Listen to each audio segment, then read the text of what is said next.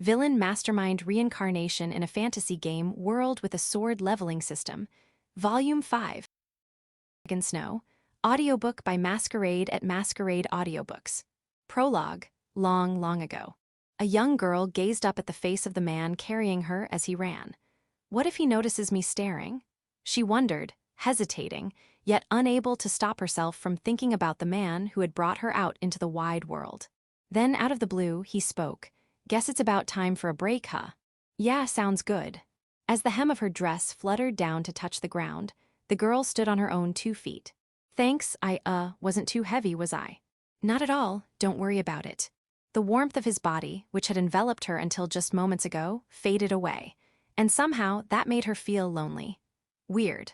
The girl, known as the Devouring Princess, laughed softly at herself for feeling reluctant over something so small. A cool breeze brushed against the skin of the two as they paused to rest. They were surrounded by an endless expanse of forest. He had said it was the remnant of a mountain range. No walls confined her here, even if she spread her arms wide. It was just nature, vast and humbling, teaching her how small she truly was. For her, plants were something she could never get close to. Her power would erode them, wilting them in an instant, so she had never seen so many trees before. Since she was a child, locked away in confinement, the only green she'd glimpsed was the occasional patch of grass. Now, standing before this breathtaking spread of vibrant green, she felt as if she had stepped into a whole new world. Is this what they call a forest? The Devouring Princess asked, glancing at the man standing a few steps away. He nodded promptly, looking back at her. Yup. This area is called the Sea of Trees. Keep going through here, and you'll eventually catch sight of the Elfin Ocean. The ocean, I read about it in a book. It's like a huge puddle, right? So big that no matter how many bathtubs you line up, it still wouldn't be enough. Something like that. The man who had brought her this far gave a warm smile at her charmingly naive description. His gaze drifted deeper into the Sea of Trees, as if envisioning the ocean beyond, and he spoke to the girl, who was lost in thought about the sea. We should probably start thinking about what comes next. What comes next? I'm sticking with you, so what else is there? Like how we're gonna live from now on, stuff like that. Got any hopes or dreams? Honestly, I didn't think much beyond getting you out of there. Oh, so that's how it is. Hearing his unapologetic reply, the Devouring Princess let out a slightly deflated sigh. She gave a wry smile, realizing she didn't mind these kinds of exchanges.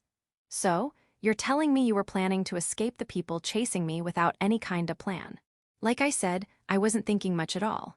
If I had to say, the only thing on my mind was getting you out. Just me. Yup. Up until the other day, it was all about gathering those 3 treasures and asking Miriam Altia to make some magical tools and potions. That's about it.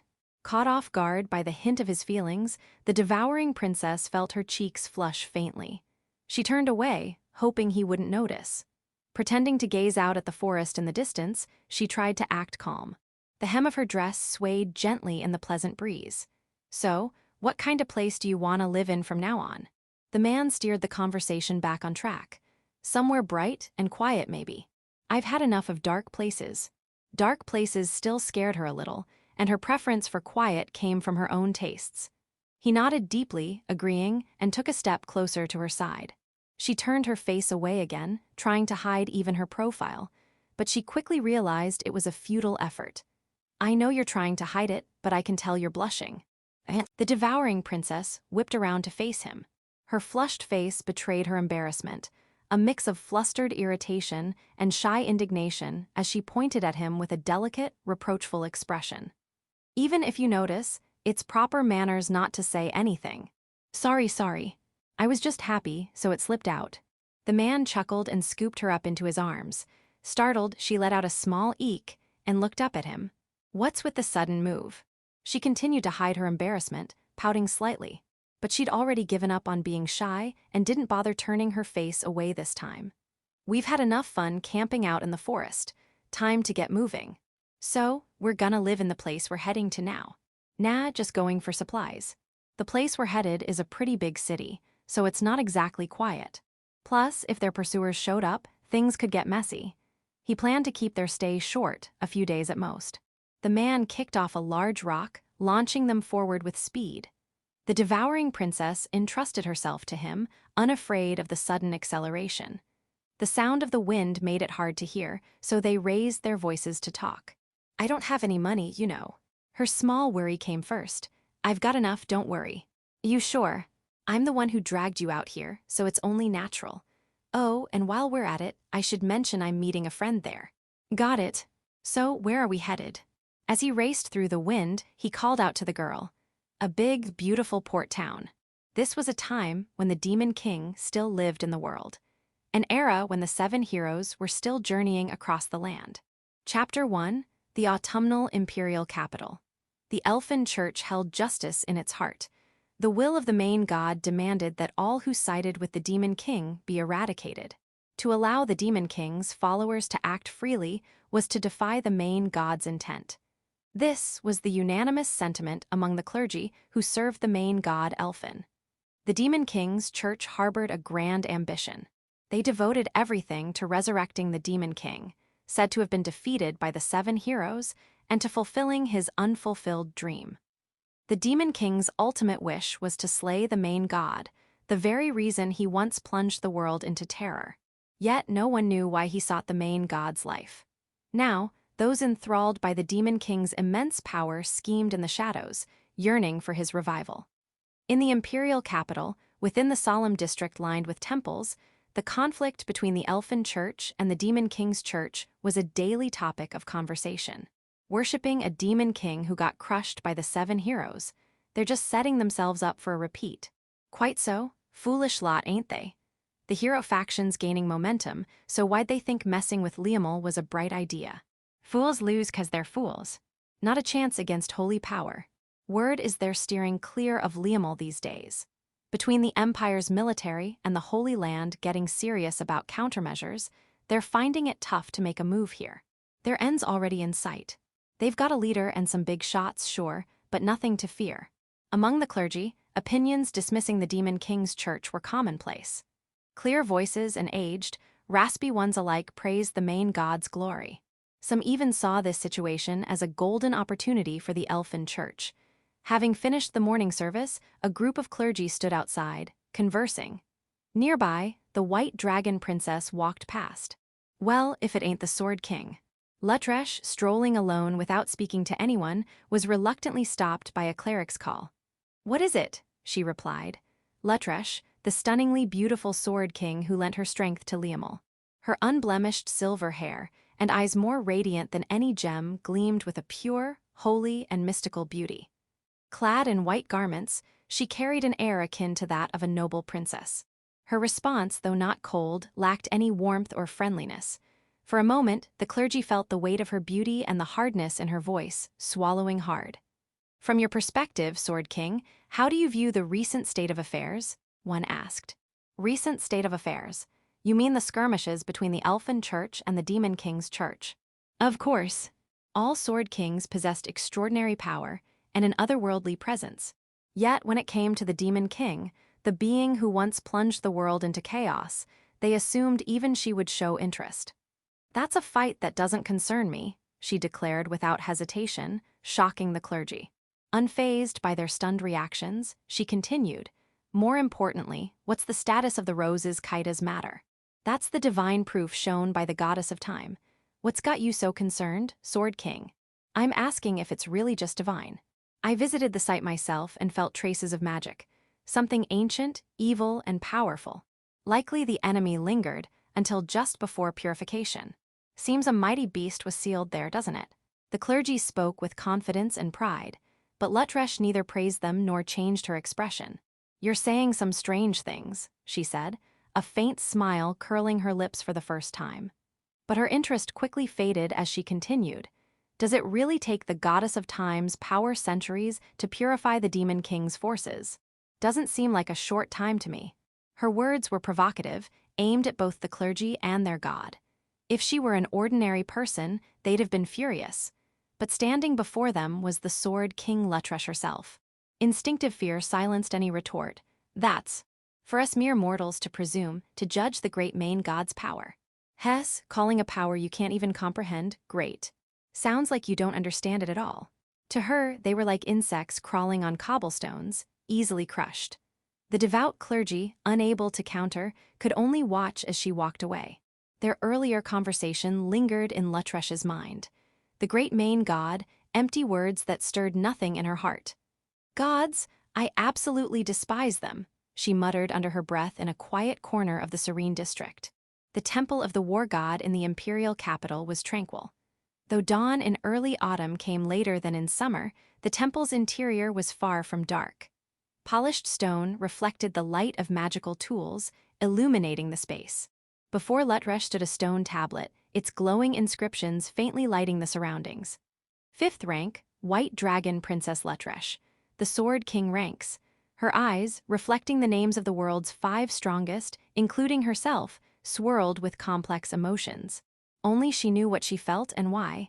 The irritation she'd felt toward the clergy was already forgotten. Clack! Her footsteps echoed through the temple as she moved. Then, a voice reached her. "So, this is where you were." Litrpg turned from the tablet, about to leave the temple, when the voice called out. "The 3rd prince, huh?" At the end of her gaze stood a boy, framed by the pillars lining the wide corridor. She didn't ask why the 3rd prince was here at such an hour. Radius, for his part, didn't mind being casually addressed as such. It wasn't new. "Just need a bit of your time." "Wanted to talk. Unfortunately, I've got nothing to say. Not even about the Ashton family." It was a subtle movement, but Radius didn't miss the faint twitch of Litrpg's brow. Seizing the moment, he pressed on. "This summer's been on my mind a lot. Not just this summer, mind you, but last summer too." "Skip the preamble, get to the point." "Fair enough." Leaning against a pillar, Radius continued. "Got any thoughts on the Ashton family?" "Nothing." Though Radius watched her closely, Litrpg showed no reaction. "A knight serving the colossal family, right? Anything else?" "Dunno, I'm not too familiar." Radius knew he wouldn't get more than that, though he couldn't just nod and accept it. Nor could he command her. Litrpg, the Sword King, was like a mercenary lending her strength to Liamel out of goodwill. Even the Liamel royal family's authority couldn't bind her, one of the few individuals in the world with such unreasonable power. Losing interest, Litrpg began walking again, passing by Radius without so much as a glance. "Why'd you lend a hand at the Great Clock Tower when you heard about Ashton?" Without stopping, she replied, "Just curious about the rumors of his skill." "I told you the same thing before." "Yeah, that's right." No further words came, and she left the temple. Radius didn't watch her go. Still leaning against the pillar, arms crossed, he turned his gaze to the stone tablet inscribed with the Sword King ranks. For someone counted among the world's 5 strongest to take an interest in a boy just for that. Hard to believe. His murmur was too soft to echo through the vast temple. Section. Rose's Kaitas was a sacred site of the Elfin Church, sealed centuries ago, located a few hours from the Liamel imperial capital by magical airship. This summer, the seal over Rose's Kaitas was broken. The event shocked elfin devotees worldwide, occurring during the Lion King Festival, a student event held in the capital. It happened right after the choir offered their songs, leading the church and its followers to believe their prayers had been answered. But that wasn't the truth. It began when Ren and Licia were caught in the cage of time, the seal over Rose's Kaitas. The seal vanished when the two defeated a general of the Demon King's army. Few knew this truth. Unaware, clergy from across the elfin continent flocked to the site incessantly. Even now, as September passed and October began, that hadn't changed. The word divine child, uttered by the sword demon in its dying moments, and its obsession with Ashton remained shrouded in mystery. For now, Ren was simply trying to enjoy an autumn holiday. Ha ha. Fresh off the magical train arriving at the imperial capital, Ren dashed to another platform. A glance at his wristwatch showed 10:40 am. He was cutting it close to the 11 o'clock am meeting time. The train, too, will depart shortly. "I've gotta hurry." The announcement, blaring across the platform, was for the magical train Ren needed to transfer to. He quickened his pace, weaving through the crowded holiday station. Finally, he managed to board the connecting train and caught his breath. "Made it," he sighed, wiping the faint sweat from his brow. The train was filled with the lively chatter of passengers enjoying their holiday.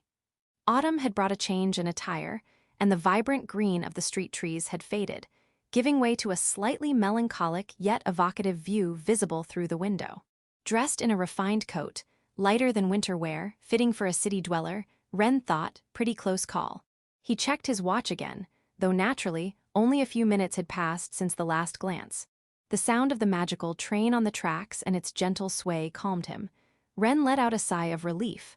At a cafe's terrace seat along the imperial capital's main street, Ren arrived, slightly out of breath. "Sorry. I'm late," he apologized to the boy already seated, surrounded by a hedge. It was his close friend, Radius.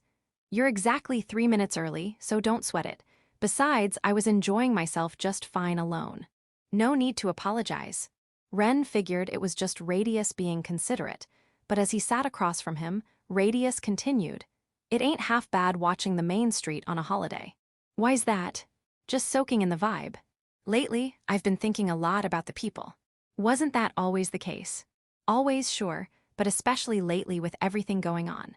It was a typical holiday, spent like any other boys their age, occasionally glancing at the main street through gaps in the hedge while sipping tea. Yawn. Radius, with his dignified features, let slip a small moment of vulnerability, piquing Ren's interest. "It's rare to see you looking sleepy out here, Radius. Was up early this morning. Had some business at the temple of the war god." You at that temple. Ren had never been there himself, but as someone aiming to become a sword king, he knew well what kind of place it was. It was unusual for Radius to go there.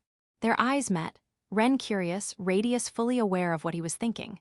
Before Ren could ask, Radius cut in, "Just some business." "Oh, got it." Seeing no further explanation was coming, Ren nodded obediently. As he bit into his cake, the sweetness softened his expression. "Oh, and I checked out the stone tablet. Looking forward to seeing your name up there someday," Radius added. Cough.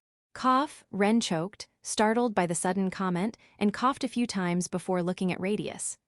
Sorry. No need to choke over it, that's a prison. It's just, it came out of nowhere. You decided to become a sword king, didn't you?"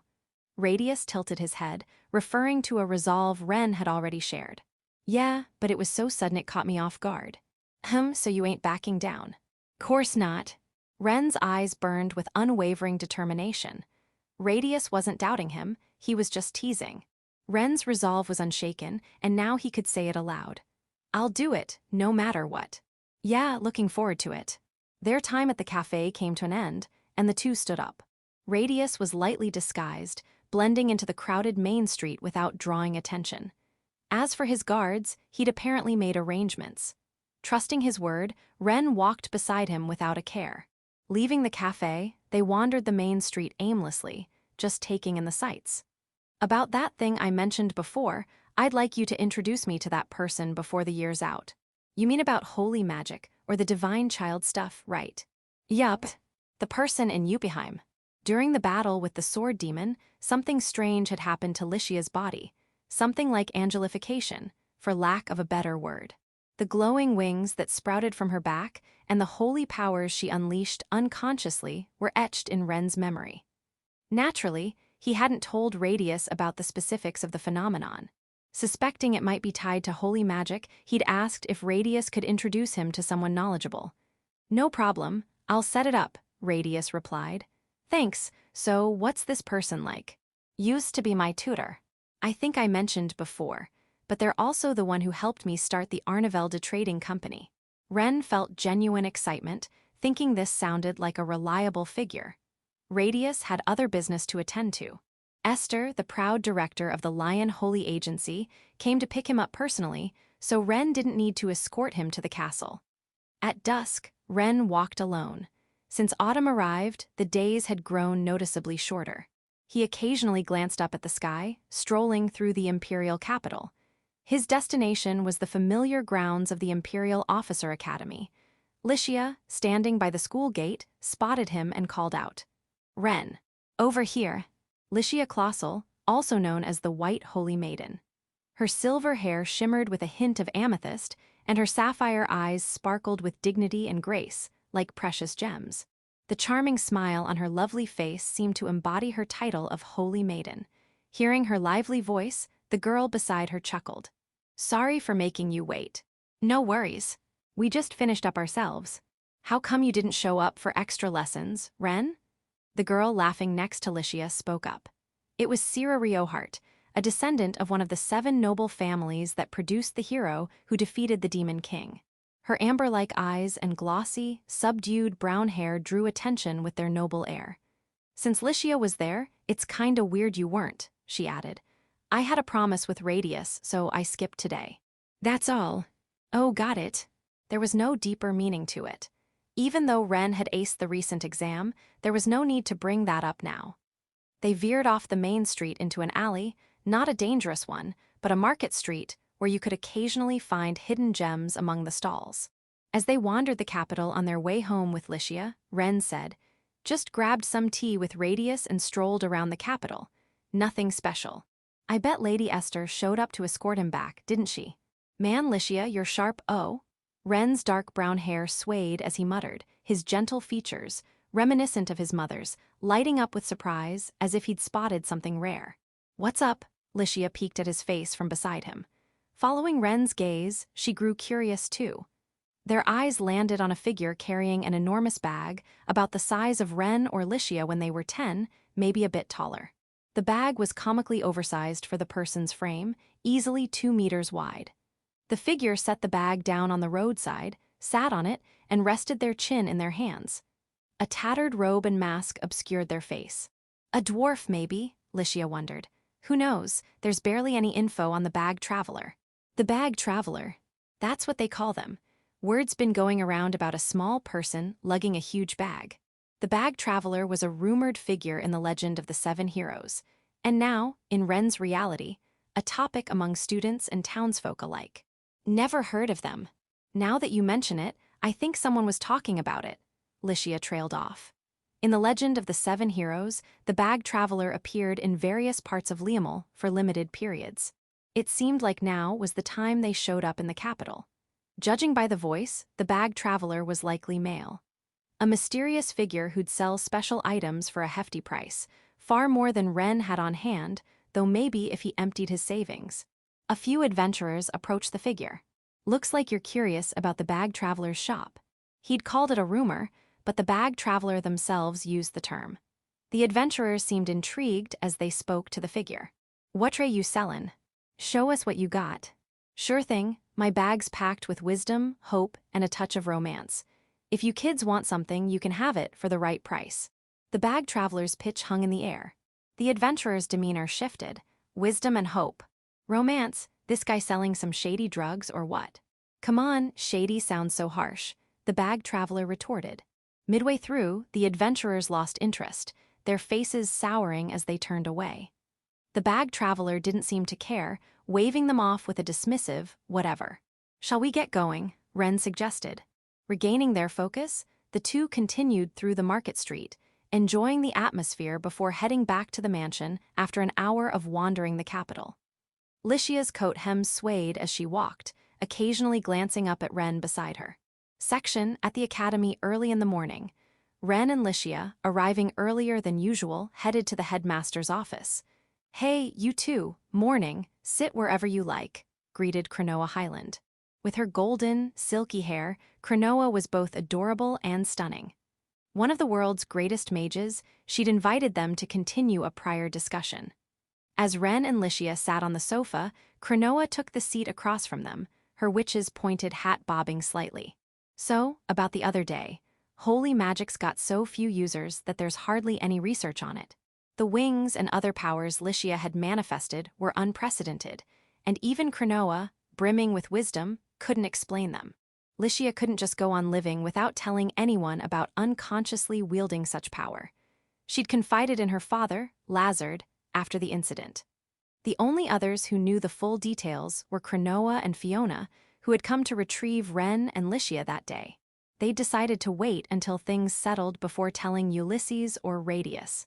"Sorry, I've been digging through every book in my collection, but I haven't found anything useful."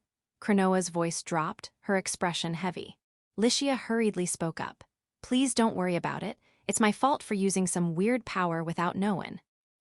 But it wasn't your choice, Licia-chan. Both of you listen. It all started with the Cage of Time and the Sword Demon. Blammin' ourselves is missing the point, Ren interjected. Their eyes turned to him. I don't know if I caused it or Licia did, but either way, we were the ones dragged into it. Licia didn't do anything wrong. Ren had often pondered why the incident happened. Perhaps the lingering effects of the Black Priestess's power, which had aided him in the Baldur mountain range, caused Rose's Kaitas to see him as an enemy, pulling Licia in for purification. Or maybe the seal summoned Licia as the White Holy Maiden to help defeat the sword demon, dragging Ren along. If it's the latter, then me getting caught up. Long ago, an elf named Yelkwick attacked Ren's village, and he and Licia fought for their lives. At the battle's climax, a radiant magic sword appeared, its powerful light possibly drawing Ren into the seal. No matter how much he thought about it, it was all just theories, no conclusions. Also, Licia, like we talked about before, stay away from the elfin church for now. Yeah, I know. If the elfin church had targeted them from the start, they'd have been more cunning. Their involvement seemed minimal, but the summer's events left Ren and Licia wary. If the elfin church contacts you about being the White Holy Maiden, let me know, Cronoa said. If they ask you to do anything, I'll find a way to shut them down. Is that okay, Lady Cronoa? Absolutely. You're what matters most, Licia-chan. Her glossy golden hair swayed as she spoke with gentle reassurance. Section. It hadn't even been 2 months since Lady Licia became simply Licia. During the Lion King festival, something had shifted between them. Other students, unaware of the details, were curious, but Licia didn't elaborate. The change in how Ren addressed her became widely known shortly after the cage of time over Rose's Kaitas vanished. Back then, in the classroom, Ren had called out to her as usual. Licia, let's head home. The different address stunned the elite class students. The classroom buzzed, some sharing their shock with nearby friends. Ren remained unfazed, and Licia responded as if it were natural, leaving onlookers baffled.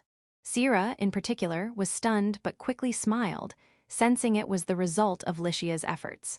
Among the surprised students, she alone watched with quiet joy. The change in address became a topic even outside the first-year elite class. But people adapt. Over time, Ren calling Licia by her first name stopped drawing reactions. The atmosphere from before the Lion King festival had largely returned. Though Fiona, quietly urging herself not to fall behind Licia, had her own struggles ahead. During lunch break, a lively voice grabbed the attention of friends. Attention, attention. It was Nem Altia, a young lady from the Altia family, one of the 7 noble houses. Hearing her, Ren, Licia, Sira, and Vane, enjoying lunch at their seats, gathered around. What's wrong, Altia-san? Hey, come on, you're back to formalities, Ashton-kun. Nem grinned, crossing her arms in an X. I told you before, call me and Sira-chan without san. Ren was careful about addressing nobles, even peers. But since he'd started calling Licia by her first name, he'd grown more casual, especially compared to spring or summer. Nem and others had said they preferred being called casually, but he wasn't quite there yet. Just a habit, he said. HMPH, fine, I'll let it slide this time. Nem teased. So, what's the deal? And this isn't even my desk, Sira chimed in. There was a reason Nem had gathered everyone at Sira's desk. I want you to see this. Fresh from this morning, my latest find, Nem declared proudly, hands on her hips. Without asking Sira, the desk's owner, Nem unrolled a large sheet of paper she'd been carrying under her arm. It looked like some kind of poster. How's that? Pretty cool, right? Sira clapped her hands, remembering something. I've heard of this. It's that new long-distance railway, right? Yup, set to open this winter. Nem exclaimed. The large poster Nem spread out featured a striking image of a sleek, modern magical train called the Guardianite. In old Liamul tongue, it meant unstained night. It's the hottest topic right now, spearheaded by Marquis Ignat himself. Nem added. Until now, airships were the go-to for travel. But this was a ground-based journey by rail, starting from the capital, stopping at cities without airship ports, and ending in Yuppieheim. The new railway was also a strategic asset for national defense. In the legend of the 7 heroes, this was the project Ulysses failed to complete before his death that winter. Perhaps because losing Fiona made everything else meaningless to him. The Guardianite stops at Arendelle too, right? Ren asked, not directing the question at anyone in particular. Yup, that's right. What Ashton-kun, you knew about it? Nem replied. Just heard it in passing, I guess, Ren said. Gotcha, gotcha. Well, that makes things easy. Nem grinned. Ren vaguely recalled a casual conversation with Ulysses some time ago. I've been working on stuff like this lately, Ulysses had said, tossing it out like small talk. Thinking back, it was kind of wild that a guy like him, known as the Iron Arm, would mention a project of this scale so casually. But that was just like him. Ren turned to Licia beside him. You only heard about it in passing too, right? Yeah, I think I know about as much as you do. Then maybe we should ask Lord Lazard about it when we get back. Their closeness, much like the shift in how they addressed each other, had grown physically too. When Licia replied, might be a good idea, their hands nearly brushed. So, Nem, why'd you suddenly bring a Guardianite poster?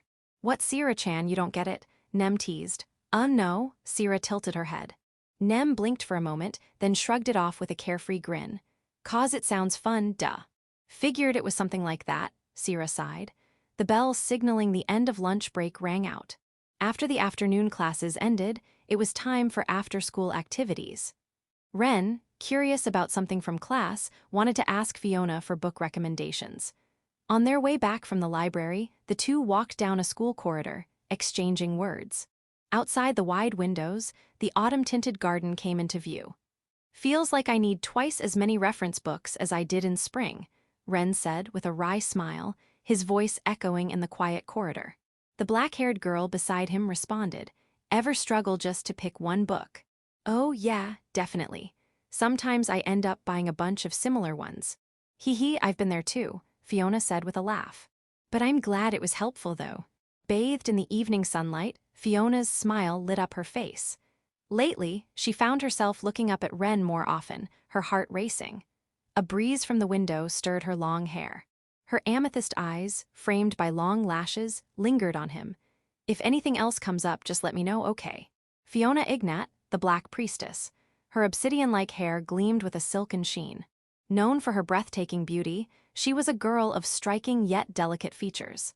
Her slender, pale legs peeked out from under her uniform skirt, and her figure, even beneath her jacket, was captivating. Countless people had fallen for her charm. As they headed out of the school building, Ren recalled Nem's lunchtime chatter. By the way, about what happened at lunch. He brought up the Guardianite poster. Fiona smiled softly. The info went public across the Empire this morning, so that's probably why. Oh, so that's why Altiasan had that poster. Exactly. She probably grabbed it somewhere and couldn't wait to show you all. Ren nodded, understanding why the poster had appeared so suddenly. Since the info's out today, does that mean the completion ceremony's coming up soon? Yes, my father's heading to Arendelle soon for it. Before the public opening, there's a greeting planned for everyone involved in the project. Fiona's smile glowed in the crimson light streaming through the window. Ren could already sense the buzz the Guardianite was about to stir.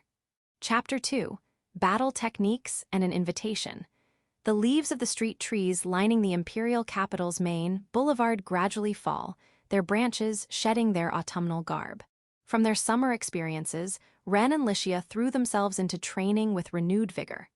Time spent in Arendelle, at the academy, and at the Lion Sanctuary passed day by day, bringing with it a certain change. At the training grounds deep within the Lion Sanctuary, Ren, taking a break, wiped his sweat and muttered to himself. It really wasn't a dream. A dreamlike event. Though not exactly in a good way, it was a complex mix of emotions. Yet there was no doubt that the time spent in the cage of time was real. The battle with the sword demon was real. No lie, no illusion. The physical strength gained at level 6 boasted power incomparable to before, evident in both combat and training. At the next level, level 7, he'd be able to summon 3 magic swords. Since he only had 2 arms, maybe the third could be summoned and kept sheathed, though that was a problem for later. Name Ren Ashton. Job heir of the Ashton family eldest son. Magic sword summoning LV. 10/0. Magic sword summoning art LV. 6586/6500. Skill. Gaining proficiency by using the summoned magic sword. Level 1, able to summon 1 magic sword.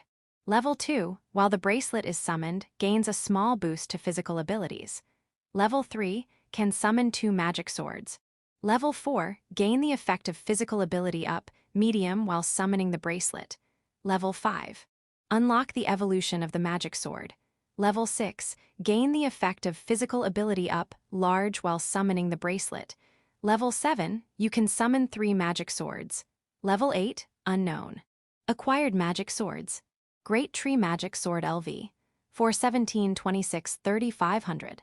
Allows for attacks equivalent to medium natural magic. As the level increases, the attack's effective range expands. Mithril Magic Sword LV. 42151/6500. The sharpness increases as the level increases. Plunderer Magic Sword LV. 10/3. There is a certain chance that an item will be randomly stolen from the target. Shield Magic Sword LV. 20/5. Deploys a magic barrier.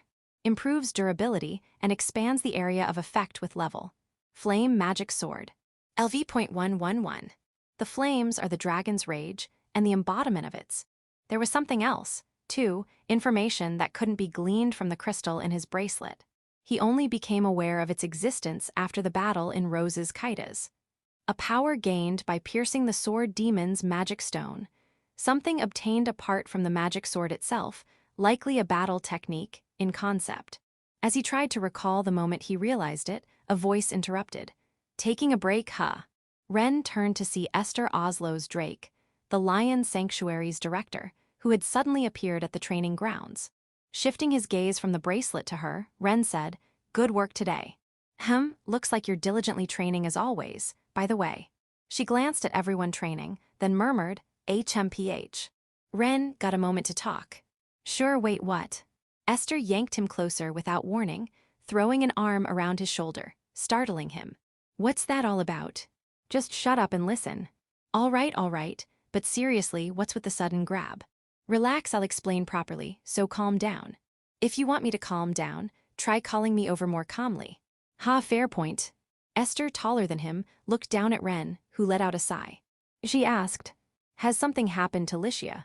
Licia was at the Lion Sanctuary today, too, swinging her sword alongside Ren. She kept stealing glances at Ren, who was now being accosted by Esther, as she trained. "What about her?" Ren asked. "She hasn't used holy magic at all lately. I've allowed magic in some training sessions, so why's that?" Ren knew the reason but couldn't say it outright, so he dodged with, "She said she's been relying too much on holy magic, and her swordsmanship's been slipping." "Oh, is that so? HMPH, that's diligent of her."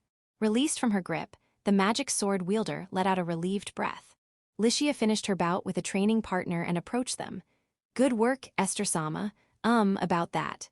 "Relax, I'm not here to eat Ren alive." "Haha, Esther-sama, what are you saying?" "Am I wrong? You were sneaking looks this way while swinging your sword." "Ugh." Licia couldn't lie to Esther's cheeky grin. "Cuckoo, don't think you can fool me. That said, your overwhelming victory was impressive, but don't get hurt. Be more careful next time." "You saw right through me, didn't you?" "Sorry, I'll be more careful." Licia nodded, her expression a mix of embarrassment and chagrin. Ren glanced at his watch and spoke up. "Esther-sama, we should probably get going." "Right, be careful on your way back." Having come to train after academy classes, it was already quite late. Ren and Licia took quick showers, left the Lion Sanctuary, and headed for the station.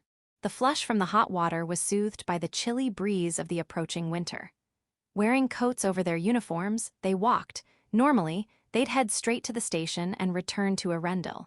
It was past 9 at night, so that was the plan for today, too. "Wanna take a little detour?" Licia suggested, her usual demeanor tinged with a slightly fragile smile. Ren studied her for a moment before nodding without hesitation. "Where to?" "Maybe just walk one extra station's worth." This area, being the government district, was lively even at night. Not just civil servants, but knights-on-night duty roamed about, and there were plenty of restaurants catering to them. The young boy and girl stood out a bit here. "Hey, what were you and Esther-sama talking about?" It wasn't a jealous question, she likely had a guess.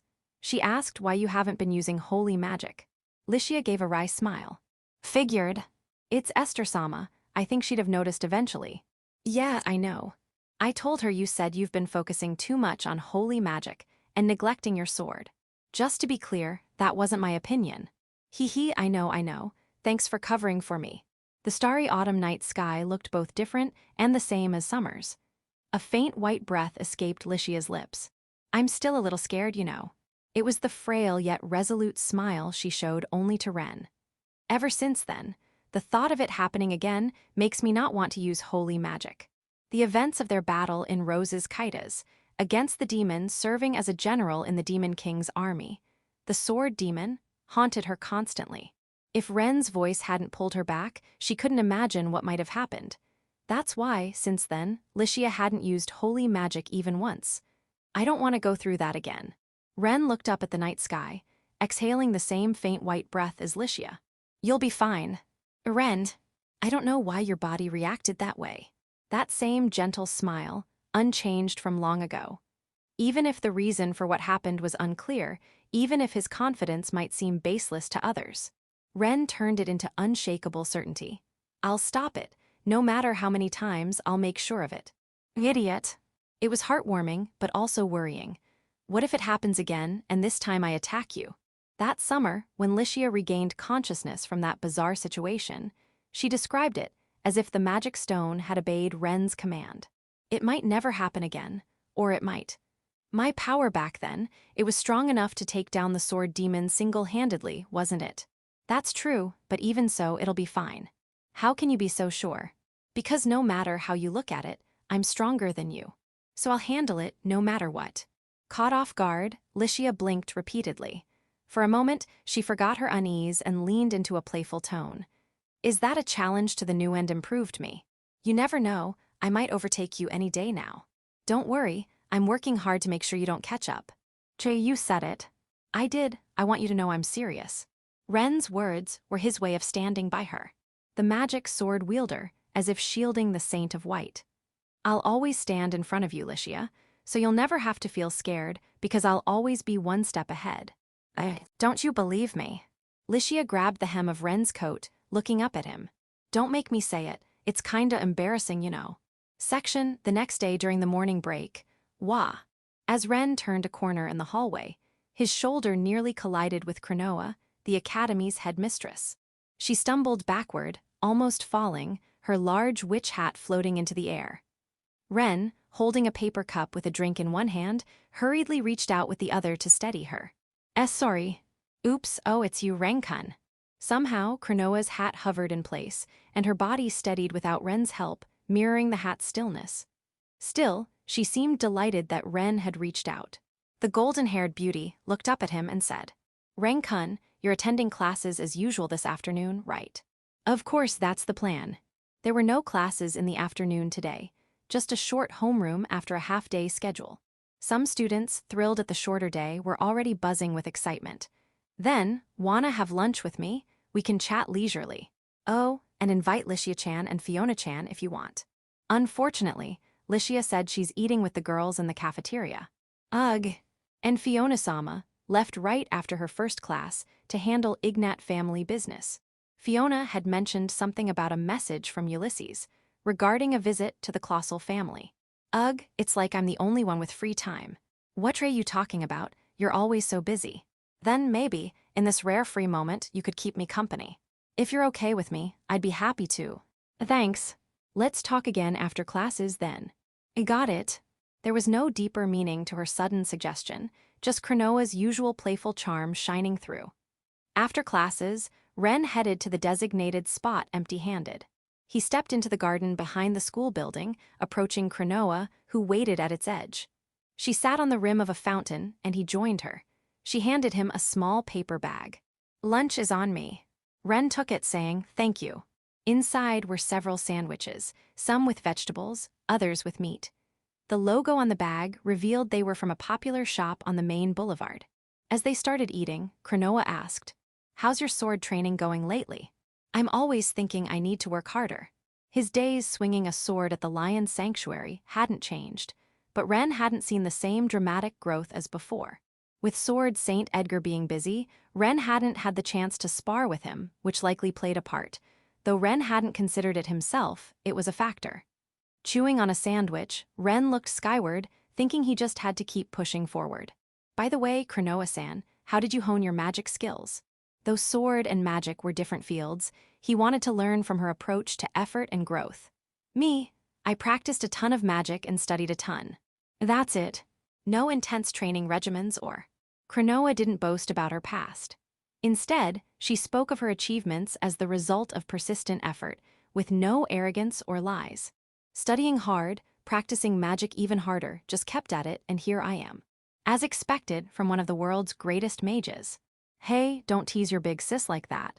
Cronoa laughed shyly, holding a sandwich in both hands and bringing it to her mouth, nearly hiding her face behind it. Oh, by the way, this morning, Esther was saying something about inviting you guys. Ren had no clue what she meant. It was probably because Esther was off duty, but if it was her invitation, maybe it was for sword training. If it's Esther-sama, it's probably not a lunch invite. I was heading to the academy, so I didn't catch much. She mentioned something about a short trip and maybe taking you and Licia-chan along. Taking me and Licia on a trip, what's that about? She's off today and tomorrow, I think. She said she's heading to Arendelle first. Maybe she was going to Arendelle to talk to their guardian, Lazard, about taking them somewhere. A young, striking woman with a tall, imposing presence called out to Ren and Licia as they left the academy. She was a heavy sword user, often seen by Esther's side, a knight they both knew. Her jet-black armor would have stood out, so she was in casual clothes. They were on their way to the station when she approached. If possible, the director requests your presence at Lord Verich's workshop, she said. Ren glanced at Licia, then nodded. No problem. Ren had already warned Licia that Esther might have something planned, so she wasn't surprised or opposed. The woman delivered the message, said, "Very well," and left. Licia looked at Ren. "Shall we go?" The autumn breeze lightly lifted her skirt. A few dry leaves rolled across the cobblestones nearby, making a crisp sound. It's probably what Cronoa-sama mentioned, right? Esther-sama inviting us somewhere. Yeah, I think so. We're free this afternoon, so should we just ask her directly? Definitely. I'm curious what it's about. By the way, Licia, have you ever been to Verich's workshop? As they started walking, Ren spoke up as if remembering something. Licia shook her head. Nope. When they'd first settled in Arendelle, there'd been a chance to visit, but it fell through due to an incident at a construction site, which led to their reunion with Fiona. I'm kinda excited. Wonder what kind of workshop it is. It's quite the place. Mostly due to the chaotic, cluttered vibe inside. After a short walk from the Academy district, they reached the entrance to the blacksmith street. There stood Esther, exuding her usual commanding presence, drawing the eyes of passers-by just by being there. You came, she said, flashing a wide grin at the two. I thought you'd be waiting at Verich's workshop. True, but I figured I'd meet you here instead. Stood tall and proud like this, pretty noticeable, right? She said, leading them into the blacksmith street. Ren and Licia followed a step behind. You two free after this? More or less. Why? Esther nodded vigorously, a satisfied HMPH. Then come with me. I want to give you two, who have been training harder than ever, a new experience. Esther-sama, where are you taking me and Ren? Licia asked. To the sky, the wind feels great up there. Ren and Licia tilted their heads in unison, exchanging a glance that spoke volumes without words. Ren, what does she mean by the sky? I'm not sure either. Good. I'm not the only one confused, but with Esther striding ahead, they hurried to keep up. Cronoa-san mentioned at lunch that you might invite us somewhere, Ren called out. Oh, that saves me some explaining. No. That's all I heard, nothing else. No worries. I went to Arendelle this morning and got direct permission from Viscount Colossal. With me around, you've got nothing to fear. Just as Ren had guessed at lunch, Esther had gone to see their guardian. But that wasn't the point. Neither Licia nor I are scared or anything. Then why all the questions earlier? Well, when you don't tell us where we're going and just say, the sky, it's kinda confusing. You might have a point. Maybe I got carried away. A point, more like 100 points, but Ren kept quiet. Licia didn't press either, overwhelmed by Esther's larger-than-life energy. Soon, they arrived at Verich's workshop, tucked in a corner of the blacksmith street. Esther reached for the rickety, ancient-looking door. Hey, Verich, your VIP has arrived. Bang, the door swung open with force, kicking up a cloud of soot. Inside, Verich looked at Esther without a hint of surprise. The door, despite its worn appearance, was made of sturdy wood and showed no sign of breaking. The scratches from Ulysses' childhood pranks stood out more than anything. Well, if it ain't the boss lady, Verich said. The blacksmith and airship engineer, Verich, had the stout, muscular build typical of a dwarf, rubbing his beard as he spotted Ren and Licia behind Esther. Huh, what are these two doing here? Esther-sama invited us, Ren said. By the way, we haven't heard a thing about what's next. That so? Well, that makes things quick, Verich said. Quick, they knew nothing, but Ren let it slide. Quick, Ren, Licia looked puzzled. Just roll with it. It's how they are, Ren said. Licia hadn't interacted much with Verich, but she knew enough about his personality to give a wry smile and leave it at that. Their boldness might leave her in the dust, but she couldn't dislike it. All right, let's move, you two, Verich said. Yep, off to Arendelle, then up to the sky, Esther declared. Okay, but why the sky? Ren asked, just to be sure. Verich answered, we're grabbing materials to fix Lemuria. I called in a favor, and the boss lady gave up her rare day off for this. Lemuria was somewhat confidential, but Esther was in the know. However, they hadn't been told it used materials from the Crimson Dragon Asfar. That's the deal. Hunting's gonna be fun, Esther said. The repairs are going smooth, Verich added. Just need a few more materials to fill in the gaps. The real issue's the part for the furnace core, though. Lemuria, the airship stored at Arendelle's aerial garden, a massive composite station. It was entrusted to the Colossal family along with Arendelle, and Verich had been working on its repairs. The need for materials made sense. But what Ren and Licia were most curious about, are we hunting in the sky? Licia asked. Exactly, Esther said. We're taking my Drake family airship up. That tied back to Lemuria's repairs, which both Ren and Licia were eager to help with. They also wanted to know what kind of monsters they'd be hunting. Leaving the workshop, Esther finally started explaining. It's half work. A pack of lesser griffins was spotted recently. They're designated for extermination by Liamel. Ren, why's that? They're ferocious, Ren answered. Lesser griffins get even more aggressive in groups, often preying on monsters of C rank or higher. There've been plenty of cases of them attacking people, too.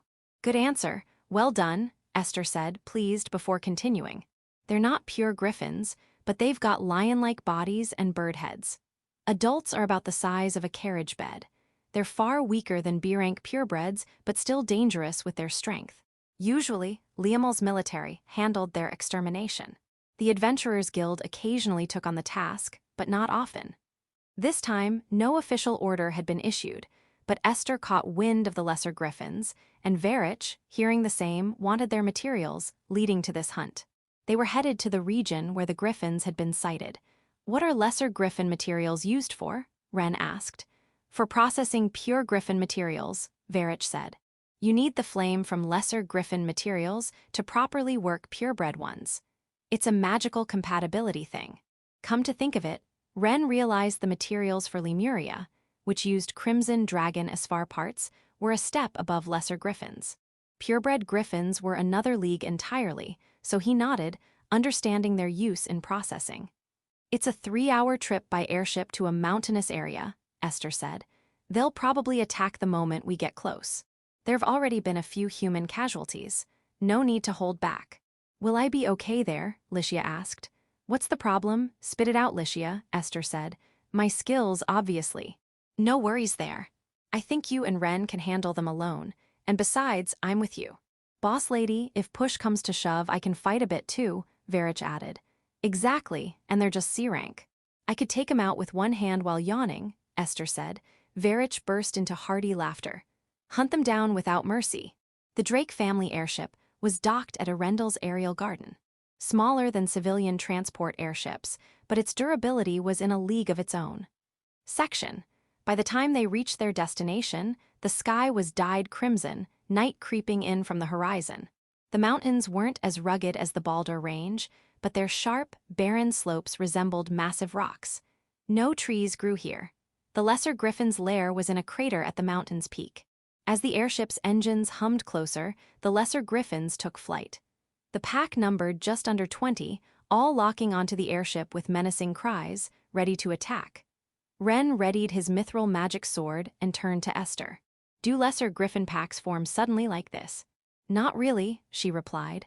In Liamel, twice a year is considered a lot. This year's the glacier crossing, so that might be a factor. Ren tilted his head at glacier crossing. Meanwhile, the lesser griffins soared higher, glaring down at the group on the airship's deck. A few spread their wings wide, gliding on the wind. "I don't mind explaining, but don't get careless or you'll get hurt," Esther said with a fearless grin. Ren and Licia nodded. Lesser griffins weren't just flyers. They were strong, capable of whipping up gusts with their wings and breathing fire. One dove straight at Ren, spitting flames. It aimed for him head-on, but, "What? No interest in me." Licia's quiet voice echoed, unnaturally loud in the griffin's mind. "Grew." The lesser griffin faltered, unable to fly properly. Its flight feathers were severed, throwing off its balance. It swung a foreleg, aiming its sharp claws at Licia's face, but it was futile. Its claws were gone, cut clean off by Licia's silver sword, White Ember. "Not bad," Esther whistled approvingly from a distance. The stunned griffin was swiftly dispatched by Ren, who pierced its throat. "Piece of cake, huh, Licia?" he said. "Thanks, first time fighting these things, but they're manageable," she replied. "Especially after that fight," Ren added, hinting at the sword demon with a grin. They didn't let it go to their heads, though. The summer's events had pushed them several steps forward, and the lesser griffins were no match. Still, the experience points from this battlefield were invaluable. Crew. Gah. They'd underestimated their foes. The lesser griffins had thought these small humans were easy prey. Now, they surged with fighting spirit, their glares and movements sharper as they targeted Ren and Licia. Their glides grew faster, their wing beats stronger, the flames from their mouths fiercer, a form of magic. "I'll handle that," Ren said. "Go for it," Licia replied. For a master swordsman, certain battle techniques made all the difference. With Star Slayer, Ren cleaved through the magic, dispersing the flames instantly.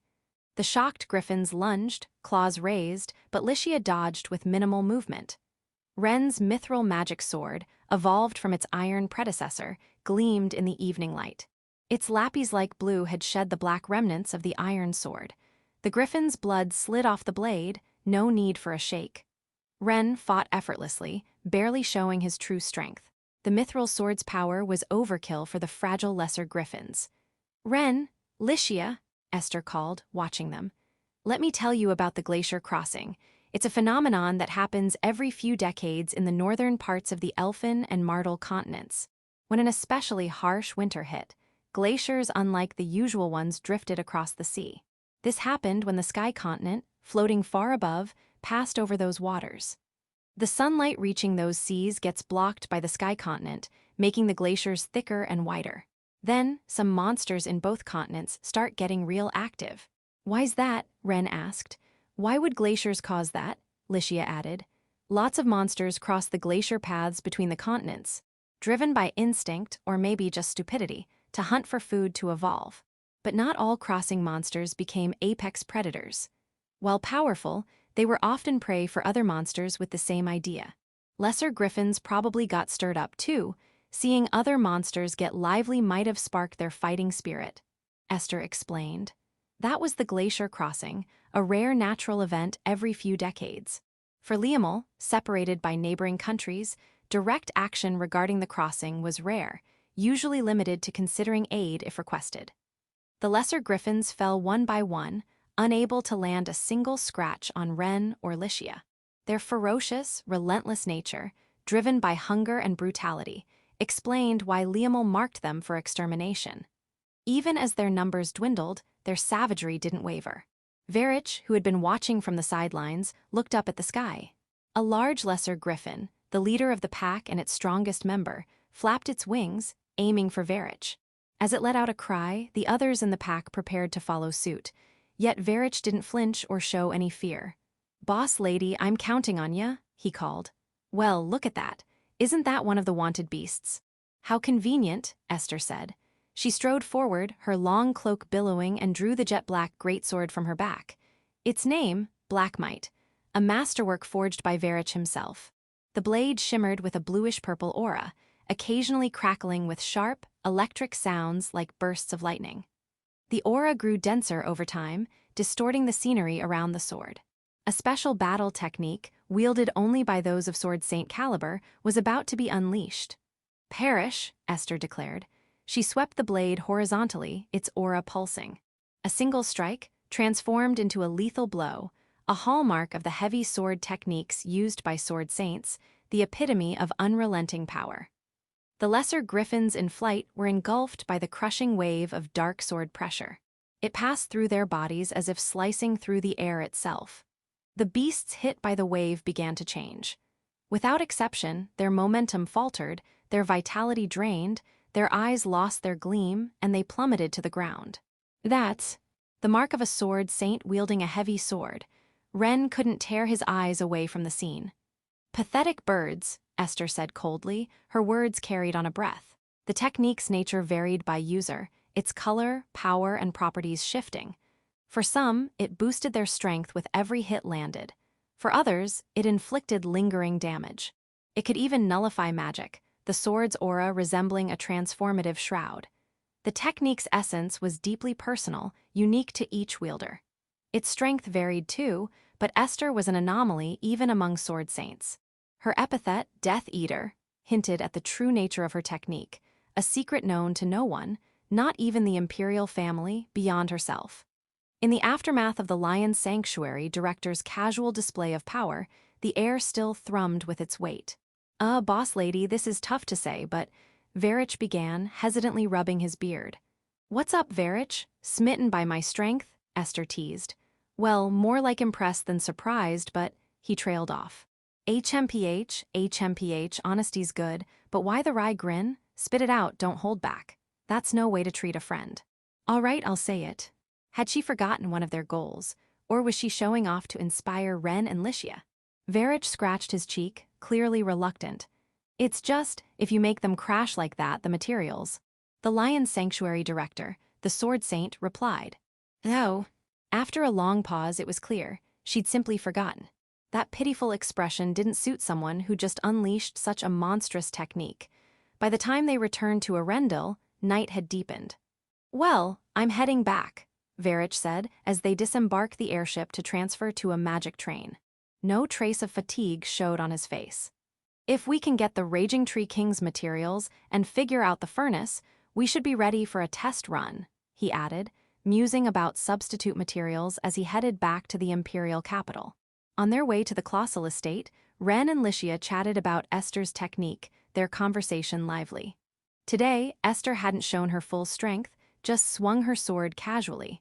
Yet she was overwhelmingly powerful. That left a deep impression. But man, Esther-sama, Licia said, smiling as she looked at the sky. Going back alone to collect the materials. Seriously, what time will she even get back? Probably tomorrow morning.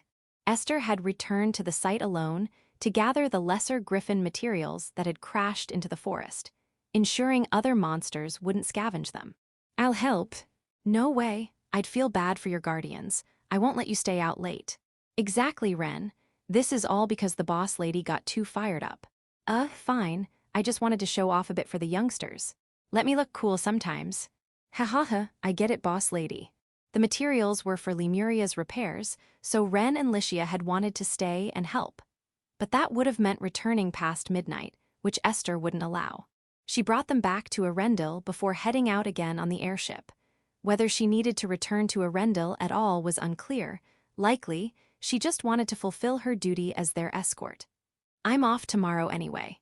Hunting's a nice change of pace, so it's not a bad deal. For Esther, it was a good way to spend her day off, so Ren and Licia accepted her kindness. As they walked through the night breeze, Licia had a thought. Hey, what color do you think ours would be? She asked, her voice bright. Ren tilted his head, intrigued by the topic. You mean if we could use a sword saint-level technique? He asked. Yeah. I feel like my aura would be white. Could be, for me.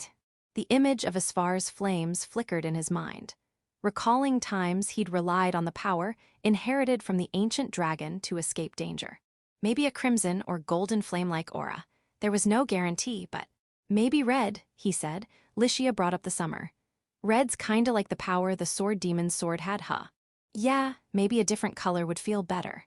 Oh, come on, Ren, she teased. Esther had said the aura's color reflected the user's personality, magic, and other traits, manifesting as a unique shade. Ren couldn't just will it to change, nor could wishing alter it. For now, he decided to save it as something to look forward to when he reached Sword Saint level. Was that thing you used against the sword demon a battle technique? Licia asked. Which one? The flame magic sword, I think. The flames you used with it. They felt like they had the same kind of power as Star Slayer. They hadn't formally discussed it until now. Ren nodded, recalling the technique he devised. Those flames, I was thinking about the technique Edgar-san showed me, and somehow, I managed to produce something similar. You made your own technique that easily? Licia asked. Probably not, Ren said with a wry smile, swallowing his doubts. The flame magic sword's power and various compatibilities likely made it possible. That nameless technique works, but Star Slayer and others are harder to use with it, he explained. Only with the flame magic sword. Pretty much. It wasn't that he couldn't use techniques. Ren struggled to explain, but he felt the flame magic sword had a strong will of its own, perhaps because it came from Asfar's magic stone, always pushing him to rely on its flames. Looking back, even when the mithril sword was still an iron one, the same techniques felt slightly different between the iron magic sword and the flame magic sword, with slight variations in mana consumption. The mithril sword's better for Star Slayer, Licia noted. Yeah, being able to switch between them might be a plus, Ren said. The flame magic sword for the nameless technique, the mithril sword for others. Maybe in the future, he'd develop new techniques with other swords, like the Great Tree Magic Sword, and tailor techniques to each sword. Licia looked at him, her voice eager. Hey, since you made that technique, shouldn't you name it? A name, never thought about it, Ren admitted. It was a practical, obvious suggestion. After a moment's thought, he said, I'm terrible at naming. Wanna come up with one, Licia? Me? I'm not exactly great at it either. But she thought about it anyway. Claiming she lacked naming sense, she tossed out a playful suggestion, half joking. Since it's red flames, maybe red sword, she said, laughing shyly, knowing it was overly simple. Ren blinked a few times. Hey, don't just go quiet, I wasn't serious, it was just a little joke, Licia protested. No, let's go with it, Ren said. What, for real? For real. It was straightforward, and he didn't dislike the sound. Ren decided to call the technique born from the flame magic sword, Red Sword from now on. A name didn't matter much, but having one made things easier and more convenient. That was quick, think about it more, Licia said. Even if I did, I don't have complaints, it's fine. Spending ages on it won't make a better name pop up. Keeping things light and steady. Seeing his calm demeanor, Licia sighed and smiled. Fine, if you say so. I'm suddenly exhausted, she said, stretching as they walked. She glanced at Ren. Gotta hop in the bath when we get back and finish homework before bed.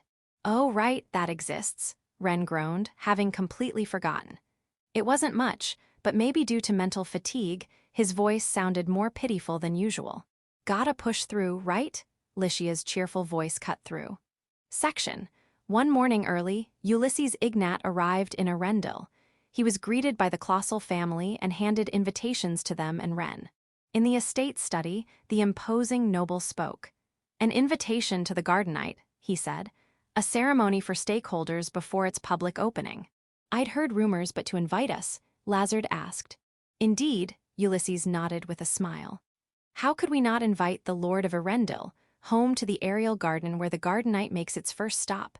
We'd love for the Colossal family and Ren Ashton to attend. Lazard exchanged a glance with Ren and nodded. Absolutely. Wonderful, please look forward to the day, Ulysses beamed. Ren, meeting his gaze, asked, Are a lot of people invited? Yep, nobles from all factions, plus stakeholders and landowners. It's a 2-day journey to Yuppieheim, and I've put a lot into making it enjoyable. The luxurious train journey was set for November, a week before its public debut, exclusively for invitees. Ulysses mentioned he'd love for everyone to stay in Yuppieheim afterward, as there were other projects to see.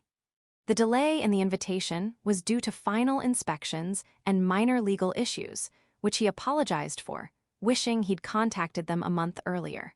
Given the project's scale, Lazard understood and told Ulysses not to worry.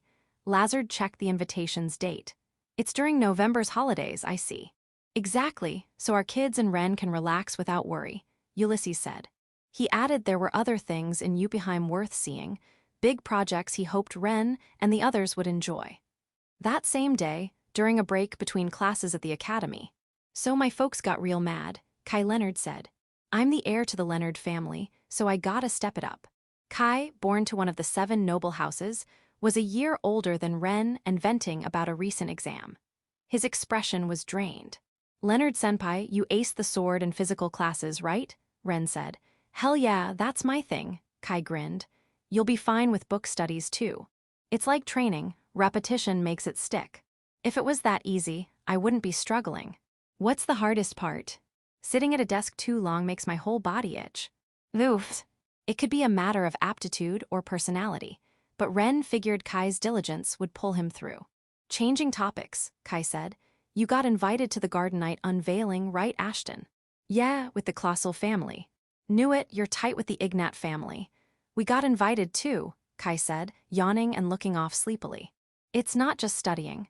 The Elfin Church has been hounding me lately, so I'm barely sleeping." "The church, because of the 7 noble houses ties." "Sharp as ever. The seal on Rose's Kaitas broke this summer, right? And with our generation, yours, and the one below having members from the 7 houses." Ren nodded knowingly, guessing where this was going. "The summer incident was seen as a miracle from Lord Elfin against the Demon King's cult, right?" Ren said. "Exactly, so now they're wondering if Hero Ruin's bloodline might have popped up somewhere. Don't ask me, though, I got no clue." "Well, maybe Ruin's descendant is out there somewhere," Ren said lightly. Suddenly, Kai leaned closer, lowering his voice to avoid being overheard. "Personally, I think the power Sarah saw in Vayne is suspicious." "You think Vayne might be Hero Ruin's descendant?" "Haha, yeah, that's the idea, huh?" "You're not laughing?" Kai asked, surprised. "Why would I laugh?" "I know it's a stretch. Sounds like I'm spouting nonsense, right?" There was too little evidence to call Vayne a descendant of Hero Ruin. His family was said to be cursed by the Demon King, lacking notable ancestors. The idea that a random boy Sarah met in the countryside could be the descendant was a leap. But Ren, knowing the truth, didn't dismiss it. "It's not something to laugh off or brush aside," Ren said. "Ryo Hartsan said she saw it with her own eyes." "Right, exactly," Kai said, his mood lifting as he wasn't shot down. He playfully threw an arm around Ren's shoulder, only to sigh when the bell signaled the end of the break. Chapter 3: The Journey of the Garden Night. After the Lion King Festival, Radius was alone in the room they often used, this time after school. Ren stepped into the room and their eyes met. "You alone?" "Yeah, Myri just stepped out a bit ago." "Got it." Ren entered and plopped down in his usual seat. He told Radius about the invitation he'd received from Ulysses for a trip on the Garden Night, mentioning he'd be heading out on a train journey in November. "How about I get introduced to that person you mentioned back then?" "Sounds good," Radius agreed with a quick nod. While staying in Yuppieheim, their schedule wasn't packed to the brim. Most of the time, Ren, Licia, and Lazard would have what amounted to a holiday, spending leisurely days in Yuppieheim. So, Ren stepping out for a bit during their stay posed no issue at all. "I'll let the other party know about you. I'll show my face on the day as well." "That's cool with you?" Ren asked, surprised. "Yeah. I've got some things to discuss with them myself. While I'm at it, I'll arrange for us to head to Yuppieheim via airship." "So, you're not riding the Garden Night then?" "I'll attend the ceremony, but if I board the train, it'll make everyone else uneasy. Plus, I've got other business to attend to." His voice carried the same weary undertone as before, clearly worn out. It didn't seem to be about troublesome matters like the Demon King cult. Noticing Radius let out a sigh, Ren spoke up. "Sounds rough, what kind of business?" "In a word, family matters." His tone hinted at deeper implications, a sense of finally dealing with something long overdue. Ren couldn't exactly pry into the so-called family matters of royalty, so he brushed it off as usual. "Don't think I've ever heard of family drama, as intense as yours sounds, Radius." "Ha, I'd say so myself," Radius replied, nodding with a wry smile. A few days passed, and the Empire's largest station was buzzing with an excitement far beyond its usual hustle. The platform was crowded with those invited by Ulysses, hailing from all corners of Liamel, regardless of faction. The Garden Night, the talk of the town, stood out with a larger frame than traditional magic trains. Unlike previous models, it was a double-decker, stretched to the widest possible dimensions. Its sleek, streamlined body seemed to proclaim it was a cut above the rest. At the ceremony, Radius delivered congratulatory remarks on behalf of the royal family. Soon after, the invited guests began boarding the gardenite. Here. To avoid drawing attention, Radius had a royal guard hand Ren an envelope. Ren accepted the elegant-looking envelope. From His Highness, with instructions to deliver this letter of introduction, the guard said. Ren glanced at Radius, who stood at a distance. Thanks. Don't sweat it. They exchanged a quick understanding through lip movements alone before Radius left the station with his escorts. Ren and Licia boarded the train alongside the other guests. The gardenite soon departed, picking up speed rapidly. In no time, it left the city behind, barreling toward its destination, Yuppieheim. The scenery outside the windows shifted in a blink, a sight so captivating it lifted Ren's spirits just watching. Ren and the others were chatting in a car that served as a cafe during the day and a bar at night. It's so fast, but it doesn't shake at all. As expected of the latest model, right? After their exchange, Fiona chimed in with a graceful smile. Hee hee, I'm glad you're enjoying yourselves. The car's window was a single massive pane of glass, offering a panoramic view of the passing scenery. Though the landscape wasn't entirely new, the thrill of traveling on a cutting-edge train kept the experience fresh. Ren was gazing out at the scenery when he felt eyes on his profile. It was Licia, standing beside him. Noticing her stare, Ren turned to her. Licia, something up. Nah, it's nothing, she said with a quick smile. Ren didn't think much of it and returned to enjoying the view. Later, okay? Licia muttered under her breath, unnoticed by Ren, who was engrossed in the scenery. As they savored the leisurely moment, the car's door slid open and Sarah, another invited guest, appeared. She was dressed in her academy uniform, as were Ren, Licia, and Fiona. They'd come straight from supplementary classes at the academy, so they were still in uniform. Ren recalled seeing other young nobles and ladies in similar attire. Sarah approached and struck up a conversation with Licia and Fiona, while Ren turned his attention back to the window. Leaving the imperial capital, passing through Arendelle, and traveling along the long railway, Ren watched the ever-changing scenery with a light heart. Riohart-san, Vane's here too, right? He asked. Yes, he went to the observation car with Kai earlier, Sarah replied. This car was practically an observation car itself, but the one Sarah mentioned had an even better view, with a glass ceiling to boot. Ren could have stayed and chatted with the girls, but he was curious about what his guy friends were up to. I'm gonna check out the observation car, he told the three before heading off. Stepping into the connecting passageway, Ren was greeted by the lively chatter of the other guests. So many people. There were boys and girls in Imperial Officer Academy uniforms, as well as others in what seemed to be uniforms from different academies. Most were likely children of those involved in the project. Ren wove through the crowd and made his way to the observation car at the rear. Opening the door, he found even more people than in the previous car. Yo! Kai, sitting by the window, noticed Ren and waved enthusiastically. Ashton, over here, man. It was a pretty loud call, but Ren didn't mind and headed toward the table where Kai and Vane sat, both in their academy uniforms like him. Mind if I join? Huh, like you even need to ask, Kai laughed. Ren settled into the seat next to Vane, across from Kai. On the table was a board game resembling chess, with Kai and Vane locked in a match. Wanna play, Ren? Vane asked. Nah, I'm good just watching, Ren replied, pulling a small book about the size of a paperback from his pocket. Kai, who'd been focused on the board, glanced at Ren. Man, you've always got some weird book on you, Ashton. It's a good read. Wanna try it, Leonard-senpai? You think I'm the type to read for fun? Kai shot back. That's a tough one to answer, so spare me the question, Ren said, chuckling. Ha ha ha, my bad, Kai grinned. Vane, sitting beside Ren, glanced at the book in his hand. Even a little boar can understand. Basics of airships, he read aloud. Ren had picked it up on the way back from the academy with Licia. Maybe because he'd worked on Lemuria's repairs recently, he'd been curious about books like this. No deep reason, no ulterior motive, just something that caught his interest. Even for someone like Ren, who was clueless about airships, it turned out to be surprisingly engaging. Huh, you're into that kind of stuff too? Vane asked. Sometimes. Anyway, I'm gonna read while watching you guys duke it out. Neither Vane nor Kai minded Ren reading, and they spent time together like old friends, comfortable in each other's company. Ren flipped through the pages for about 10 minutes, occasionally glancing at the board game as their voices filled the air. "Hell yeah, one more round, Vane," Kai shouted. "Bring it on, I won't lose this time either," Vane replied confidently.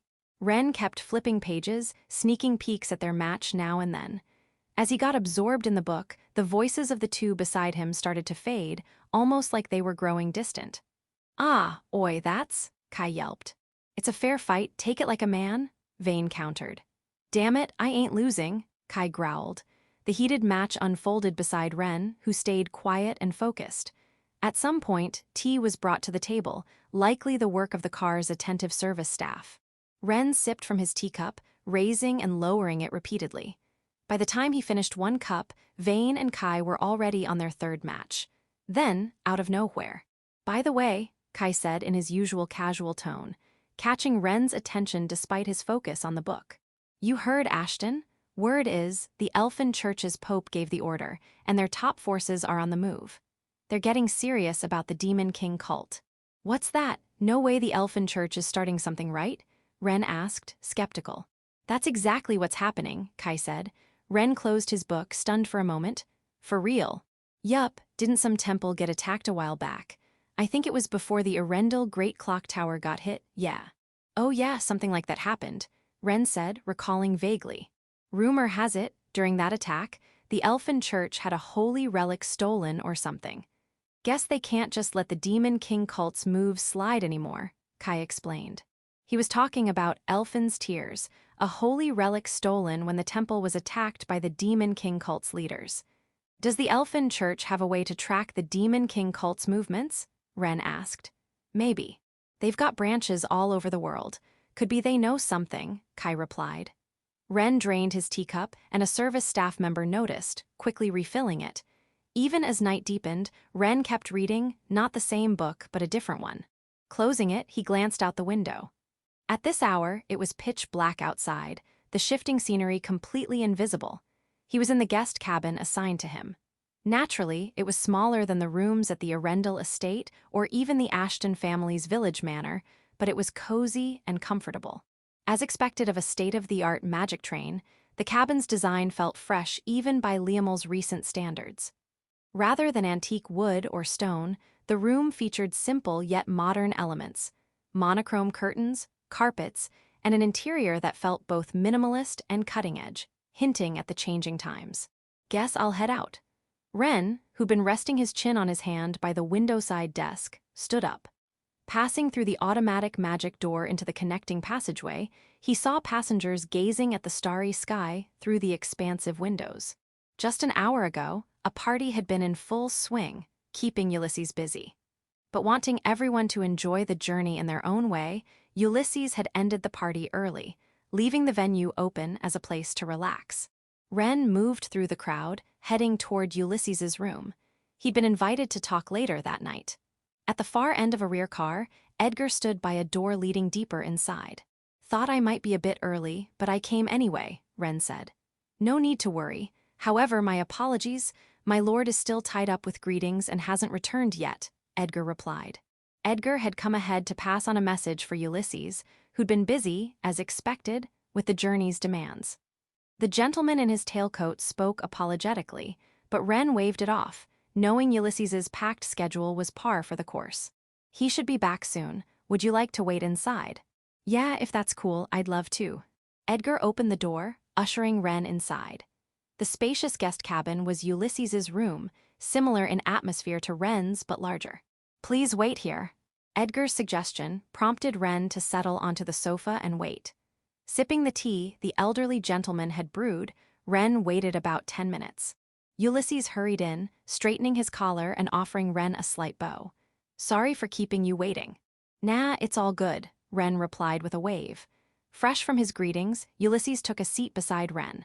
Unlike his usual attire, tonight Ulysses was dressed for the party in a striking outfit. The pocket square at his chest and the jeweled lapel pin added a refined touch without being ostentatious, exuding an air of elegance. "Wanted to catch up and hear how you've been doing lately," Ulysses said, his voice gentle despite his commanding presence. Ren raised an eyebrow before responding. "That's kinda rare." "What I said, Ulysses asked, tilting his head. For you, Ulysses-sama, it feels ordinary, I guess, Ren said with a grin. Ha, now that you mention it, maybe it is a bit ordinary, Ulysses chuckled, his eyes crinkling with amusement. He didn't take Ren's comment the wrong way, not at all. Ulysses's laughter was warm and genuine. But after that whole Roses-kaitas mess, we haven't had much time to talk properly. I've been wanting to carve out a moment like this for a while now. When Ulysses had sent the invitation to the Colossal family, they hadn't had much chance to relax and chat. Oh yeah, sorry for worrying you back then, Ren said, scratching the back of his head. I was worried, sure, but more than that, I was furious. What's the deal with the Elfin Church's management? You kids don't need to stress over it, though, Ulysses said firmly. Radius had mentioned he'd gone to great lengths to rein in Ulysses's anger back then. Ren felt a warmth at the affection in Ulysses's words and couldn't help but think Radius must have been running himself ragged at the time. They talked a bit more about those days before Ulysses shifted gears. Hope you enjoyed the party tonight. Ren nodded instantly. Yup, this state-of-the-art train's something else.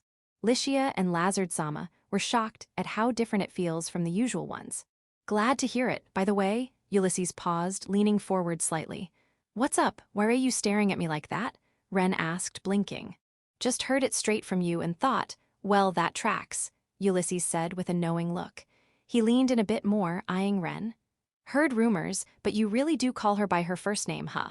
Yeah, stuff happened, Ren mumbled, a bit flustered. I bet it did. I get it, Ulysses said with a nod, keeping things tactful. He didn't spell it out, but as a father, he had hopes for his daughter's efforts. Still, he was far too refined to say anything crass. Wishing for Ren and his daughter to grow closer, Ulysses leaned back against the sofa. Sounds like Colossal, Ju and my Fiona are holding a little study session before bed. The staff said they're having a blast. Why'd they suddenly start a study group? Well, technically, the Riohart family's young lady is there too. I didn't catch how it all started, though. The Royalist faction, the Hero faction, and the Neutral faction. All three were gathered in one place, but Ren knew Fiona and Sarah were already acquainted. A memory surfaced, something about their recent exam. Didn't Riohart-san say she wasn't thrilled with her exam results? Sarah's grades weren't bad by any means, but as a member of a distinguished noble family, the bar was set high. Even with decent results in the elite class, she felt driven to push harder. Fiona doesn't have many friends. It's good to see her connecting with others like this. The reason was her time spent bedridden in her early years due to illness. Because of that, Ulysses never interfered, regardless of faction differences. Speaking up might create obligations he'd rather avoid, and he didn't want to spoil the girls' fun. As one of Liamul's sharpest minds, Ulysses was likely pulling strings behind the scenes with care. After a while, when it felt like they'd talked their fill, Ulysses smiled. That was a good time. Looking back, it really did feel like just casual chit-chat. Let's do this again. Nice and slow, no rush. Count me in, I'd love to talk more. Looking forward to it, Ulysses said with a nod. Ren stood from the sofa and left the room. On his way back to his cabin, he spotted Licia leaning against the wall of the connecting passageway. She noticed him and flashed a cute, relaxed smile. Figured you'd be done soon, so I waited, she said. So, your study session's over too, huh? Yup, it's already this late. When he asked how the study session came about, it was pretty much as he'd guessed. While the three girls were chatting, Sarah mentioned struggling with parts of the recent exam. Fiona explained things clearly, and Sarah, wanting to learn more, suggested they hold a study session. That's how it kicked off. Licia pushed off the wall and stepped beside Ren. Not sleepy yet, wanna hit the observation car together. Ren nodded at her suggestion, and they headed off. Unlike during the day, the observation car was empty, just the two of them. The beautiful night scenery was theirs alone. Stepping inside, Licia gave a small smile. Everyone's probably at the party venue, so we can take it easy, right? Did you scope this place out before inviting me? That a problem? Licia shot back, a bit gruff to hide her embarrassment as she stepped closer to the large window. With its glass ceiling, no other car offered a better view of the starry sky. Compared to the night skies of Arendelle or the imperial capital, the stars here shone brighter, the darkness around them glowing with a lapis-like hue. It's gorgeous, Licia said, awestruck. Her profile, bathed in starlight, was as breathtaking as the sky itself. After soaking in the view, Lycia's demeanor shifted slightly, her tone turning serious. She hadn't come just to stargaze, she had something to talk about. "Hey, there's something I want you to tell me." "Whoa, when you furrow your brow like that, it makes me brace myself," Ren said, half joking. "That's the point. I'm looking at you like this on purpose," Lycia replied, tilting her head up at him with a playful bend at her waist. She reached out and tapped the tip of Ren's nose. "What were you doing with His Highness the Third Prince?" "Me and Radius." "When?" Ren asked, caught off guard. "This morning, and all the sneaky stuff you've been up to lately," Lycia pressed. Ren didn't try to dodge her relentless pursuit. "You caught me, huh?" He gave a wry smile, owning up to it. "Was that why you were staring at me earlier today?" Lycia didn't bother hiding it. "Yup," she said with a nod, pressing further. "Does it have to do with holy magic?" "Yeah," Ren admitted. "Knew it, so you were asking His Highness for something, right? And you've been secretly studying holy magic too." "Wait, you knew about that too?" Ren exclaimed, stunned. "Duh, obviously," Lycia said, letting out a sigh as she nodded. The finger she'd pressed to his nose dropped at some point. "Why were you trying to keep it from me?" "Do I have to say?" Lycia laughed and shot back, obviously, stepping half a pace closer. "I didn't want to worry you," Ren said honestly. "You didn't want me to stress about the holy magic stuff," Lycia asked, softening. "But I wasn't planning to keep it up forever. I was gonna tell you everything once I got the details," Ren added quickly. Lycia looked at him, her eyes warm. "Thanks," she said, then continued, "but you better tell me up front next time. And what are you planning to do in Yuppieheim?" "Hold up, how do you know all this?" Ren said, floored. "Hee, come on, you wouldn't be sneaking around with His Highness right before we leave unless it was something like that," Lycia said smugly, eyeing him. She added, "I saw you passing stuff through that night, you know." Her instincts were spot on. Ren decided to come clean, hiding nothing. "I'm getting introduced to Radius's old teacher. While we're in Yuppieheim, I'm planning to meet them a few times to hear what they've got to say." "That's a pretty big deal," Lycia said, eyes wide. "I was shocked when I heard too." "So you're on standby, Lycia." "Standby?" "Yup, stay at the inn," he clarified. Lycia raised her voice at the blunt exchange. "Hey, how does that follow from what we just talked about?" "I'm coming with you." "Nah, it's more of a one-on-one introduction. Bringing you along out of the blue might not sit well with them." His words, though delivered coolly, were undeniably reasonable. Okay, fair point," Lycia admitted, though her lips pursed in a slight pout. "You're agreeing but still looking grumpy. What's up?" Ren asked, amused. "Getting hit with straight-up logic like that just threw me off," she grumbled. Still, she apologized sincerely. "Sorry, I got a bit too worked up." Clearing her throat with a small cough, she fixed her gaze on Ren again. "If you try keeping secrets like that again, I'll have to keep an eye on you all the time," she said, her tone playful and teasing. Ren grinned, ready to match her jest. "Even when I'm sleepin'." "Yup, even then," she shot back. Both were clearly joking. But then Ren landed a fatal blow, a quip Lycia couldn't counter.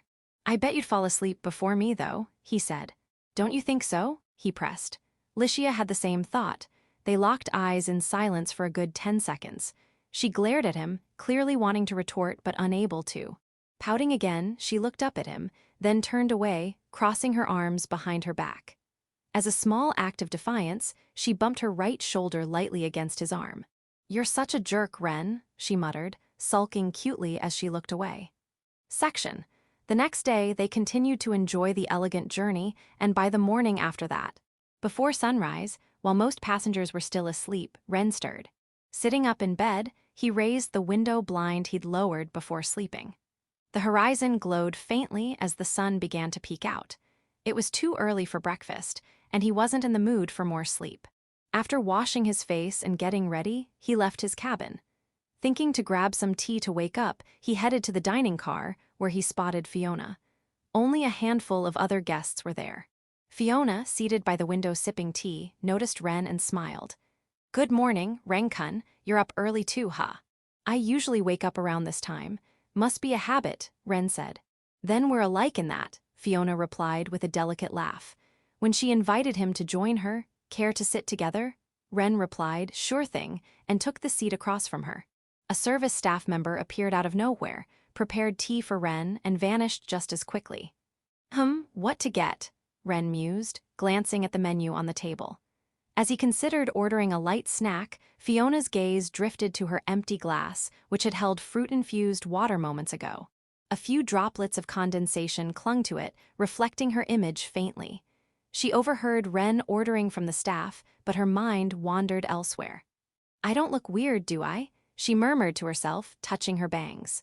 She'd gotten ready right after waking, but knowing she'd see Ren made her wish she'd spent an extra 20 minutes on her appearance. Even the angle of her bangs felt like a big deal now. "Should be fine," she whispered. "Huh. Did you say something?" Ren asked. "And no, nothing at all," Fiona said quickly, pulling her hand from her bangs. Before lowering it, she smoothed her silky hair near her chest. Bathed in the soft light of the rising sun, her profile shimmered like a gem. Ren's order arrived, and the calm morning continued. "We're almost at Yuppieheim," Ren said. Since leaving the imperial capital, the scenery had shifted countless times. They'd passed fertile farmlands, crossed famous lakes, rolled through lush hills, and glimpsed towns they'd never normally visit. "How's the train journey been for you?" Fiona asked. "Feels like it flew by. The views were gorgeous, and it's so comfy I've been taking it easier than usual." "Hee, I'm glad. Please enjoy it to the end," Fiona said warmly. A faint sea breeze slipped through the slightly open window. When they looked outside, a vast ocean stretched before them. The sunlight glinting off the waves made them squint slightly. "The sea's color feels different here." "It is. It's because of the currents, the mana in the water, and lots of reasons," Fiona explained. "Wow, no wonder it's so pretty," Ren said, gazing at the deep blue, distinct from the sky's azure. He thought of Yuppieheim's scenery. The first time he'd really thought about the place was long ago. His connection with Ulysses had begun with the incident caused by Viscount Given. It stretched back to when Edgar, visiting Colossal, had handed Ren the invitation. Being in Lord Ulysses Ignat's territory, and so close to Yuppieheim, made those memories vivid. And above all, Fiona's presence beside him was the strongest anchor. "Renkun," Fiona, the Black Priestess, called out to the magic sword-wielding boy who was smiling faintly at the sea.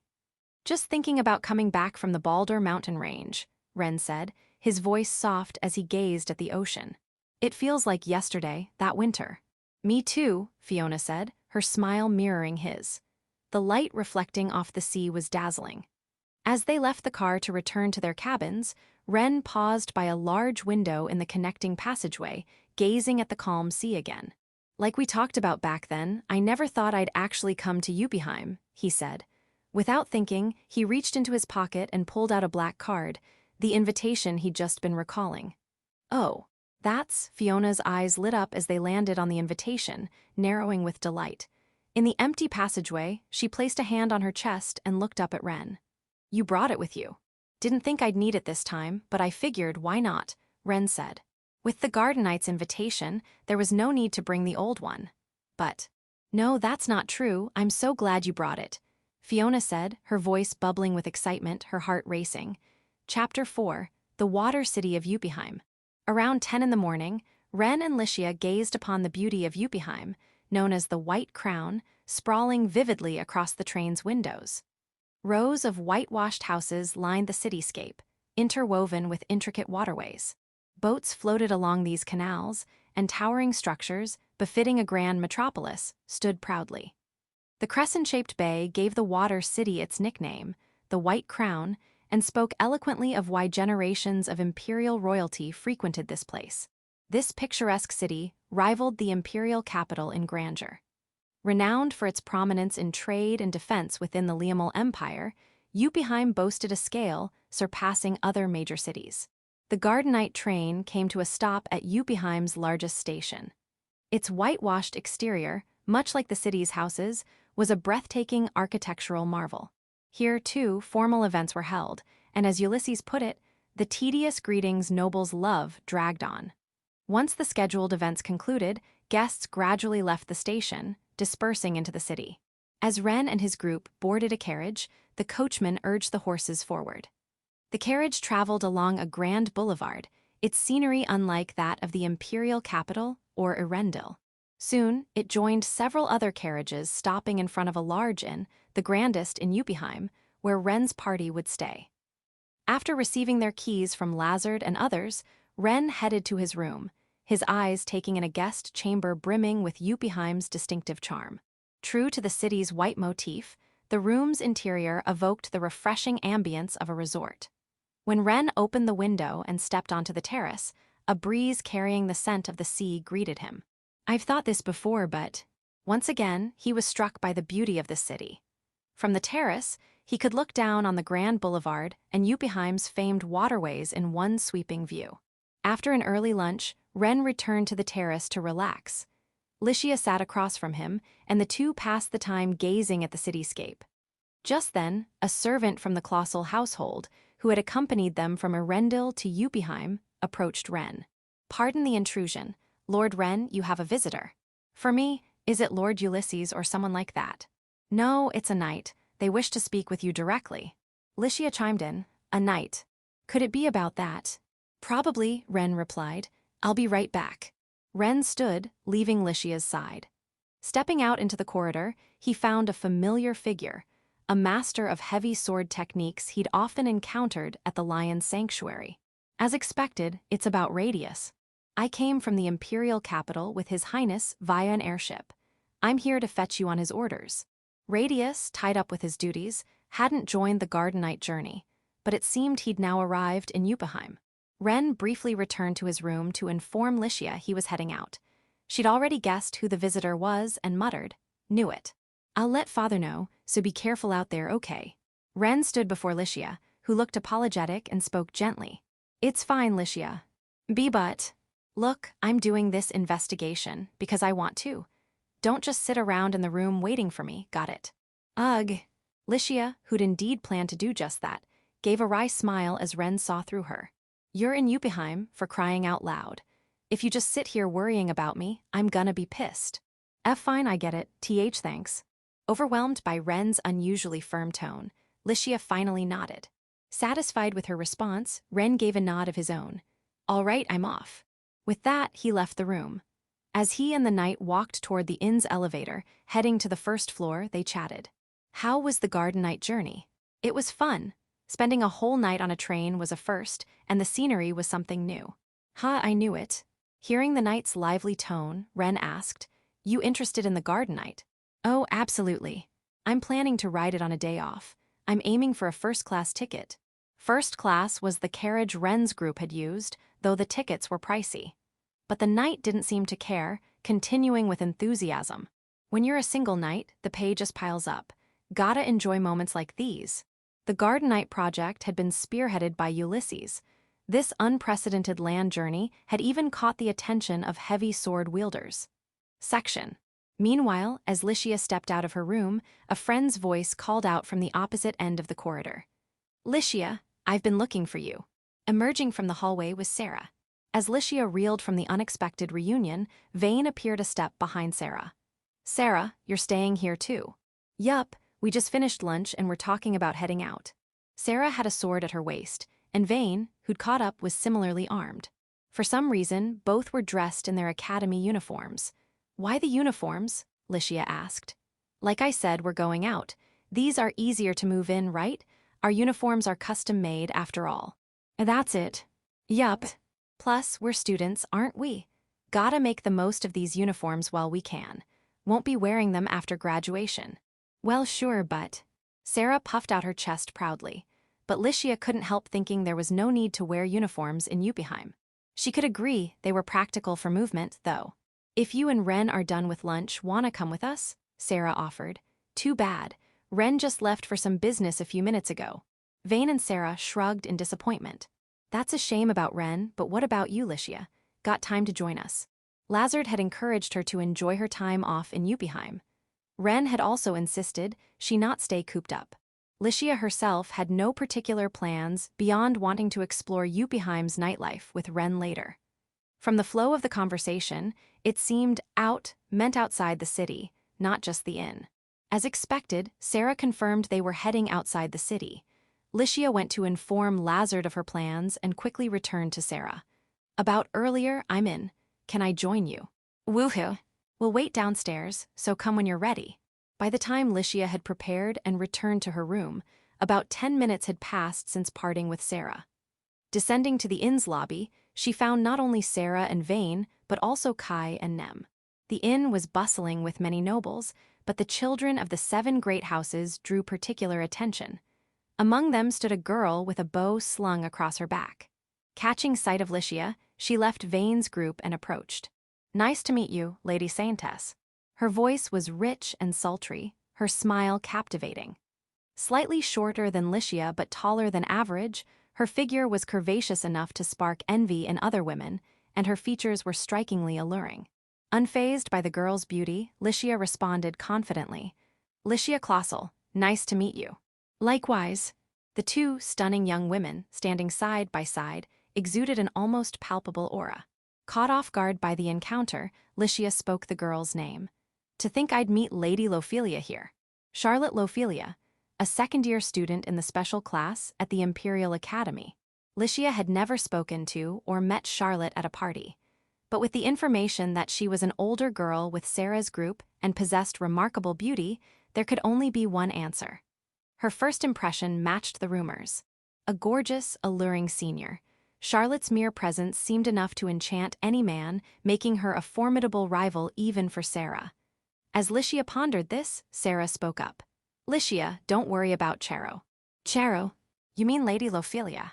"Yup, remember that. If you take Charo too seriously, you'll just get exhausted. Best to just let her ramble." Saying such a thing so boldly near Charlotte naturally prompted a reaction. "Got some guts saying that right in front of me. But I'm not wrong, am I? How rude, calling my affection annoying." Thanks to their ties through the 7 great houses, Sarah and Charlotte shared a bond.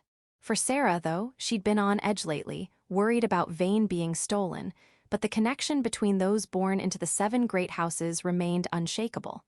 "Ha ha ha, Nem might agree with Sarah-chan," Nem chimed in. "That's harsh. You're making me sound like some pretty but annoying senior." "That's exactly what we're saying, and stop calling yourself pretty," Sarah snapped. Charlotte brushed off Sarah's raised voice with ease. Yeah, cute, cute." Sarah-chan's as lively as ever. "Hey, quit it, don't just start petting me." "It's fine, you're adorable." "No, that's not, talking to you always throws me off. How long are you gonna keep treating me like a kid?" Licia's cheeks softened as she watched the descendants of the 7 heroes banter so warmly. She was surprised to learn Sarah had forged such a close bond with a senior like Charlotte, someone she hadn't known about. She also felt the weight of their factional differences. It wasn't alienation, but she glimpsed the deep ties binding the 7 great houses. "Gah, that's enough. Let go." Sarah wriggled free from Charlotte's embrace. Catching her breath, Sarah looked at everyone with a serious expression. "All right, let's get going." She strode forward, leading the group. Licia followed as the others began moving after Sarah. Though not in response to Licia's unspoken question about their destination, Sarah declared, "We're in Yuppieheim, so we have to go there." In the world Ren knew, this was one of the rare moments when Saintess Licia joined the party. In the legend of the 7 Heroes' Eye, nearing its climax, this was a scene unfolding in an unprecedented location. Section. Ren's carriage headed toward Yuppieheim's government district. Radius, seated across from him, spoke. "We're heading straight to the Arcane Agency." The Arcane Agency was one of the Liamal Empire's public institutions, a national research body focused on magic. It studied ancient holy relics, myths, and other seemingly fantastical subjects. Historical records related to the Lion King were often handled in collaboration with the Lion Sanctuary. One of Radius's former mentors was currently a researcher there. "How was the land journey?" Radius asked. "It was fun. The vibe was totally new, and I'm looking forward to chilling in Yuppieheim starting tomorrow." "Glad to hear it. I missed this one, but let's ride together another time." "Man, you should have come with us today if you could have made it." Ren didn't mean to downplay Radius's schedule. He genuinely thought it would have been more fun with him along, but Radius had been swamped these past few days with no time to spare. "Sorry, like I said, I've been tied up." "So another time then. I brought the letter of introduction from before, but with you here, I probably don't need it, right? For today, yeah. But if you're visiting again tomorrow or later, it'll make things easier. Show it at the entrance, and you can skip all the annoying paperwork." "Oh, got it." 10 or 20 minutes passed as they talked. The carriage moved through the city, entering Yuppieheim's government district. After another 10 minutes, Radius, wary of causing a stir, had the carriage stop discreetly at the back of the building. "We've arrived," a knight called from outside. Ren stepped out and looked up at the massive arcane agency. "Whoa!" He let out a small exclamation, taking it in. So this was the famed arcane agency, he thought, gazing lightly. The ivory-colored, tower-like building was even taller than Arendel's massive composite station, the Sky Garden. In the legend of the 7 heroes, you could only explore the first floor. But seeing it with his own eyes was a different kind of awe. Radius led Ren past the entrance without stopping at the reception. Polished brass-colored stone tiles covered the floor, their footsteps echoing through the hall. "Everything's already been arranged, so we're heading straight in," Radius said. "Got it." The walls and ceiling matched the stone tiles, and chandeliers illuminated the interior. Compared to the pitch-black interior of the Lion's Sanctuary, the design here felt warm. Multiple layers of magical defense devices and elite knights stood guard. Even entering through the back, Ren could sense the high-level security. "Hold on, there's a message from the doctor. It's the report on that ruins investigation." "Pardon, the Imperial Court sent this." "Tell the Imperial Court this is the Arcane Agency's domain." Researchers in white coats and others in expensive-looking suits bustled around. "Is there bad blood between the Arcane Agency and the Imperial Court?" Ren asked. "Horribly so. The agency has special privileges for research and investigations, but legal interpretations are always a hassle. They bicker over differences of opinion all the time." It sounds rough. It was too complicated to dive into, so Ren just let it go. Amid the adults, he and Radius stood out a bit. Some cast suspicious glances at the boys, but the third prince. Those who recognized Radius immediately stopped and bowed deeply. Radius gave a slight bow in acknowledgement as he walked side by side with Ren down the long corridor. After a few minutes of following Radius, who moved with the ease of familiarity, they reached a magical elevator. The two stepped inside, ascending toward the upper reaches of the vast arcane agency. 10th floor, 20th floor, past the 30th, the elevator stopped at the 33rd. The folding doors slid open, revealing a single, endless corridor stretching ahead. At its farthest end was a solitary room. Ren's gaze fixed on an object placed before the door to that room. He couldn't ignore the presence of a large, familiar bag. That's hard to believe at first, but Ren kept his surprise hidden and continued walking. "What's up, Ren? You've been quiet for a bit. Maybe I'm nervous." "That's rare for you, but no need to stress. That's why I'm here." "Thanks, that's a big help." At the door, Radius knocked before gripping the knob. A voice one Ren recognized called from within, "Come on in." With that, Radius opened the door, and they stepped inside together. Directly ahead, a floor-to-ceiling window offered a sweeping view of picturesque Yuppieheim. In front of the window stood a massive desk. A man sat there, feet rudely propped on the desk, chair tilted back slightly. "Glad you made it, Radius, that the friend you mentioned." It was the first time Ren had seen him without a robe, but the voice and demeanor left no doubt. The man lounging so brazenly was none other than the bag traveler, the same figure Ren and Licia had encountered in the imperial capital. His hair, a mix of silver like Radius's with a golden sheen, stood out. His small stature was unchanged from when he wore his robe, though now he was dressed in casual clothes, unlike before. His features could be described as those of an androgynous, strikingly beautiful boy. As Ren and Radius stood before the desk, Radius began to speak. "Ren, let me introduce." "Nah, I'll handle it," the man interrupted, standing up. A faint, refreshing scent, perhaps herbs, tickled Ren's nose. "I'm Ragna. If we're talking race, I'd be a Shurged." "Nice to meet you, I'm Ren Ashton." Ragna's height alone didn't tell the whole story. He'd called himself a Shurged, one of the people of the Sky Continent. Known for their extraordinarily long lifespans and prolonged youth, Shurgeds like Ragna were no exception. Ragna, who'd stood for the introduction, sat back down. "I agreed to meet you because of this cocky third prince's referral. Otherwise, my time's too precious. I'd rather be out chasing romance and wisdom. Thank you for taking the time. I've got some questions for you." How to chase romance? No, not that. It piqued his interest, sure, but there were other matters first. Ren hesitated to dive straight in, but a glance at Radius, who nodded as if to say don't worry, spurred him on. Uncharacteristically bold, Ren pressed forward. Sorry to start off topic, but this summer I spoke with a Shurged. I heard your people can be much older than you look. Curious about me, huh? Not a bad question. The petite Shurged flashed a daring grin on his refined face. I'm turning 30 soon. Nice to meet ya. Ren nodded as if he'd expected it, repeating, nice to meet you. But don't get it twisted. I'm Shurged by race only, ancestral throwback. Otherwise, I wouldn't be working at the Arcane Agency. To work in an institution rife with secrets, he was, of course, a proper citizen of Liamel. Born and raised in the Empire, Ragna had studied archaeology under the influence of his researcher parents. Yawning, Ragna said, both of you, sit wherever. Want tea? Brew it yourself. Ren and Radius settled onto a sofa, a short distance from the desk. The table before them was piled high with papers. A glance revealed dense texts and chaotic diagrams, content far beyond their comprehension. So, you too, Ragna said, his cool gaze sweeping over them. Don't expect me to answer boring questions. He seemed uninterested in the earlier pleasantries. Apparently bored until Ren started talking, Ragna was already flipping through a book on his desk while speaking. It was as if he was saying, talk when you're ready. Sorry, he's always been like this, Radius said. I asked for this, so I don't mind, Ren replied. So, he was like this even when he was teaching you. Radius nodded instantly. But he's sharp. Well, yeah, he was your teacher and co-founded the Arnevelda Trading Company, so I get it.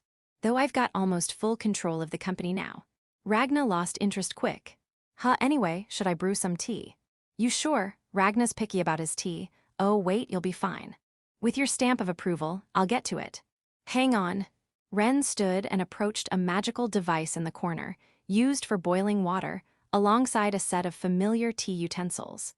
He operated the device, boiled water, and prepared the tea with practiced ease. Ragna, catching the rising aroma, twitched his nose. Not bad. You can tell before tasting it. When you're at my level, you can. Tea's great, isn't it? The way it changes with the brewer feels a bit like a book, different with every writer. Sorta get it, sorta don't. Here you go. That enough to break the ice. Ragna took a sip from the teacup and said, tastes damn good. Ren let out a relieved breath. At first glance, Ragna seemed like just a cocky, a gorgeous, grown-up brat, to put it bluntly. But his true nature demanded a different approach. The fact that he treated even Radius with the same attitude meant Ren had to tread carefully. Ren brought tea to Radius next, then stood by the window, teacup in hand. Ren, what do you want to know? Ragna called out casually, still seated, turning only his face toward him. Tell me about holy magic. TCH, Ragna let out a sigh, as if losing interest in an instant. But perhaps because of the fine tea Ren had brewed, he didn't seem annoyed. His tone, if anything, sounded a touch more friendly than before. You could read about that in any academy textbook. Maybe, but I wanted to hear it from an expert. Ren turned to face Ragna, their eyes meeting. Now, finally, to the point. This was the rare chance to speak with the expert Radius had mentioned back in autumn. With holy magic, besides physical enhancement or its effectiveness against undead, can it do anything particularly special? Radius said you were sharp, but that's a vague question. Sorry, there's a girl my age in the Colossal family, who I'm indebted to. I've heard the rumors, the White Holy Maiden, right? Yeah. I can help her with sword training, but I'm not much use when it comes to holy magic. So I want to learn more to support her. As Ren smoothly delivered his rehearsed excuse, Ragna eyed him like he was some curious creature. Unlike his earlier disinterest, he now seemed inclined to engage. That's noble of you. Weird. Nah, just not something I'd ever think to do. I'd rather spend that time exploring ruins, but to each their own. Not bad, though. A faint smile played on Ragna's lips. From the sofa nearby, Radius's voice chimed in. That's just the kind of guy Ren is. My best friend's a straight arrow, Radius added. Blindingly so. Especially to a guy like me, holed up in ruins all the time, Ragna teased. He was joking, but since Radius had vouched for Ren, he wasn't about to brush him off. After a deep sigh, Ragna took 2 sips of the tea Ren had brewed. My expertise is in archaeology and ancient magic. I know a fair bit about holy magic, but its powers are pretty much what you said, nothing more. So, yeah, it's impressive stuff, but that's about it. No other standout traits. It wasn't that it lacked value or strength, just that it didn't have any additional powers beyond what Ren had mentioned. So it's not about holy magic after all. Maybe I should focus on the white holy maiden herself, but I'll ask a bit more. Gazing out over Yuppieheim through the large window, Ren reached a conclusion without showing it on his face. Changing topics, Ren said, looking at Ragna. I've fought the Demon King cult a few times. I know, Radius bugged me about it constantly. I've even helped analyze their powers a few times. Seeing an opportunity, Ren leaned in, adding a bit of embellishment. Those affected by the cult's mark had enhanced physical abilities and magic. Some seemed to lose their sense of self. What do you make of that? It's the Demon King's power being spread around. That's the root of it. Those affected can't handle the surge of power and die from it. The changes in their bodies vary by individual. And the cases where they lose their sense of self. Dunno, probably something like a magic stone's transformation. Magic stone's transformation. Ren listened intently, determined not to miss a word. This was especially relevant because Licia had a magic stone in her body. When a monster evolves, its magic stone undergoes a major change. If it stops being the original monster, its sense of self often shifts too. It doesn't always lose its memories, but there's some degree of change. But the cultists don't have magic stones in their bodies. Exactly. That's the key. Ragna continued without hesitation. Here's my theory. Their mark is like a magic stone for monsters, a vessel carved into them to hold power. Hold on, Ragna, you never told me that, Radius interjected. First time I'm saying it. Came up with it while chasing some romance recently. Figured I'd mention it today. That explains it, Ren muttered. The petite Shurged steered the conversation back. Radius and Ren, caught off guard by the intriguing hypothesis, refocused on the main topic. The difference with the cult's mark is that it forcibly enhances the bearer, eating away at their body. It wasn't about accepting change through natural growth, but being forced to endure an external transformation. Ragna added that whether someone could handle it depended on their own strength. Forcibly, Ren echoed. The word struck a chord, reminding him of what had happened to Licia. Is there no way to stop it? What do you mean? Stop what? The forced enhancement or the erosion? The root of it, a way to avoid the phenomenon affecting their sense of self. Just die. The mark's probably like a parasite, feeding off the host's mana. If the host dies, the mark vanishes. That made sense as a way to erase the mark, but it wasn't the answer Ren wanted. Is there no way to escape the mark's control without dying? What's the point of thinking about that? Ragna asked, genuinely curious. You trying to save some cultist? No, just for future reference.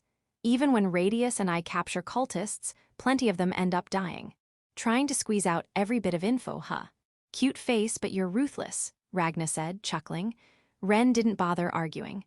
The compulsive force that affects the self, it's a latent power. In other words, it's a phenomenon caused by the wielder failing to control their own power. Like the devouring princess, Radius cut in. Whether from teaching the third prince or his love for romantic tales, Ragna knew the story of the devouring princess. But he dismissed Radius's question without hesitation. She's different. She controlled her power, so she kept her will. What's the difference with those who lose control? The devouring princess is just a fairy tale, so I'm not gonna debate specifics. But in my view, she controlled her power. Then why did she harm those around her? Most creatures breathe in, then out. For her, that normal act was harmful to others. She eroded her surroundings just by existing, that's all. To her, everything else was the anomaly. But as Ragna said, it was all speculative with no clear answers. Just one perspective, nothing more. And as he pointed out, the devouring princess was a fairy tale. There was little value in theorizing about it too seriously. Back to the point, Ren said, steering toward his original question. The answer was crucial, not just for the Demon King cult's mark, but for Ren personally. The most effective way is to keep resisting the compulsive force and maintain your sense of self. Lose and your power runs wild. Simple as that. Even if you endure, is there a guarantee it won't happen again? If you keep resisting and don't lose, every part of you adapts and grows. That's probably the closest to the answer you're looking for. The bag traveler answered without a hint of doubt. Close, maybe, Ren said. Adaptation. If the issue is an overwhelming power dominating the body, then grow strong enough to handle it. The same power won't cause a second rampage if you can control it. Really? Ren's voice pitched up. Licia had once resisted a mysterious compulsion and returned to Ren. It wasn't certain if that event could be equated with the cult's mark or a monster's evolution, but it was undoubtedly a piece of the puzzle he needed. But how do you know if you've fully endured it? If you can wield a power you couldn't control before, you've endured its rampage. From a magical perspective, your body has adapted to it.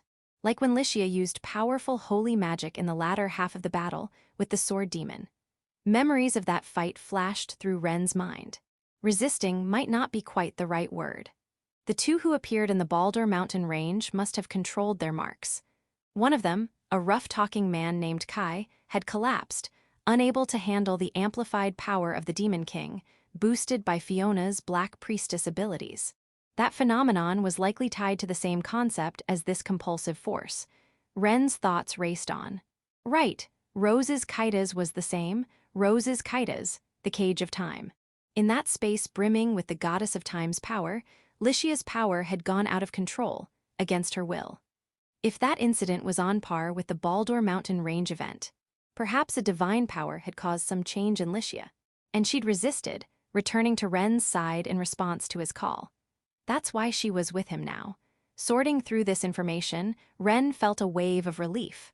Looking back, during the climax of the sword demon battle, the holy magic Licia used was far more refined than before. She hadn't used it lately due to her aversion, but Ragna's words lent credibility to the idea. Having endured that strange power, Licia's body must be growing stronger now. That's a relief, Ren muttered, letting out a relieved sigh.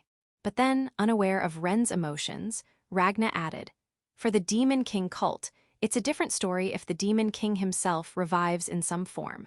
If the Demon King's power from legend takes hold, every cultist might lose their sanity," Ragna said.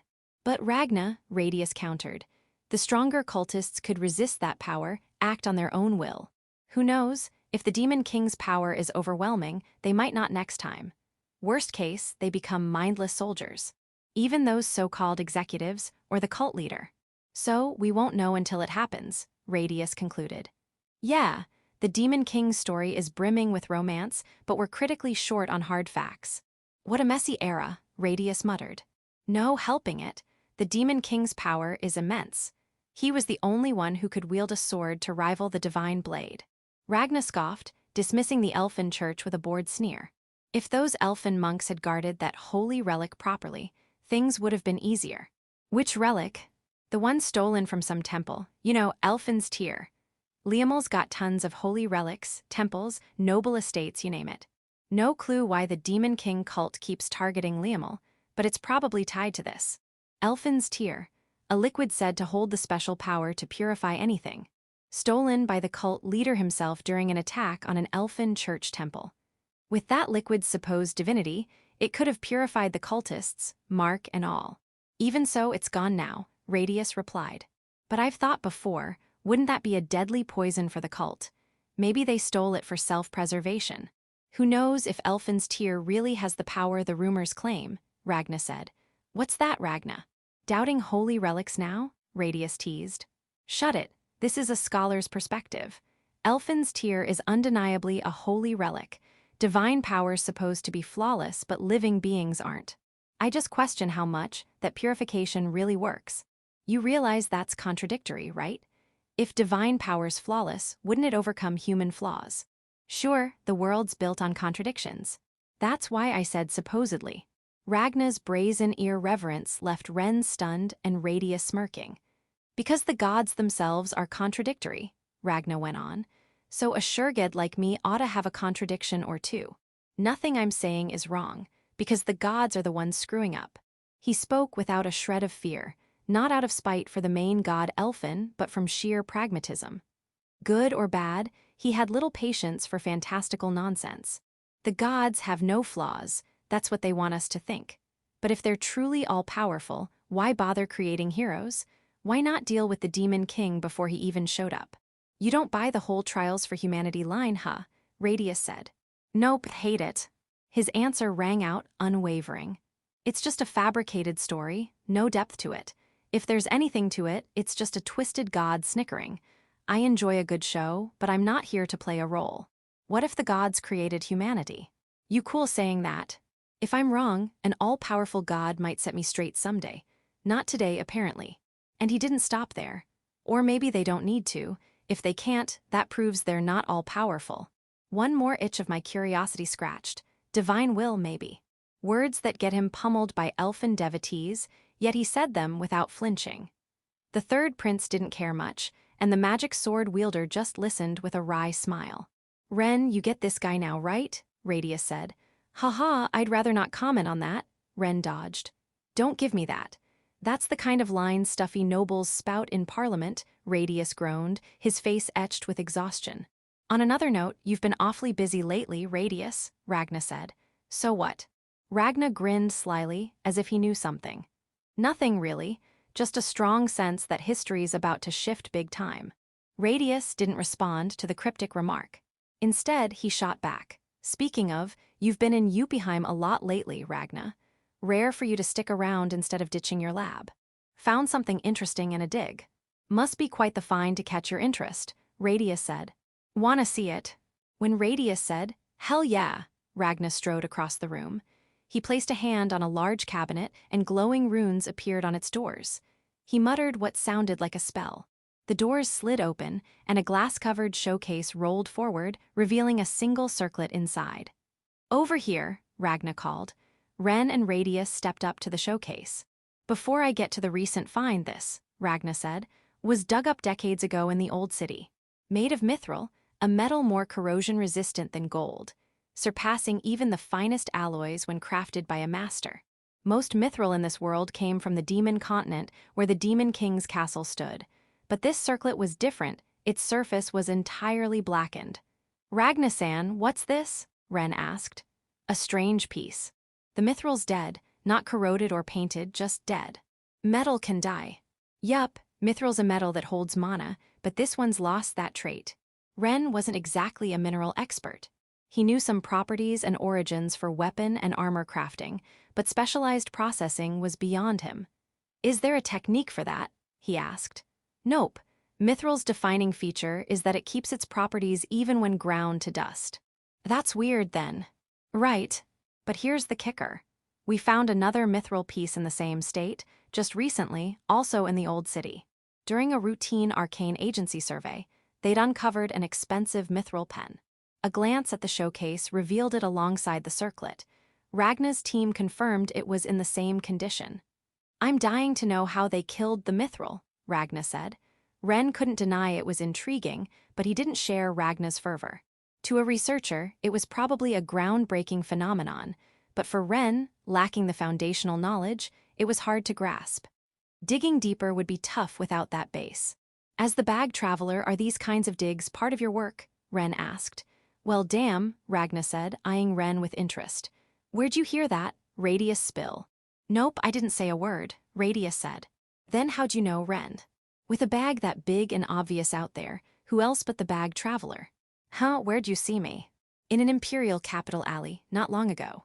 Ragna clapped his hands. Aha, apparently, Ren hadn't been mistaken. While Ragna looked pleased, Radius let out a confused huh and stared at him. Had some free time that day, so I swung by the capital, Ragna said. Hold up, Ragna. Why didn't you show your face to me? Radius demanded. Knew I'd see you here. What, you miss your old teacher that much? Want me to pat your head, Radius? Got a cute side, huh? GRR, Radius groaned, clamming up. Not because he wanted the affection, but because he didn't want to deal with Ragna's teasing. He turned away with a sigh. By the way, knowing about the bag traveler, you're a connoisseur, Ragna said to Ren. A connoisseur. Bet you're eyeing a researcher path after graduation, huh? Got your heart racing with tales of a dashing traveler. I see right through you. Nah, not really, Ren said. When Ren mentioned that plenty of people talked about the bag traveler, Ragna lowered his voice. But you don't seem too thrilled by this, he said, gesturing to the showcase. It's impressive, but honestly, I don't know what else to think. By the way, couldn't Radius's power figure something out? If Radius used his innate analytical ability, maybe they'd get a lead. Ren thought it was a solid idea, but the other two had clearly already tried. Actually, this isn't my first time seeing the circlet, Radius said. I just heard about the pen, but I've already analyzed the circlet. No results. No clear answers or clues. Even Radius could only sense some mysterious force at play. Using his power on the pen now yielded the same vague feeling. The only certainty was that both the circlet and pen were affected by the same force. We knew my power wouldn't crack it, Radius said. But old artifacts like these are why this stuff's fun, Ragna added. With a snap of his fingers, the showcase slid back and the cabinet doors closed silently. Ragna excused himself to wash his hands, leaving the room. What do you think about that mithril, Radius? Ren asked. No clue, way out of my expertise. What about a connection to the devouring princess, since she came up? She's from a fairy tale with no clear origin, Ren. Yeah, I know, but... I get it. Her power supposedly eroded everything, right? Exactly. So if you're right, those items were hers. Ren and Radius shared a laugh. When Ragna returned, Ren casually asked about the term divine child, but the response was a curt, never heard of it. Ragna seemed busy, so they wrapped up for the day. Ren made plans to meet him again while in Yuppieheim. Section. An hour's walk from Yuppieheim led to a place where jagged rocks formed a maze, dotted with trees unmoved by the sea breeze. Mid to high-level adventurers often came here to hunt while enjoying the scenery. A highway stretched nearby. The area was home to monsters just shy of D rank, among the stronger E rank creatures. These were beasts that attacked people near the highway, making them prime targets for subjugation. It wasn't a place for the unskilled, but the group of young adventurers here didn't care. With members of the 7 great houses, plus Vane and Licia Colossal, the local monsters were no match. The battles against attacking monsters went so smoothly that Licia didn't even need to show her strength. Vane. Got it, Sarah called, fending off an enemy with graceful swordplay. Yeah, this is nothing, Vane replied, swiftly bringing the monster down. The newly appeared monster wasn't much different. Take this, Kai roared, slamming it back with his massive shield. No escaping my bow, Charlotte declared, her arrow piercing the monster's forehead. The creatures that had sprung from the shadows were wiped out in an instant, no struggle required. The two who hadn't joined in chatted. Hey, Licia-chan, Nem and you didn't get to do anything. Figured as much, Licia replied. Haha, yeah, maybe. Nem laughed, she didn't seem too bothered, just bored. Meanwhile, Licia quietly marveled at Charlotte's skill. That bow, though, impressive. Charlotte's ancestor was one of the 7 heroes, a master archer. She'd held a bow since she could remember. Her precision in striking weak points was flawless. Even Kai, who could overpower Vane, would be cornered if she kept her distance. With 3 powerhouse vanguards and her in the rear, ordinary monsters didn't stand a chance. Naturally, Nem could fight if needed. Though she focused on support in this group, she was far from weak. Nem wanted to see Licia-chan in action, Nem said. Yeah, Licia, were you holding back on us? Sarah added, fresh from the fight. It's not like that. You 4 were just too strong for me to need to step in, Licia said. The sea breeze rustled the grass at her feet, gently swaying her skirt. In another place, in a similar scene, options might have popped up. How about Colossal joins us next time? It's reassuring with the Sword Saint watching our backs. But that didn't apply here. Besides, Licia, studying heavy sword techniques rather than holy sword techniques, wasn't a Sword Saint yet. Next time you're fighting with me, got it? Sarah said. All right, looking forward to it, Licia replied, sounding resigned but amused as Sarah did a little hop of excitement. The party's voices echoed into the clear blue sky as they continued along the highway. As they strolled, a different path came into view, an old, barely used road stretching toward a flooded city. Veering off their original route, they walked the old highway. After a while, Sarah spoke. That's gotta be it. First time seeing it, right, Licia? Me too, obviously. Crossing a hill, the scenery shifted dramatically. The ruins of a city came into view. The old city, a remnant of Yuppieheim, ravaged when the Demon King's army marched on the imperial capital. Back when the Demon King's forces struck, the old city was a newly built district, fresh and gleaming. But far from the city center, it bore the brunt of the attack. Powerful monsters, led by the Sword Demon, brought devastation, altering the terrain itself. Rivers and seas merged, submerging the entire district. The group pressed on, reaching the point where the highway ended, overlooking the sunken old city. Many stone buildings retained their shapes, creating an underwater ruin-like spectacle. Colorful fish swam gracefully through the submerged streets. "Can't go further without a permit," Sarah said, stopping just short of the water. Due to its historical value, the Arcane Agency regularly surveyed the old city. Knights patrolled occasionally, and specialized magical devices were set up for security. Tourists and adventurers could visit the area, but entering the old city itself required the Lord's permission. They'd come here because it was on the way to their real destination. This was just a sightseeing detour. "Sarah-chan, ready to move on?" Nem asked. "Yeah, we'll swing by again on the way back," Sarah said. They left the highway, heading toward a rocky, tree-lined path. As they advanced, another monster appeared, but this one was different from the others. "If Lycia's joining, this might be the perfect opponent," Sarah said, grinning confidently but tensing up. A massive horse-like creature, covered in dragon-like scales, emerged, a D-rank monster, nearly C-rank. It wielded lightning magic, making it a foe not to underestimate. Without warning, lightning crackled at the monster's feet, ready to strike. Lycia, watching, drew her sword, White Ember, from her waist. With a light flick, as if brushing off dust, she stepped forward as the others readied for battle. "Don't worry." If Lycia had trained in holy sword techniques and become a sword saint, she might have used holy magic and sacred techniques to protect the group, cutting down the monster single-handedly. "Lycia," Sarah and Vane called, but this was different. Without turning, Lycia echoed a line from that same scene in the Legend of the Seven Heroes. "Don't worry."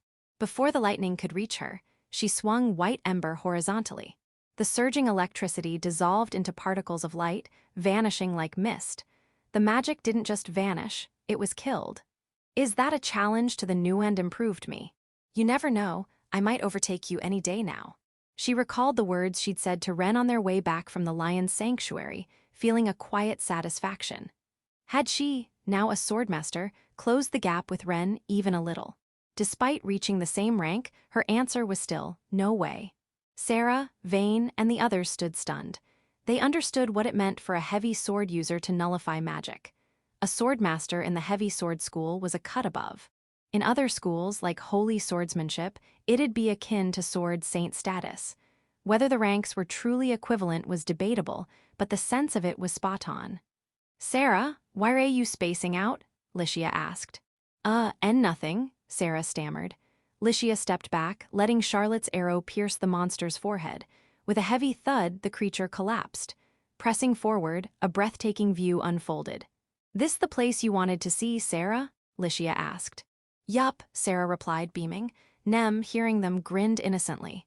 "It's so pretty, way better than I imagined." Beyond Yuppieheim, tucked behind a cape and winding paths, lay a hidden gem. The coastal cave. The Great Legacy. The quest name from the Legend of the Seven Heroes. A cobalt blue sea, white sandy beaches, and the gentle sound of waves. The cave's entrance beckoned the descendants of the Seven Heroes to a new adventure. Section. In summer, the evening sun might still be up, but now, nearing winter, the sky was already dark. On their way back to the inn, Ren, returning from the city, and Lycia, back from outside, crossed paths in Yuppieheim's streets. "Ren," Lycia called, her face lighting up with a radiant smile she hadn't shown Sarah and the others, rushing toward him. Sarah watched with a warm, knowing grin. "Heading back, Ren?" Lycia asked. "Yeah. Just finished at the Arcane Agency, and grabbed a coffee with Radius." Lycia was thrilled to run into Ren by chance, but felt a pang of guilt, knowing he'd gone to the agency for her sake. Sensing this, Ren gave her his usual gentle smile. "So, perfect timing running into you. What about you, huh?" Ren noticed Sarah and the others. They approached Ren and Lycia. "Rare to see you and Lycia apart," Sarah teased. "Not really. Happens plenty at the academy, right, Vane?" Ren shot back. "Yeah, but this ain't the academy," Vane said. "Just an example. I had stuff to do today." Kai let out a booming laugh, his massive shield catching Ren's eye. "Ha! Fair enough, Ashton's got his own business," Kai roared. "Exactly. By the way, what's with the gear, Leonard-senpai? You're all in uniforms," Ren said. "Well, we're students, yeah?" Kai replied. The Imperial Academy's uniforms were top-notch, rivaling expensive armor. Went to that famous cape. Know it? Kai added. Kai, even Ren can't guess from that alone, Sarah groaned, exasperated, but Ren cut in. The pretty spot past the old city, right? See, Ren knows his stuff, Kai said. Fine, do whatever, Sarah sighed as Vane chuckled. Beside Ren, Charlotte stepped forward. You're the boy I've heard about, she said, offering a greeting. They exchanged quick introductions and chatted about the day. I stole some of the Saintess's time today. So you all went outside the city together, huh? Yup, she's incredible. Hard to believe she's younger, she's strong. Ren didn't need to hear it but couldn't help feeling proud, nodding with a quiet grin. With this, Ren had met 5 of the 7 heroes' descendants. The remaining 2, a year younger, were still strangers. Vane and the others probably knew them, but to Ren, from a different faction, they were just that, strangers. Still, he'd likely meet them at the academy next year. Wasn't Altia with you? Ren asked. Nem, she was like, I'm sleepy, and bolted back to the inn, Sarah said. Just as the group was about to disperse, Ren appeared and Licia lightly tugged at his sleeve. How about we hang out a bit before heading back? Maybe grab some food together? She asked. Sounds good, Ren replied.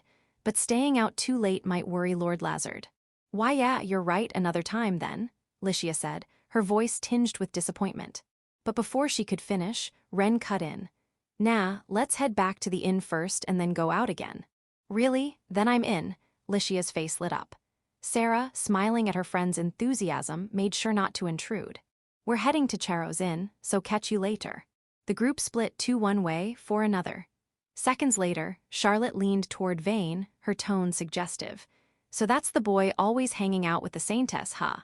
As she spoke, she suddenly hooked her arm around Vane's, a bold move right in front of Sarah. Hey Charo-senpai, Sarah snapped. I'm just tired, okay? Let me borrow Vane-kun's arm for a sec, Charlotte teased. Sarah predictably barged in. Let go of him. Eek, so forceful, Sarah, Charlotte laughed. Her umpteenth sigh was proof of her exhaustion, not from the day's battles outside the city but from this. Charlotte, still held by Sarah, glanced back at the pair walking away. She was confident she could take on any student at the Imperial Academy and come out first or second, her only real rival being Kai. But seeing Licia's swordsmanship today had shifted something in her. If a first-year girl was that strong, how much stronger was the boy said to surpass her? Charlotte's curious gaze lingered on Ren and Licia until... Ren glanced back at her for a split second before facing forward again. Coincidence. The timing felt too perfect, and Charlotte couldn't help but give a wry smile. As expected from those trained in the Lion King's sword, she murmured. What? Charo, you say something? Sarah demanded. Nothing. Just that you're cute as always, Sarah, and we've gotta step up our game, Charlotte replied. Cute's one thing, but step up. What's that supposed to mean? If you don't get it, guess that's your loss, Charlotte teased. What? All right, don't get mad. Charlotte slipped out of Sarah's grip with ease. She promptly latched onto Vane again, sending Sarah into another flustered fit. Section. Nighttime Yuppieheim glowed with a beauty distinct from its daytime charm. Ren and Licia walked side by side, soaking in the nightscape, their steps aimless, as if simply enjoying the view. Licia recounted her day apart from Ren, and he listened attentively. How was the trip outside? He asked. It felt different from usual, and seeing the 7 great houses' skills up close was inspiring. Sarah and the others are going again tomorrow. There's a cave under the cape they want to explore. Oh, you didn't go inside today. We did, but just a little. We took too many detours, so we kept it short to make it back in time. Ren vaguely recalled such an event. The details were fuzzy, though he couldn't piece it together clearly. In the Legend of the 7 Heroes' Eyes timeline, this would be after Radius was kidnapped, when the story revealed Ulysses Ignat, the mighty warrior, as the mastermind. That's when Vane and the others visited Yuppieheim. As a side event, you could explore the coastal cave, which gave an edge in the climactic Baldur Mountain Range battle. Ren recalled about half of this. They invited us, but we're heading to Marquis Ignat's estate tomorrow, right? So I passed, Licia said. What about you? Who'd you meet at the arcane agency? Man, where do I start? Ragnasan was something else. The guy who was the 3rd prince's teacher. Yeah, being Radius's mentor. Something else is the only way to describe him. Licia tilted her head. Will I ever get to meet him? Definitely. In fact, Ren paused, realizing there was an easy way to explain Ragna. What if I told you the bag traveler was Ragna-san? Licia's eyes widened and she stopped in her tracks. Covering her mouth, she let out a refined, delicate giggle. No way. What kind of coincidence is that? Her smile was enchanting enough to stop passers-by in their tracks. They walked on and Ren spoke again. So, listen. It might not have been a topic for casual strolling, but Ren couldn't wait another second to share. And that's why I think something similar might be happening with your body, he finished, relaying everything Ragna had told him. So when we fought the sword demon, the fact that I could use stronger holy magic than ever, that's why, Licia asked. I think so, but jumping straight into using holy magic again feels risky, so let's take it slow and see how it goes. We should talk to Lady Cronoa, too. Yeah, let's do that. A gentle smile spread across Licia's face. Then abruptly she stopped. Ren noticed and immediately paused, turning to her. Licia, what's wrong? She began, clasping her hands in front of her chest, her voice earnest with gratitude. You're always helping me, over and over, and even though saying thank you formally felt embarrassing, she couldn't hold it back. I'm always so grateful, you know. Licia wasn't one to withhold thanks. She'd always been proper about it, ever since their time with the Colossals. This time, she just wanted to say it deliberately. Ren understood completely. This moment, just the two of them in Yuppieheim's night, felt precious. Licia wished it could last forever, but a glance at the clock reminded her how quickly the night was passing. Realizing her budding feelings were part of it, she let a delicate smile bloom. Chapter 5. The City Living in Water, the arcane agency where Ren had visited just yesterday. Today, he came alone without Radius, but he felt no tension. Normally, at this hour, he would have been at Marquis Ignat's estate, but an urgent matter had brought him to the arcane agency instead. This morning, just as Edgar arrived by carriage to pick him up from the inn, someone from the arcane agency appeared, saying that Ragna had summoned him. The messenger from the agency apologized, saying they'd come back later, but I shall inform my master myself, Edgar proposed. Since it's at His Highness's introduction, that would be best, came the reply, and so, in the same high-floor room as yesterday. Been waiting for ya, Ragna greeted Ren with the same haughty attitude, lounging in his chair. After exchanging morning pleasantries, Ren brought up what the agency's messenger had mentioned at the inn. Ragna-san, they called you Chief, too, huh? Chief of this research lab, sometimes. They call me Doctor, too, but this is just one of the many labs the arcane agency's got under its wing. Kinda makes you think the agency's full of weirdos, don't it? Weirdos, huh? They took in a guy like me and made him chief, didn't they? Ren recalled their conversation from yesterday. Today, he spoke a bit more freely, though still careful to keep a respectful distance and not cross any lines. Ain't it 'cause the wisdom and romance you're chasing are just that valuable? Ho, Ragna's face lit up at that. He grinned, clearly pleased, hearing the words he often tossed around himself. My eyes didn't deceive me. Ren, you're a guy who gets romance.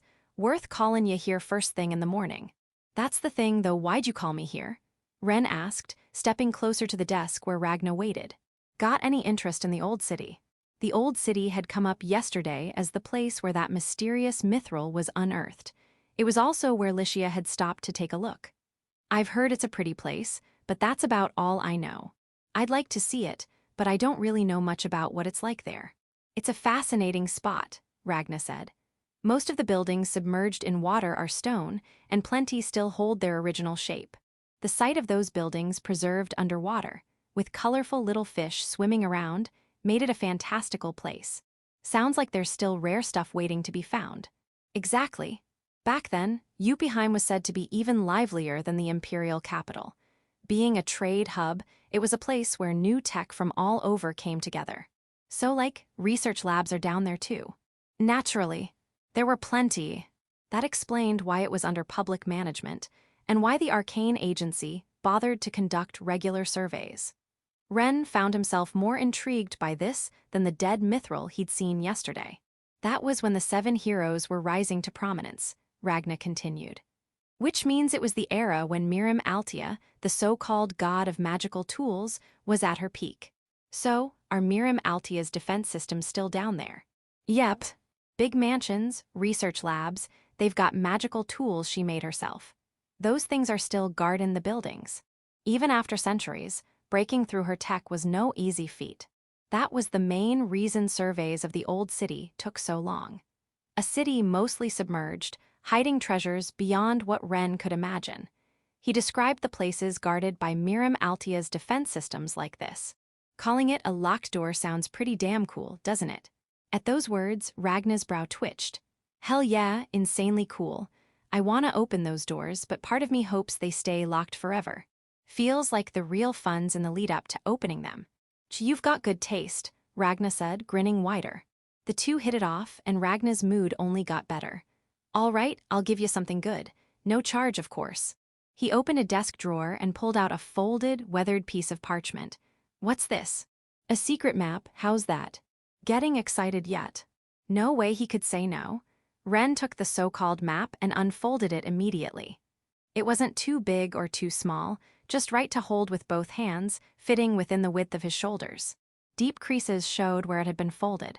This is the old city, right? You can tell. Just a guess from the terrain. Never been there myself. Ho, pretty sharp for a guess. The secret map, or rather, the map of the old city, had several red marks on it. There were also notes in Ragna's handwriting about when certain surveys were conducted, making it clear even at a glance that this single sheet held considerable value. What were these marks? Places with locked doors, sealed by old magical tools. You don't just blow them up or force them open, huh? I get the urge. Blastin', them would let you see what's inside in one go. But destroyin' historic buildings and the environment, that's a no-go. Oh, and by the way, it's strictly forbidden by imperial law. That's not just by the way, that's the top priority, ain't it? Also, just to be clear, I'm not exactly into blowin' stuff up, Ren added, his tone casual, like he'd just muttered it offhand. But seriously, why give something this important to me? He pressed. It's my spare. Got a new one since this one's old. That's not what I mean. Why hand it over to me out of nowhere?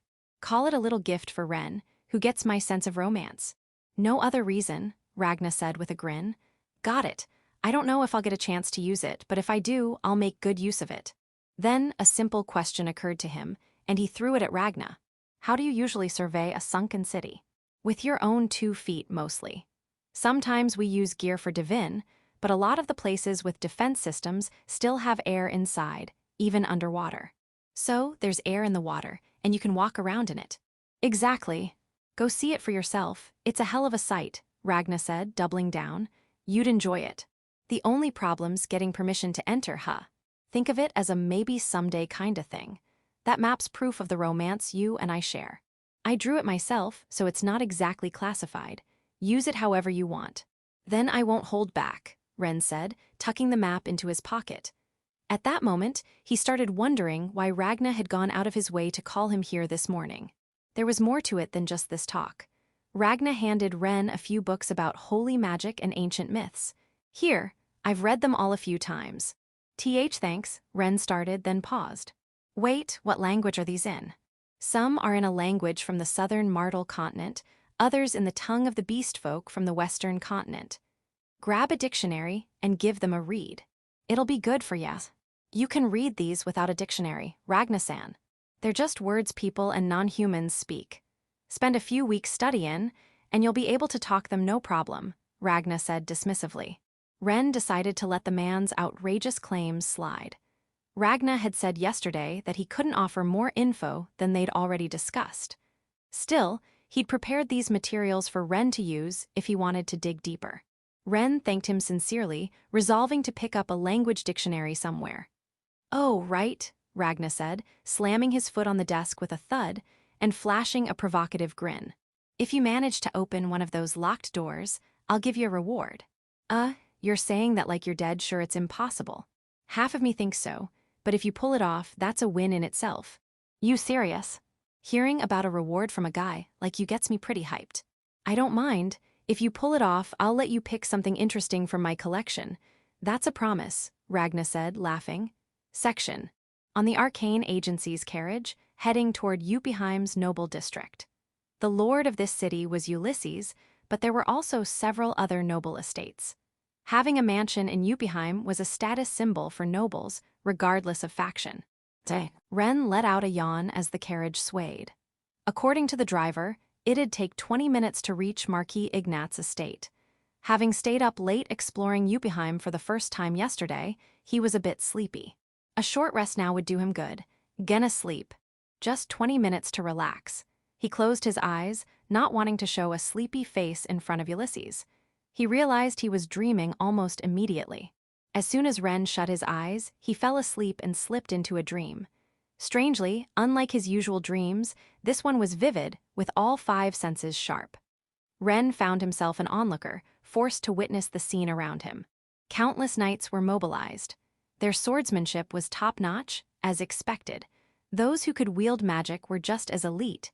This gathered force was what made Liamel the world's mightiest military power. With magical weapons in the mix, no nation would dare challenge them. The location was likely the gate of Marquis Ignat's estate. "How dare you come when my master is away?" an old gentleman said, standing at the gate. Unlike reality, it seemed to be the dead of winter, with a thin layer of snow on the cobblestones. The old gentleman faced the numerous knights, some of whom were trembling with tension.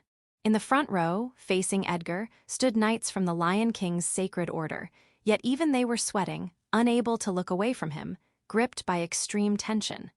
One knight stepped forward. "Lord Edgar, come with us to the imperial capital," he said. "Why?" Edgar asked. "You know why about the incident where His Highness was abducted," the knight replied. "It seems you're concerned about my house's involvement," Edgar said. Che the knight bristled. "A man of your stature should know this is no place for jests." With a sigh, the old gentleman shed his jacket, exposing a white shirt without a care for the winter chill. Rolling up his shirt sleeves, Edgar exhaled a white breath and spoke.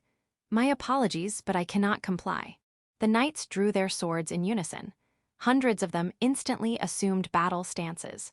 Looking up at the winter sky, Edgar's face bore a lonely expression as he turned toward the Ignat estate.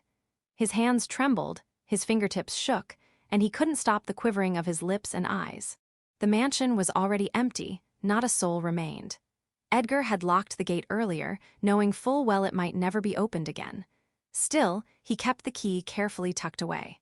When he turned back to face the knights, they saw tears streaming down his cheeks. "My final warning, if you all withdraw, I will not swing my sword." "You know we cannot do that," one knight replied. "Then must we fight?" Edgar asked. "If that is what you wish, Lord Edgar, we must detain you and search that mansion." "That is troublesome," Edgar said. No matter what was said, the old gentleman refused to yield his place at the gate. "This mansion is my very soul. The proof of my service to House Ignat must remain untouched. Even if you have your reasons, I cannot yield." There was no choice left but to cross swords. Though no further words passed between them, the outcome was certain. At that moment, just as the knights stepped forward to seize the advantage, the old gentleman vanished. The snow didn't pile where his boots had been. For an instant, the snowflakes swirling in the wind danced irregularly. "What?" Before the knight in the front row could react, blood sprayed from his chest as 2 silver swords pierced his body. The scene shifted abruptly. Edgar, gravely wounded from the battle at the Ignat estate, had escaped and found refuge in a hideout prepared by Ulysses. A servant of House Ignat tended to his severe injuries, saving his life. In exchange, he lost an eye, now wearing an eye patch, and his left arm was replaced with a prosthetic. Yet Edgar, unperturbed, calmly asked the servant what he needed to know. "How much time has passed?" "A very long time," the servant replied. "Tell me, what happened while I was asleep?" Ulysses had fallen in the Baldur mountain range, and a new hero had risen in Liamel. Learning this, Edgar felt shame for being the only one to survive and wept. "Lord Edgar, you must do what only you can do," the servant said, head bowed. "There is nothing I can do. A mere butler who failed to serve his master and Lady Fiona. What would you have me do? We servants don't know.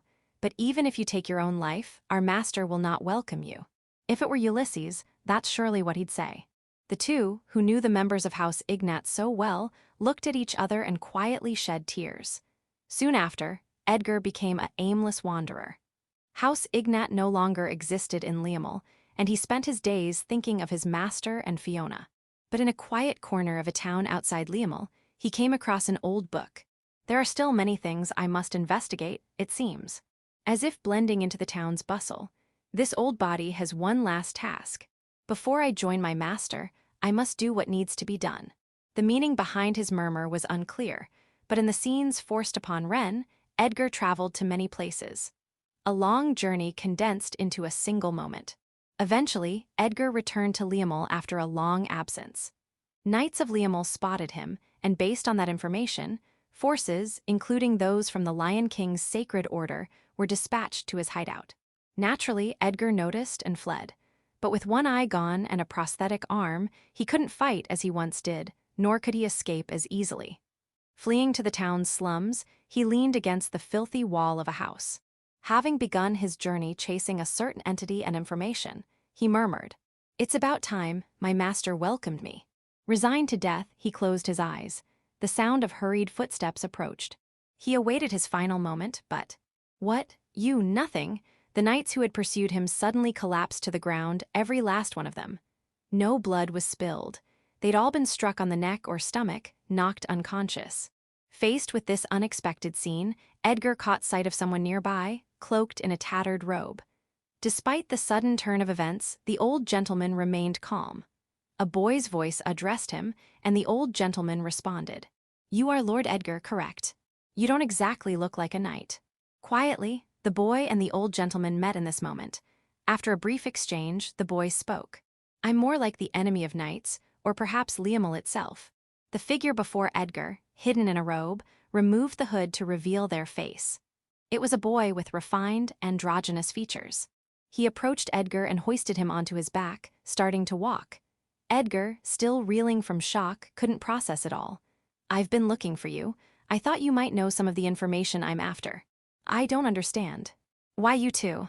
"Come on, obviously 'cause I've got my own goals." The boy kicked off the cobblestones with force, darting across rooftops as if flying, his movements swift and light.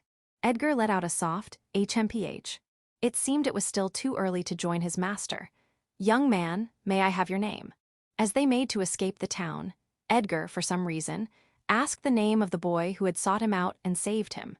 Without stopping, the boy answered, "I'm Ren Ashton, the great sinner who took the lives of the White Holy Maiden and the Academy's headmaster." Hearing the boy's name and confession, Edgar was struck speechless by the sheer weight of it. Section. Lord Ashton, Lord Ashton. Ren's shoulder was shaken, and he woke to the coachman's voice trying to rouse him. What was that? A dream? Or perhaps a memory from another worldline? All he could glean was that Ren Ashton and Edgar had formed some kind of bond and acted together. Why he saw, or was shown, such a vision, he had no idea. If anything, it was like the sudden dream he'd had when Yelkwick kidnapped him long ago. Still groggy, Ren rubbed his eyes and looked at the coachman, bewildered. "Sorry, I dozed off a bit." "No, my apologies, sir. We're almost at the mansion." The carriage carrying Ren had stopped about 10 minutes' walk from the Ignat estate. It wasn't moving forward because knights had blocked the road. When asked, the knights explained there was an issue with the underground waterways, and they were conducting an emergency inspection. "It seems you'll have to go on foot from here for a while," the coachman said. "Then I'll walk. There's plenty of knights around here anyway." He opened the carriage door himself and stepped lightly onto the cobblestones with a tap. Bowing slightly to the coachman holding the reins, he started walking. It's true, a dozen meters ahead, the road was sealed off. As he passed the knights, one called out to him. "Hey kid, where you headed?" "To the Ignat estate up ahead," Ren answered. "To His Excellency's mansion?" the knight said, stunned. The brief exchange ended there, but the knight was clearly taken aback.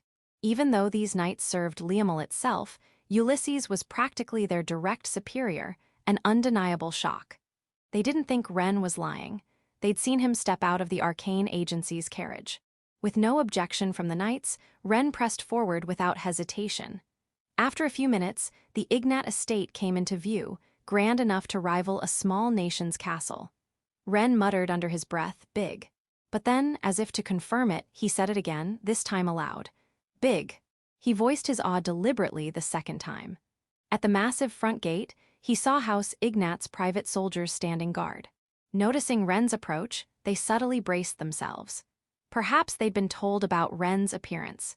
Still, these were no ordinary gatekeepers. They wouldn't make the foolish mistake of assuming anything without confirmation. To Ren's eyes, the guard seemed to grow slightly restless. When he stood about 10 meters from the gate, one soldier spoke up. "If I may." "Your name, please." "I'm Ren A, invited by Marquis Ignat." That's what he said, but it was just words. Thinking it over, Ren realized he hadn't received an invitation this time, aside from the one for boarding the garden night. His appearance was polished to avoid rudeness, but that alone made him just a boy, or at most, some noble's son. Wait a sec. Ren suddenly remembered something. He'd tucked something away in his pocket for just such an occasion. Seeing him reach into his pocket, the guards in front of him swallowed hard. Not out of thirst or hunger, but in anticipation of what they thought he might pull out. A weapon wasn't expected. Their tension came from the scenario they'd anticipated. "Sorry, here," Ren said, a jet black card, an old invitation. It was the same invitation Edgar had given him years ago in Colossal, as a representative of Marquis Ignat. The one Ren had recently looked at with Fiona aboard the Garden Knight. The black, high-quality paper with its gilded emblem exuded formality, but it was still just paper. The Knights, however, had heard about Ren's appearance multiple times and knew he was in Yuppieheim, so there was no real issue. Ren wondered if this single invitation was enough to visit a great noble. But knowing Ulysses, there'd be no oversight. Soon, the gilded emblem on the old invitation began to change. The Ignat family crest rose three-dimensionally from the card, glowing softly. Next to the crest, light flowed as if written by a quill, forming elegant words. "Welcome, honored guest." The words of welcome were inscribed succinctly. The gate surrounding the estate's grounds glowed faintly, opening on its own before the knights could even reach for it. It wasn't just a card, obviously, but the unexpectedly grandiose display made Ren give a wry smile. The man commanding the knights, observing this, spoke again. The nearby knights aligned themselves in unison. "We've been expecting you." This was the invitation Edgar had prepared on behalf of his master, the highest grade among those issued by House Ignat. Caught off guard by the extravagant welcome, Ren looked up at Ulysses's stronghold once more. Section. The garden was vast. The lawn covering the ground was planted with mixed varieties to thrive through most seasons. In winter, much of it would wither, but even now, in late autumn, it remained lush and vibrant. Perhaps due to some magical tool, the garden wasn't cold despite the season. Fiona and Licia fit this space almost too perfectly. More radiant than the surrounding flowers, they exchanged words in the garden. "Sorry father's been looking forward to this for so long." It wasn't an exaggeration to say Ulysses had been awaiting this day for years, ever since Fiona's life was saved, a dream he'd cherished. It was no wonder he welcomed the Colossal family so warmly. He even insisted on giving them a tour of the estate, dragging Lazard off with a bit more force than usual.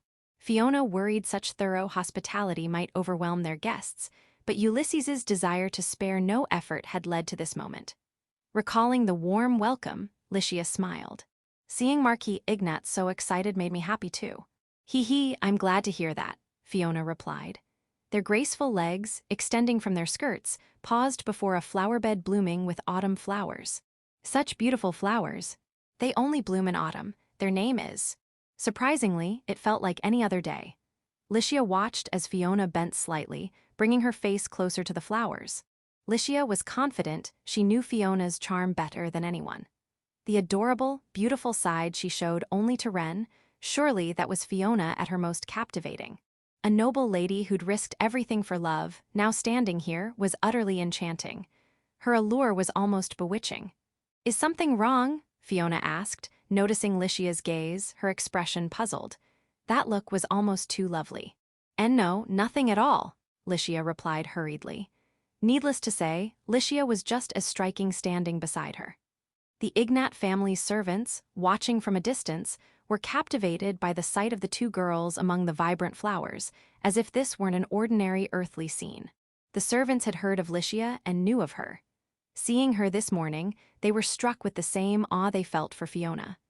Licia and Fiona talked not only about the flowers, but also about the estate.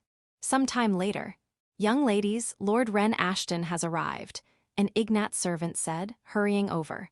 The two nodded, and the servant bowed before leaving. Ren was expected to be escorted here by Edgar. To meet him, The two girls began walking almost simultaneously. The atmosphere felt nostalgic. It was surely like the night they first met at a party in the imperial capital. Just like then, the platinum feather hairpiece and the stellar agate necklace swayed gently. They stopped, looking at each other. "I'll let you have today." "No way, I'm giving in." I haven't even finished." It wasn't about treating Ren like an object to be claimed. These two would never speak so foolishly. Licia was simply on guard, overly cautious in the face of a formidable rival. "It's about thanking Renkun. I promised ages ago to treat him to tea at this estate." "Oh, sorry. That's what you meant." The tension drained from their bodies. They resumed walking to meet Ren. Fiona sighed, her attitude youthful, almost petulant but not resentful. Surprised, Licia had slipped into a more casual tone, but neither noticed. Nor did they realize that this natural way of interacting was new for them. The girls took a breath, exchanging final words to settle the moment. "I'm not gonna lose," Licia declared, her bold, heartfelt conviction shining through, unlike her usual demeanor. "I won't lose either, not ever," Fiona replied firmly, stepping out of her usual restraint. A declaration of war, like that night years ago? Or just a statement of intent? Either way, their feelings hadn't changed since then, steadily moving forward, however slowly, to reach this moment. Then the voice of the one they cherished reached their ears. "Sorry I'm late, huh?" Ren said, led in by Edgar. Seeing their faces, he noticed something. Their cheeks were flushed and they seemed oddly restless. "You too, okay?" "Your faces are red," Ren said. They felt a mix of emotions, noticing he hadn't picked up on their feelings but accepting it as inevitable, without complaint. Approaching the latecomer, they spoke in unison. "It's nothing." "Yeah, nothing at all." Their sighs carried a mix of frustration with their own hesitance and a maidenly hope that he'd notice. According to Fiona, no parties had ever been held at this estate. In the past, Ulysses, mindful of her poor health, had chosen other venues. Even afterward, he rarely invited outsiders to the mansion. In the lavishly decorated hall of the party venue, surrounded by rare furnishings, this place was grander than any party venue they'd seen, with the servants' conduct unmatched. A gathering like this, at the estate, hadn't happened since. "Ha ha ha, not since I inherited this place from my father," Ulysses boomed. That was quite some time ago. Ulysses's beaming smile matched Edgar's cheerful tone. "Master, all that build-up was worth it, wasn't it?" "You're damn right. Parties at home are a hassle, but today's so fun I can't even explain it." For the Colossal family, still lower nobility, this was a weighty occasion. The only saving grace was their growing familiarity with Ulysses. They enjoyed conversing with the Ignat household for hours more. Time passed quickly. The light streaming through the large windows had shifted from late afternoon to a dimming evening glow. "Viscount Colossal," Ulysses said just before the gathering ended. "What do you say? Care to discuss that business we mentioned earlier?" "Is that all right? It's getting late," Lazard replied. "Oh, don't worry about that," Ulysses assured him. House Ignat's hospitality was flawless, far beyond sufficient. Why not stay the night? "Stay at the estate." "Yes, it'd please me and the staff. Please do." Section. The study where Cronoa and Radius had once visited was Ulysses's domain. Ren, invited to join, listened to the conversation. It was well into the evening, with only a faint crimson light filtering through the window. "Pardon the interruption," Edgar said, entering. He handed Ulysses a bundle of papers tied with string. "The Old City report, sir." Edgar left the study promptly, leaving Ulysses, Ren, and Lazard. "It's about that time of year, isn't it?" Ulysses murmured. Ren reacted to the mention. "Something up with the Old City?" he asked. "No big deal, just routine reports. Didn't it come up at the Arcane Agency?" "The Old City's a managed site," Ulysses said. "Yeah, that's why I'm curious," Ren replied. "Then this'll be quick. The Old City needs regular patrols. This is about those," Ulysses explained. Glancing at the document, Ulysses muttered, "As expected." Whether he'd anticipated the contents or was skimming because Ren and Lazard were present, he reviewed it quickly. "Still, that reaction again, huh?" Ulysses said. Ren piped up. "That reaction? Oh, it's happened plenty before. The Arcane Agency's surveys say it's light from submerged magical tools reacting somehow. They've checked. It's not a danger signal, just a sign they're still active," Ulysses explained. Reports were sent to him as a precaution. Separately, it was also time to dispatch personnel, but Ulysses prioritized the moment, deciding to deal with that later. But the old city, Ren let out, his voice tinged with curiosity. Hearing it, Ulysses spoke in his usual easy tone. "Wanna check it out?"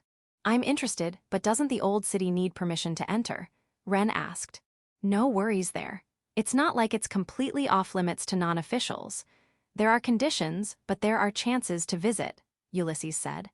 As an important cultural site, many wanted to see the old city, so periodic viewing opportunities were arranged. This wasn't one of those times, but it wasn't a major issue. "Might as well have you take a look around while you're at it," Ulysses added. "It could be seen as a favor or a task tied to the patrol. I hear you've done similar work in Colossal. I'm confident you'll be fine in the old city. Think of it as half work, half sightseeing. I'll let you know the job details later." As always, Ulysses was quick to decide, bursting with action. He continued the conversation without hesitation. After the talk, Ren was walking through the Ignat estate when he spotted a servant nearby. "Sorry, I'm looking for Lady Fiona and the others, but I don't know where they're at. The two young ladies are in our ladies' private chambers." "I'll guide you," the servant replied. Lady Fiona's room," Ren muttered. He paused, murmuring, "Huh," and stopped in his tracks. The servant immediately halted and turned to face him. "Is something wrong, Lord Ashton? You said Lady Fiona's room, right?" "Yes." The concise reply was crystal clear. "It seems Lady Colossal is with her, enjoying a conversation in our ladies' chambers. Dinner will be served soon, so we'll call for you then," the servant added. "Why, yeah, got it," Ren said. It wasn't the dinner timing that bothered him, it was the location. Licia visiting a marquis's daughter's room was fine. She was a viscount's daughter, and their relationship made it natural. But Ren, he was just a knight's son. Stepping into a marquis's daughter's private chambers felt wrong. "On second thought, I think I'll head to the guest room you prepared for me," Ren said, turning to leave. The servant cut in before he could. "What's the matter, sir?" "Well, a guy like me going to a lady's room feels kinda off." "No need to worry." "It's quite all right," the servant assured him. No problem, all right then." Ren knew he was being welcomed as a benefactor, something he'd heard plenty of times. And if Licia was invited, maybe it wasn't so strange for him to join as something like her escort. After mulling it over, Ren concluded, nah, still feels off. But the servant, with an oddly insistent, come now, practically pushed him toward Fiona's room. Their steps stopped before a large door. "Then, Lord Ashton, please enjoy your time," the servant said, leaving Ren in front of Fiona's room. It was the servant's way of being considerate, not wanting to intrude on Fiona and Ren, but Ren didn't know that. Left alone in an unexpected situation, he figured this was just how it was and knocked on the door. It opened immediately, and Fiona peeked out from the gap. "Renkun, welcome," she said. Invited in, he stepped inside, finding the room as neatly organized as Fiona herself. With each step, the sweet floral scent of her hair wafted toward him. Licia's not here." Fiona couldn't bring herself to say, just call her Fiona, no honorifics too. She felt a pang of frustration at her hesitation, but rallied herself inwardly. It was up to her to change that. Lady Licia went to her room. "Some luggage arrived from the inn and she went to check on it," Fiona explained. That made sense, which meant it was just the two of them. Ren realized this and froze. Was this even allowed? Fiona didn't seem fazed, so Ren wondered if he was overthinking it. Unbeknownst to him, Fiona was hiding her nerves. Her heart was pounding so hard she thought it might burst. Guiding him to a seat by the window, she placed a hand on her chest to steady herself. She couldn't just be nervous or shy. "Areng-kun," she said. "Yeah, what's up?" he replied, trying to keep his voice calm despite her unusually spirited tone. "Before we left the Baldur mountain range, I promised you a thank you. Can I do it now?" she asked, her gem-like eyes shimmering with tears, her voice trembling with earnestness. Her heartfelt words caught Ren off guard, stirring memories of that time in the Baldur mountain range when they'd spent a night together. "We'll meet again. I've been invited by Marquis Ignat after all." "Right, then let me treat you. I'll practice tea every day until then. I'll work hard so even the servants approve." That winter, after the battle with the resurrected legendary dragon. "It's a promise, okay?" They'd exchanged those words before parting. A tea set was already prepared on the table. When Ren nodded, Fiona began, her hands slightly shaky as she brewed the tea. She'd worked hard for this day. In the imperial capital or at the academy, she could have served him tea countless times. But for today, despite her struggles, she never gave up. The steam rising from the teapot carried a fragrance far richer than that night in the Baldur mountain range. Ren watched her silently. The sound of pouring water filled the air. The tea in the cup was a vibrant hue, somewhere between brown and orange, clear and bright. A cup on a saucer was gently placed before him. "If it's not good, don't force yourself." Ren chuckled at her words. Her anxious expression shifted to surprise. "You're saying the same thing as back then." "But I'm worried," she admitted. "I told you I loved the tea that night, so don't worry, all right? Can I try it?" he asked. Fiona steeled herself and nodded, her hand on her chest, feeling her heart beat. "Yes." When Ren lifted the cup, it clinked softly against the saucer. The seconds it took to bring it to his lips felt like minutes, or even hours, to Fiona. His throat moved as he swallowed a sip. He let out a breath, smiled gently, and said, "This is the best tea I've ever had." He meant it from the heart, not out of kindness. Fiona didn't ask if he was serious, she could feel his sincerity. She was simply overjoyed. Her heart, which had been racing like a drum, was now filled with a warmth only love could bring. Her body went limp, and she sank onto the carpet. "Lady Fiona," Ren exclaimed, standing and crouching before her. Her slender, graceful legs, peeking from her skirt, were pressed tightly together at the knees. "Ha ha," she laughed, narrowing her eyes. "I was so happy, I just lost all my strength," she said, her dark hair swaying. Some minutes later, Licia returned, and the three gathered around the table. The topic of the old city, discussed earlier, came up. To Ren's surprise, both girls eagerly insisted they wanted to go too. "I'll ask Lord Ulysses and the others later." At dinner, Ulysses and Lazard casually agreed with a sure thing. For Fiona, it was a special night. Knowing Ren was in the same mansion until late made her so nervous and thrilled, she felt she might lose her mind. Wanting to believe it wasn't a dream, she thought of his guest room, craving to hear his voice before bed. Ren wouldn't normally be asleep yet, but visiting a guest at this hour felt improper. Still, she couldn't stop herself and walked down the corridor. That's when it happened. Fiona and Licia, appearing from opposite ends of the corridor leading to Ren's guest room, let out simultaneous gasps. They stopped in front of his room, locking eyes, fidgeting with their hair or letting out forced, dry laughs. Was this sneaking ahead? They hadn't made any pact, but their attitudes stiffened. Finally, a compromise formed in their minds. "How about we just talk, the three of us, for tonight?" Licia suggested, slipping into her daytime casualness. "Yes, that seems best," Fiona agreed, calling a truce. As a member of House Ignat, Fiona knocked on Ren's door. No answer came, and they assumed he was asleep. Just then, Ren, fresh from using the grand bath thanks to Ulysses's kindness, rounded the corridor corner and spotted the girls. "What are they up to?" he muttered, tilting his head. Fresh from the bath, he wiped a bead of sweat from his forehead with a towel. Section. On a morning with heavy frost, they exhaled white breaths. Feeling the cold wind at their necks, the girls slightly regretted not wearing scarves. "Lord Edgar was saying earlier that it'd warm up quick once the sun's up," Ren said. "Yes, I think so too," Fiona replied. "But cold's still cold, right?" Licia added. Even Fiona, born in Yuppieheim and used to its climate, gave a wry smile. Thankfully, walking warmed them up bit by bit. Their postures seemed to straighten a little more. Yuppieheim's early morning was as lively as Elfin's, but the scenery differed. Compared to the imperial capital or Elfin, there's a lot more monster-drawn carriages, Ren noted, observing the town. With so many goods moving to the port, monsters are better for the job. "Right, Yuppieheim's Liamel's biggest coastal city," Ren said. Known as the White Crown and the City of Water, they walked its elegant streets. The old city was far, but thinking of it as a long stroll wasn't bad. Fiona, guiding them toward the city's outskirts, suddenly stopped by a canal and spoke. "Still not feeling great, huh? Yuppieheim has long been crisscrossed with waterways, but since yesterday, the flow of water has been sluggish, and inspections were underway throughout the town. There's a public institution that handles essential infrastructure like waterworks. Its members have been diligently investigating since yesterday, employing magical tools to aid their efforts. Sorry, it just stopped all of a sudden. No worries, I got curious and checked it out myself yesterday too. As they observed, Ren, who had started walking ahead, spotted familiar faces across the waterway. Sarah, Vane, Kai, Nem, and Charlotte, the crew from the noble houses. Just as Licia had mentioned yesterday, they were probably heading to that cave.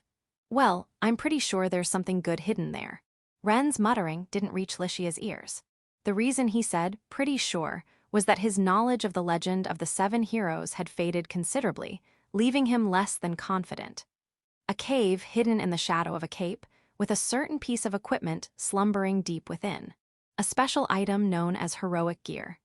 The great shield used by Kai Leonard's ancestor, one of the 7 heroes, lies dormant at the cave's deepest point. There are various theories about why it's hidden in such a place. It's said that, when the Leonard family's ancestor returned from the battle with the Demon King, the great shield was always at his side, but it was never passed down to the next generation. Was it stolen by thieves, or did it end up in the cave's depths for some other reason? The truth remains unclear. In the Leonard family, it's said that the great shield, having fulfilled its purpose, was laid to rest by the 7 heroes themselves. Vane and the others didn't notice Ren's group and headed out of town. They rode horses they'd prepared, aiming for the cave along the coastline, while Ren, Fiona, and Licia strolled leisurely, enjoying the scenery. For a while, they walked along the road, chatting about nothing in particular. Eventually, the road came to an end, leading to the path that connected to the submerged old city. Ren slipped his hand into the inner pocket of his jacket. Stopping, he unfolded the map of the old city that Ragna had given him yesterday. Fiona and Licia peered over his shoulders from either side, almost simultaneously. Is that the map you got from the arcane agency? Is that red mark the spot with the door that won't open? Ren nodded. Lord Ulysses said we could look around as we pleased, but now that I think about it, since it's mostly underwater, we can only really see it from nearby, right? Not quite, Fiona replied. There are places where you can actually go down to the bottom. Ren vaguely recalled Ragna mentioning something similar. There are still some functioning magical tools down there, creating pockets of air in certain spots, right? Fiona nodded at Ren's words. Exactly. The arcane agency has set up magical tools to expand those areas, so you can walk on the bottom with your own 2 feet. In the submerged old city, there were many air membranes created by magical tools, a kind of defensive mechanism for the buildings. This allowed people to walk through submerged buildings or streets as if on land, without needing special equipment. At the entrance to the old city, where people would have once stepped into the heart of the town, Ren gazed down into the water, taking in the ancient cityscape. Fiona, standing beside him and Licia, spoke up. Look over there. When they focused on a section of the city at the bottom, they saw it clearly. Amid the water where fish swam, there were areas enclosed by air membranes. Scattered patches of air-filled spaces stretched out, connected by pathways with similar scenery. At the center, a still-functioning magical tool lay, a piece of metal about the size of a street lamp's bulb, with a magic stone inside. It's hard to see from here, but if you go there, you can see the old city from the bottom of the water. By the way, is there a way to get to the bottom without getting wet? Of course. Leave the guiding to me. Near the trio was a newly built pier with several boats moored. They climbed aboard one, and Ren, following Fiona's directions, began rowing. Licia, peering over the boat's edge at the old city spread out below, murmured, "It looks completely different from last time." The last time Licia had seen it, she'd only glanced from near the road, not directly from above. The old city sprawling beneath them, with fish swimming through the water like a sky, created a surreal world. It felt like stepping into another realm. The buildings, painfully scarred or half destroyed from an attack, formed a strange, otherworldly scene. As Ren rowed, he said, "We've got to do some patrol work too, right? Checking on the monsters around the area, or making sure there aren't any in the water, right? And depending on the situation, we might need to take some out. That's what Lord Ulysses said, wasn't it?" After rowing for about 10 minutes, Fiona called out, "Renkun, here we are." The boat stopped at what used to be a library before the old city sank. Its high roof had a circular observation deck, now at just the right height to dock the boat. The gray stone bricks, slightly grimy, were covered in patches of moss. Ren stood first, stepping off the boat onto the observation deck. He offered a hand to the girls, helping them up. Fiona took his hand with a shy smile, stepping lightly with a tap. Licia followed, blushing slightly, and joined Fiona on the deck. The observation deck was designed to allow a full view in all directions, with a spiral staircase in the center leading to the lower levels. Ren led the way, escorting the two girls. The interior was dim, with only faint light filtering through the water from the occasional window. One wrong step could mean a stumble. The place had been damaged by the aftermath of battle, but it was still in relatively good shape. This library has been fitted with magical tools by the arcane agency to make it walkable. If they could place those magical tools throughout the entire old city, it'd be like draining the water entirely. But the tools were prohibitively expensive, and their impact on the surrounding terrain was too significant, so it hadn't been done. As expected of the technology of Miram Altia, one of the 7 heroes, the ability to maintain a submerged old city was a feat that surpassed even the technology of this era. The spiral staircase, though enclosed by a handrail, had no walls, offering an open view of the scenery. When they reached the widest floor, the original ground level, they arrived at a space lined with orderly bookshelves. The walls were fan-shaped, following the building's structure.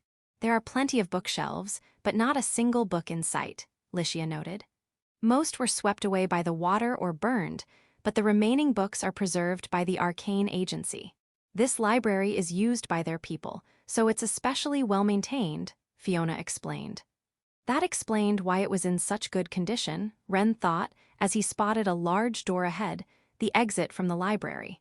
He slowly reached out, grasping the doorknob, as the double doors swung open. This is the old city. A fantastical cityscape greeted them. The water's sky enveloped the entire city. When the water's surface rippled, light reminiscent of an aurora gently cascaded down. "Look, Ren, the fish are swimming in the water's sky," Licia said. "You're right, seeing the fish we saw from the boat now from the bottom of the water is something else." He hadn't meant to sound poetic, but it really felt that way. Water flowed even within the air pockets. The waterways of a natural park built in the old city connected to the outside of the air membranes. Colorful fish swam through the inner waterways. Patches of green had begun to overtake the half-destroyed houses. "Even I was amazed the first time I saw it," Fiona said. "It was a sight you could never get used to, unique even in Liamel." Fiona, empathizing with Ren and Licia's awe, walked half a step ahead of them. Wave-like light continually poured down from the water's sky. The water, separated by the air barrier, rippled gently, clearly moving. The old city seemed frozen in time yet was undeniably alive. Perhaps it could be called an artificial hidden realm. Unlike the cage of time in Rose's Kaitas, where Ren and Licia had been caught up last summer, this city carried the weight of history. The architecture, unlike modern Yuppieheim, the imperial capital, or Elendil, stood out. It resembled temples with a heavier, more robust stone construction. Ren's attention was particularly drawn to a collapsed stone harbor. "There was a harbor here too, huh?" "Yes, Yuppieheim served as the main port, but the old city was expected to grow into a new urban center, so a harbor was built quickly. The collapsed harbor had areas that connected to the outside of the air membrane. Seaweed grew in patches, and there were signs of erosion from the waves over time. The scenery beyond the air membrane was distinctly different from where Ren and the others stood. Fiona's gaze shifted to the harbor's end. "Straight ahead, out in the sea, there's a small island with a shrine built on it," she said. The shrine wasn't the usual small kind, but was about the size of a modest house. The three walked carefully, avoiding tripping on the cracked stone pavement. With the library behind them, they continued down the main street, glancing at side paths but not detouring. Along the way, Ren pulled out the old city's map again. "Looks like we keep going this way." According to the report Ulysses received yesterday, a light had been spotted underwater.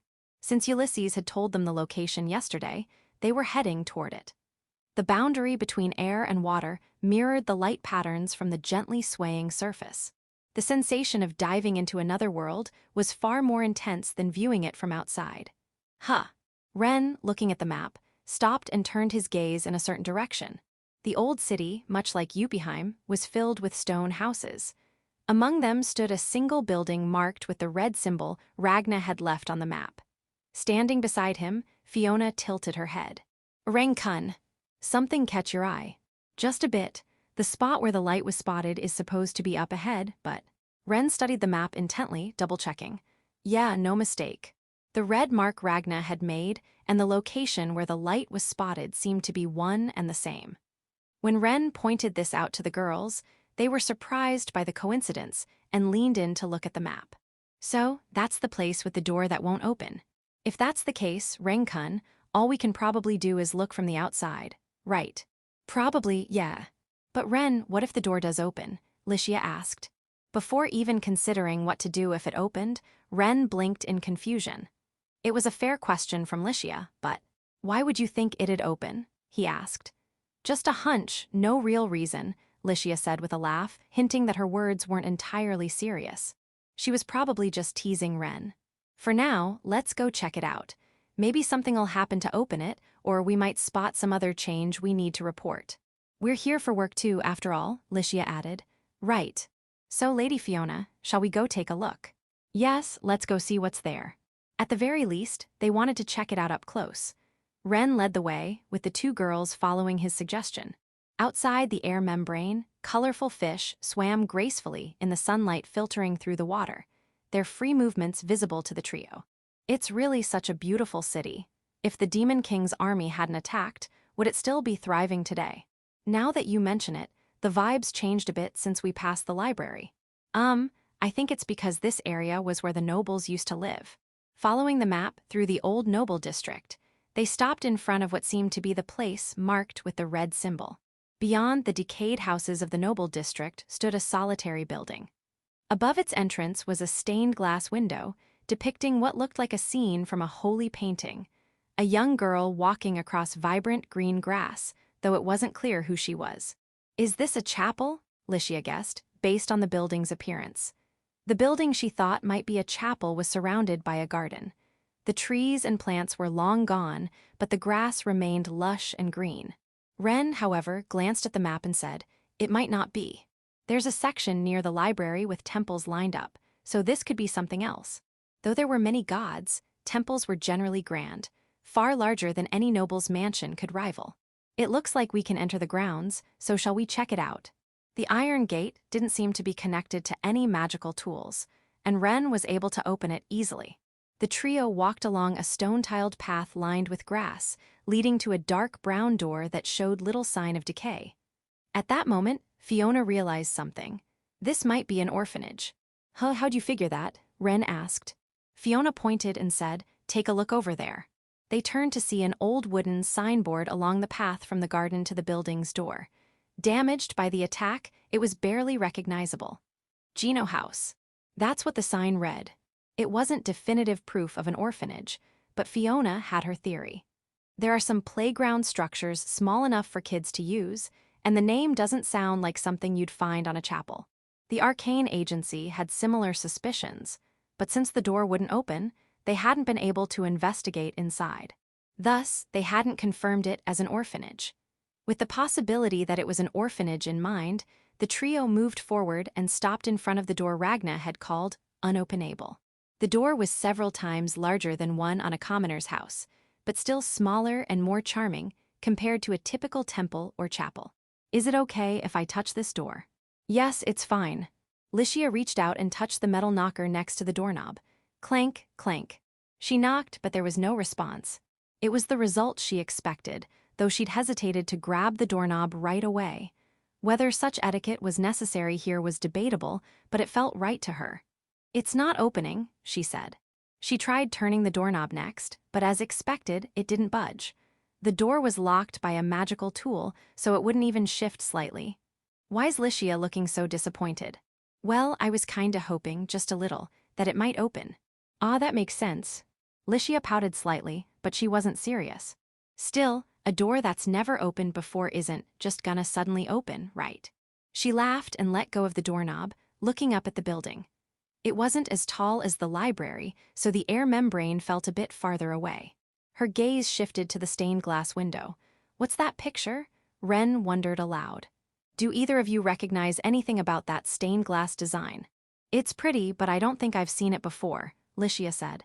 It's my first time seeing it too, Fiona added. Maybe it wasn't modeled after anything specific. Makes sense, I guess. Since it was meant to decorate the front of an orphanage, perhaps it prioritized a calming, fitting design over depicting something specific. Someone from the arcane agency might know what it is. Ren joined the girls in looking up at the stained glass.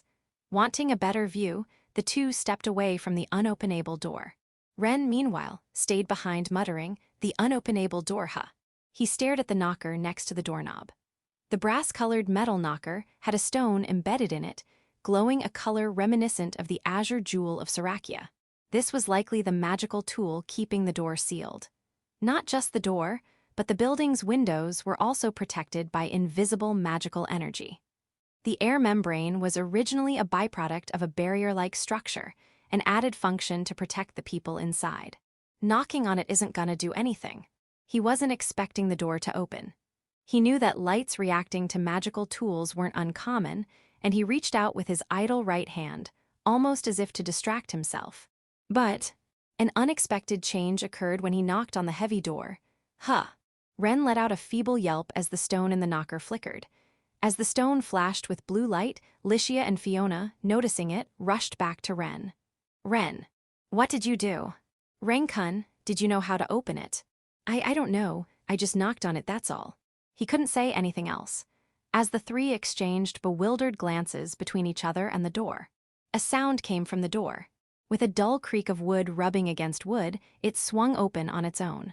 For a good 10 seconds, they stood frozen, mouths shut, eyes wide like dots. The door that was supposed to stay shut had just opened. For some reason, it had opened the moment Ren touched it. Still holding the knocker, Ren, caught off guard by the inward opening door, stumbled 2 steps inside the building. "I'm gonna ask again," Licia said, looking at Ren. Ren, a step ahead, turned to face her. "What do we do if the door opens?" "What's the right thing to do here?" Ren replied, scratching his head. Fiona chimed in with a suggestion. "As the daughter of the Lord, I must say, since the door opened so suddenly, I'd like to take a quick look inside to check things out." The investigation of the old city was primarily handled by the arcane agency, but the Ignat Marquis family managed most of its oversight.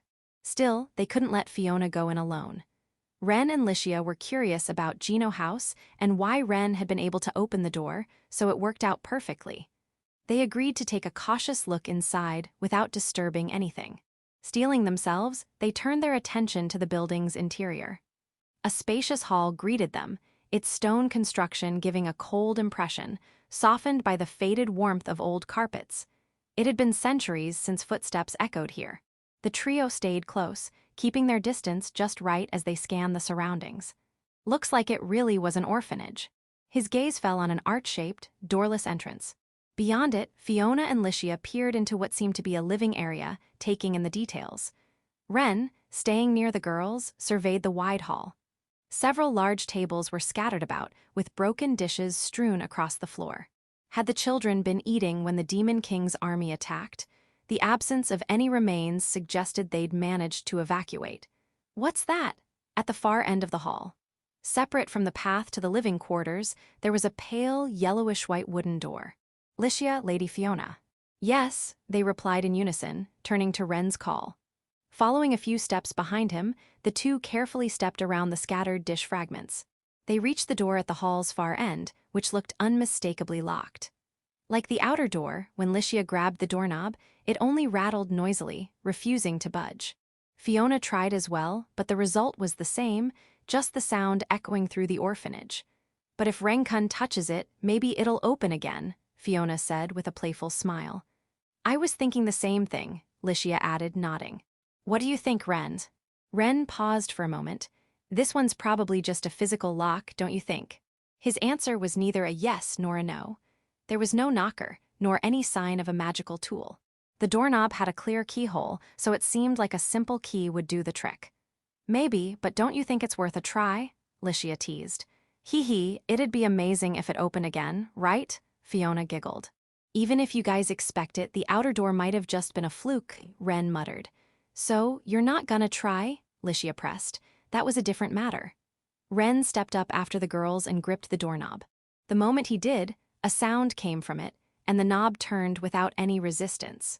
For a brief instant, a faint glow of magical particles shimmered from Ren's hand at the keyhole, just like with the outer door. This time, it couldn't be called a coincidence. It felt inevitable.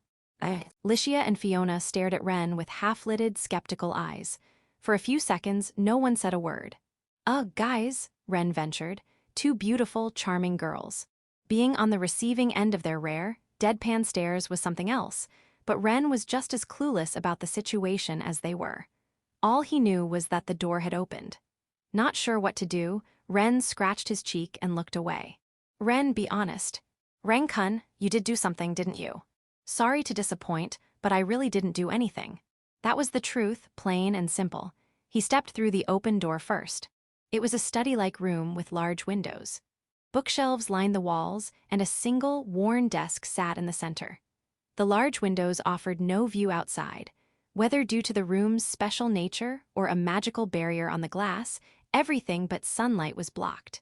The floor, walls, and ceiling were stone, like the hall.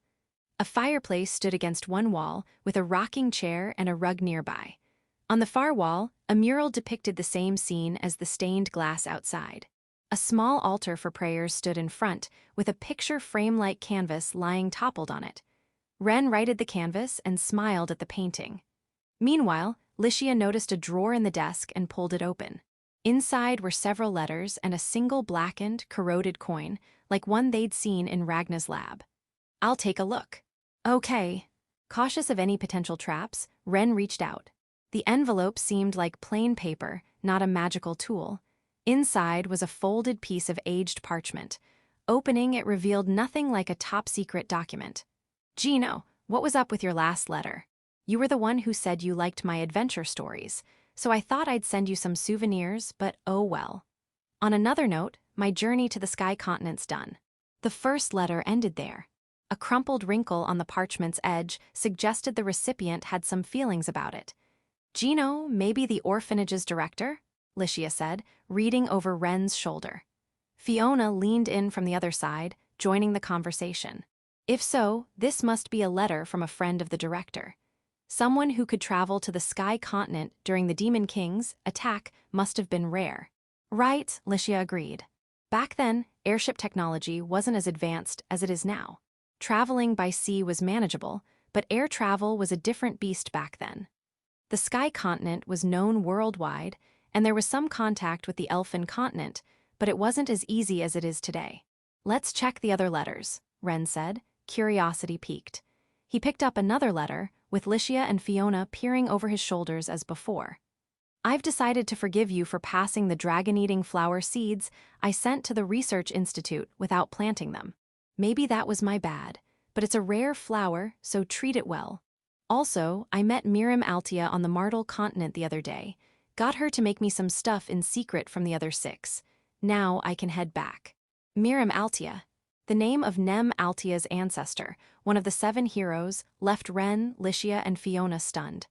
"And the dragon-eating flower, isn't that an extinct monster?" Licia said, dumbfounded. Fiona nodded. "A giant flower monster that feeds on dragonkind. Its rare seeds are supposed to be preserved in the Imperial Museum." "Why would someone send seeds like that to an orphanage director?" Licia asked. "Ren, is there a sender's name on the envelope?" "No, neither the sender's nor the recipient's name," Ren replied. Even if they needed to verify the letter's claims, the sheer scale of what was written overwhelmed them with shock. Fiona had a thought. There's another possibility. It was highly unlikely the letters were exchanged through official channels or the guild. According to Fiona, private correspondences like this were often conducted secretly through a trusted intermediary.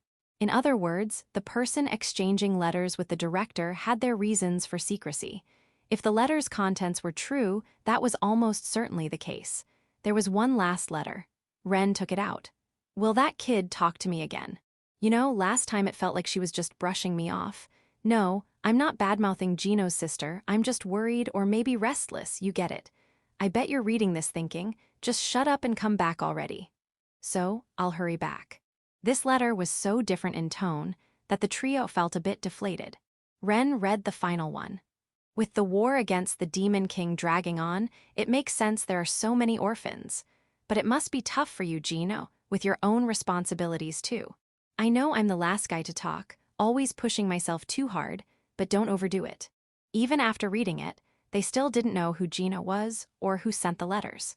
All they knew was that the sender was acquainted with Miriam Altia and seemed to have feelings for Gino's sister. Still, Ren couldn't shake the feeling that the sender reminded him of the adventurer Ashton. We should take these letters back. Since the arcane agency's involved, that's probably best. Should Renkun carry them? I've got the map, so I'll pass the letters to Ragnasan, Ren agreed, tucking them into his jacket's inner pocket. I'll let father know, Fiona added. Then the trio turned their attention to the mural. The painting covered the entire wall above the altar, but Ren's focus returned to the small canvas on the altar he'd righted earlier. The girl's attention followed, drawn to it as well. The painting depicted a man and a woman. They look so happy together, Fiona said softly. It's such a gentle picture, you can feel how much the artist cared for them, Licia added, both girls wearing warm smiles. The scene seemed to be set outside this orphanage. It was a landscape painting showing a girl on a swing in a corner of the garden, with a man watching her closely. The contrast between the man's light attire and the girl's dress stood out a little, but the tender warmth of the image enveloped anyone who looked at it. The mural and this painting shared a similar vibe, suggesting they might have been created by the same person. Though neither Licia nor Fiona said it aloud, they couldn't help but notice that the man's features and gentle demeanor bore a slight resemblance to Ren. Section, once you graduate, want to join us? No way. Ragna was entertaining Ren in the Arcane Agency's research lab after hearing about Gino House. Outside the room's massive, pride and joy window, Yuppieheim's stunning nightscape stretched out. I mean, what's with the sudden recruitment pitch? Ren asked, raising an eyebrow. You opened the unopenable door. That's reason enough. Seriously, don't you want to think about it?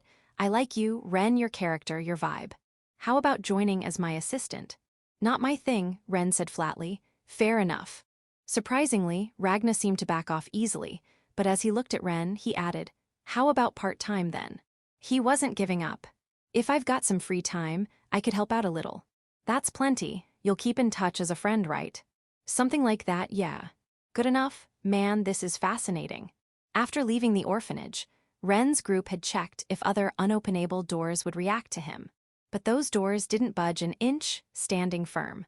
Only the orphanage's door had responded to Ren. Even Ragna couldn't pinpoint the cause, calling it an unexplained phenomenon. For now, their curiosity about the orphanage's interior overshadowed everything else. The painting's a mystery, and I've never heard of anyone named Gino. Could be a nickname, so we'll have to dig through history books to find anyone with a similar name.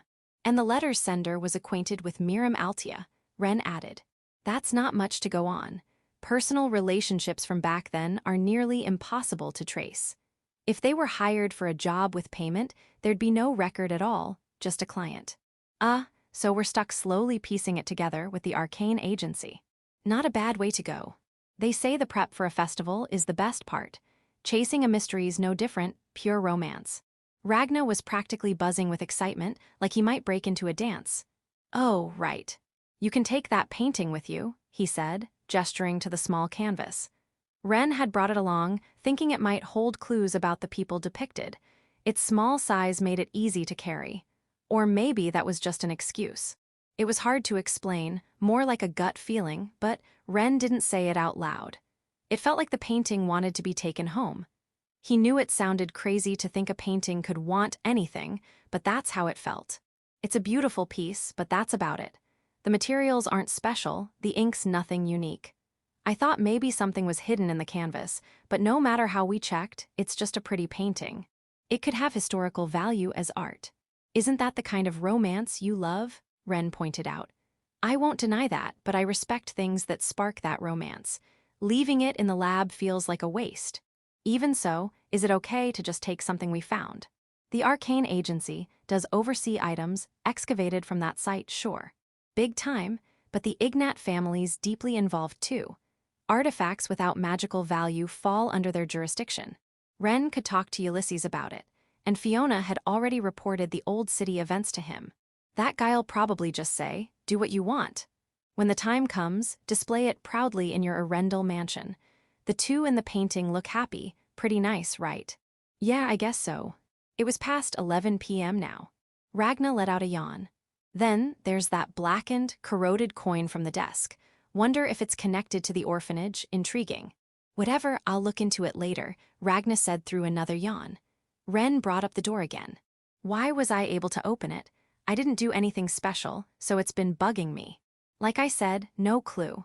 Maybe you touched it just as the magical tool was about to deactivate, or maybe there's another reason. As you know, Mirim Altia's magical tools are mostly unanalyzed. Even the current Altia noble family struggles with her unknown tech. Yeah, figures. Given that even Liamel, the world's top magical tool research hub, can't crack it, we're probably a long way from answers. Don't hold your breath for a solution in our lifetime, Ragna said, sounding a bit disappointed but continuing lazily. In other words, not even Shelgrad's tech could figure it out. Ren blinked. Huh? Then he asked, you don't like Shelgrad? Hate them? Shelgrad's always sticking their nose in other countries' business. I forget when, but a ruin I was set to excavate got caught up in a war and collapsed. Oof. The Shelgrad Imperial Army was leading the charge with their firepower. What had Ragna felt when he heard the ruin was destroyed? Rage, shock, a mix of both? Ren changed the subject. Shelgrad's tech is pretty impressive too, huh? They're a military powerhouse, second in the world, rotten or not. They've got top-tier tech in every field. Oh, right, didn't you meet someone from Shelgrad over the summer? Ren nodded, recalling the Lion King Festival. Lord Ulysses introduced me to Richter Leonhardt. Whoa, big shot, Ragna said, showing rare interest in someone other than Ren or Radius. The Leonhardt family was busting their butts during that recent mess, weren't they? You mean the uproar with Shelgrad's archducal family? Yup. In Shelgrad's archducal family, there were two brothers. The older one believed Shelgrad should intervene in conflict zones to secure their interests. The younger brother argued that his brother's ideas were outdated, sparking a succession dispute that dragged in other nobles. The Leonhardt family, a renowned house of knights serving Shelgrad for generations, worked hard to end the conflict. But in the end, both brothers died. What happened to the younger brother's wife and daughter? They vanished to protect their lives during the power struggle. Right. The daughter would be an adult by now if she's still alive. Ragna smirked wryly. Just another injustice in this messed-up world. Unless you're someone like the Sword King or the Witch of the Imperial Academy, strong enough to bend everything to your will, you don't get real freedom. HMPH, looks like the gods are flaunting their incompetence again. Truly splendid. Enough heavy talk, they sipped tea to calm their nerves. Ren stood up. I should head out. Let me know if anything comes up. Yeah, thanks for coming out. Wait, hold up. I'm coming too. Ragna stopped Ren, stood, and headed for the massive bag in the hallway, the one he called the traveler's pack. He reached for the closed flap. As he did, the bag opened on its own. Ragna plunged his hand inside. Gonna give you something nice from my collection, your promised reward. It was a small, intricately carved wooden box, light enough to hold in one hand. Ren took the box from Ragna, turning it over in his hands. So, the reward's inside this, right? Glad you asked. What's in there is, Ragna started, his voice brimming with excitement, ready to launch into an explanation. But just then, the elevator door at the end of the corridor slid open. An arcane agency researcher hurried out, rushing toward them. Chief, we've got urgent news about the old city. Lousy timing, Ragna muttered. Ren, sorry, but the details are in a note inside the box. Read that. Got it, Ren replied. Just as he turned to leave for good, the researcher darted back to the elevator. Left alone with Ragna, Ren figured it was now or never to ask something that'd been nagging at him. This might be out of nowhere, but have you ever heard of an adventurer named Ashton? What the? Ragna's eyes widened, his voice bursting with shock and delight. Ren, don't tell me you've secretly been itching to do what I do. Is that why you're bringing up adventurers? Sorry, forget I said anything. Ren backpedaled, flustered. No, it's fine, but who's this adventurer Ashton?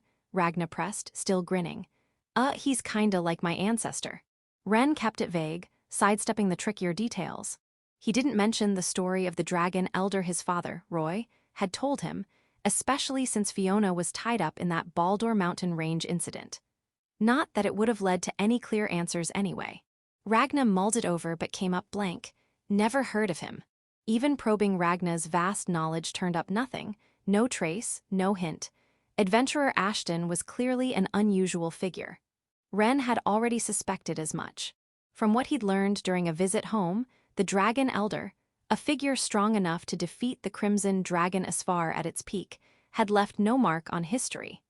That alone hinted at some extraordinary circumstances. If anything, Ragna's ignorance only underscored how singular Ashton was. Section, emerging from the cave along the coastline, they found the world outside pitch black. Standing on the sandy beach, Sarah stretched her back in a graceful arc, letting out a contented sigh as she gazed up at the night sky. It was different from the night sky over the imperial capital. She didn't usually pay attention to the stars' positions, but even so, it was clear they were far from the capital. The salty scent of the sea enveloped everyone. "Hey, Sarah-chan," Nem called out, grinning mischievously. Sarah turned at the sound of her name, only to see Nem, standing at the water's edge, dipping her hand into the sea. "How's thigh? Hey, Nem, don't splash me." "Phew, fo-fo. You let your guard down, Sarah-chan." Watching the two start their playful tussle, Charlotte jumped in to join them. The three girls splashed around at the shore, their laughter mingling with the sound of waves. Seeing them enjoy themselves, Kai shot Vane a tired grin. Both their faces showed signs of exhaustion. "Don't those guys ever get tired? I'm ready to crash right now," Kai said, rubbing his neck. "We've been exploring that cave nonstop. Maybe they just wanted to cut loose since it's so nice out here," Vane replied. "Huh, makes sense, but seawater's the enemy of my shield. I thought it was made of special metal. It still rusts." "Yeah, it's stupidly rust-resistant, but still." He plopped down on a large rock jutting out from the sand. Another rock sat nearby, and Vane took a seat there. The girls were still playing, clearly having a blast. "Man, Licia Colossal was something else yesterday," Kai said, leaning back. "She's a heavy sword user and at a sword master level, right?" Vane noted. "Yup. If she's using holy sword style, she's basically sword saint material. How's that even possible? A sword saint in our generation? How do you even get there?" "Probably a ton of effort," Vane said simply. "Yeah, you're right." Licia's talent was undeniable, but her effort outshone it. Vane exchanged a smile with Kai, feeling a renewed drive to push himself harder. Vane stood from the rock and headed toward the girls. Kai watched his back, quietly wondering who might end up stealing Vane's heart.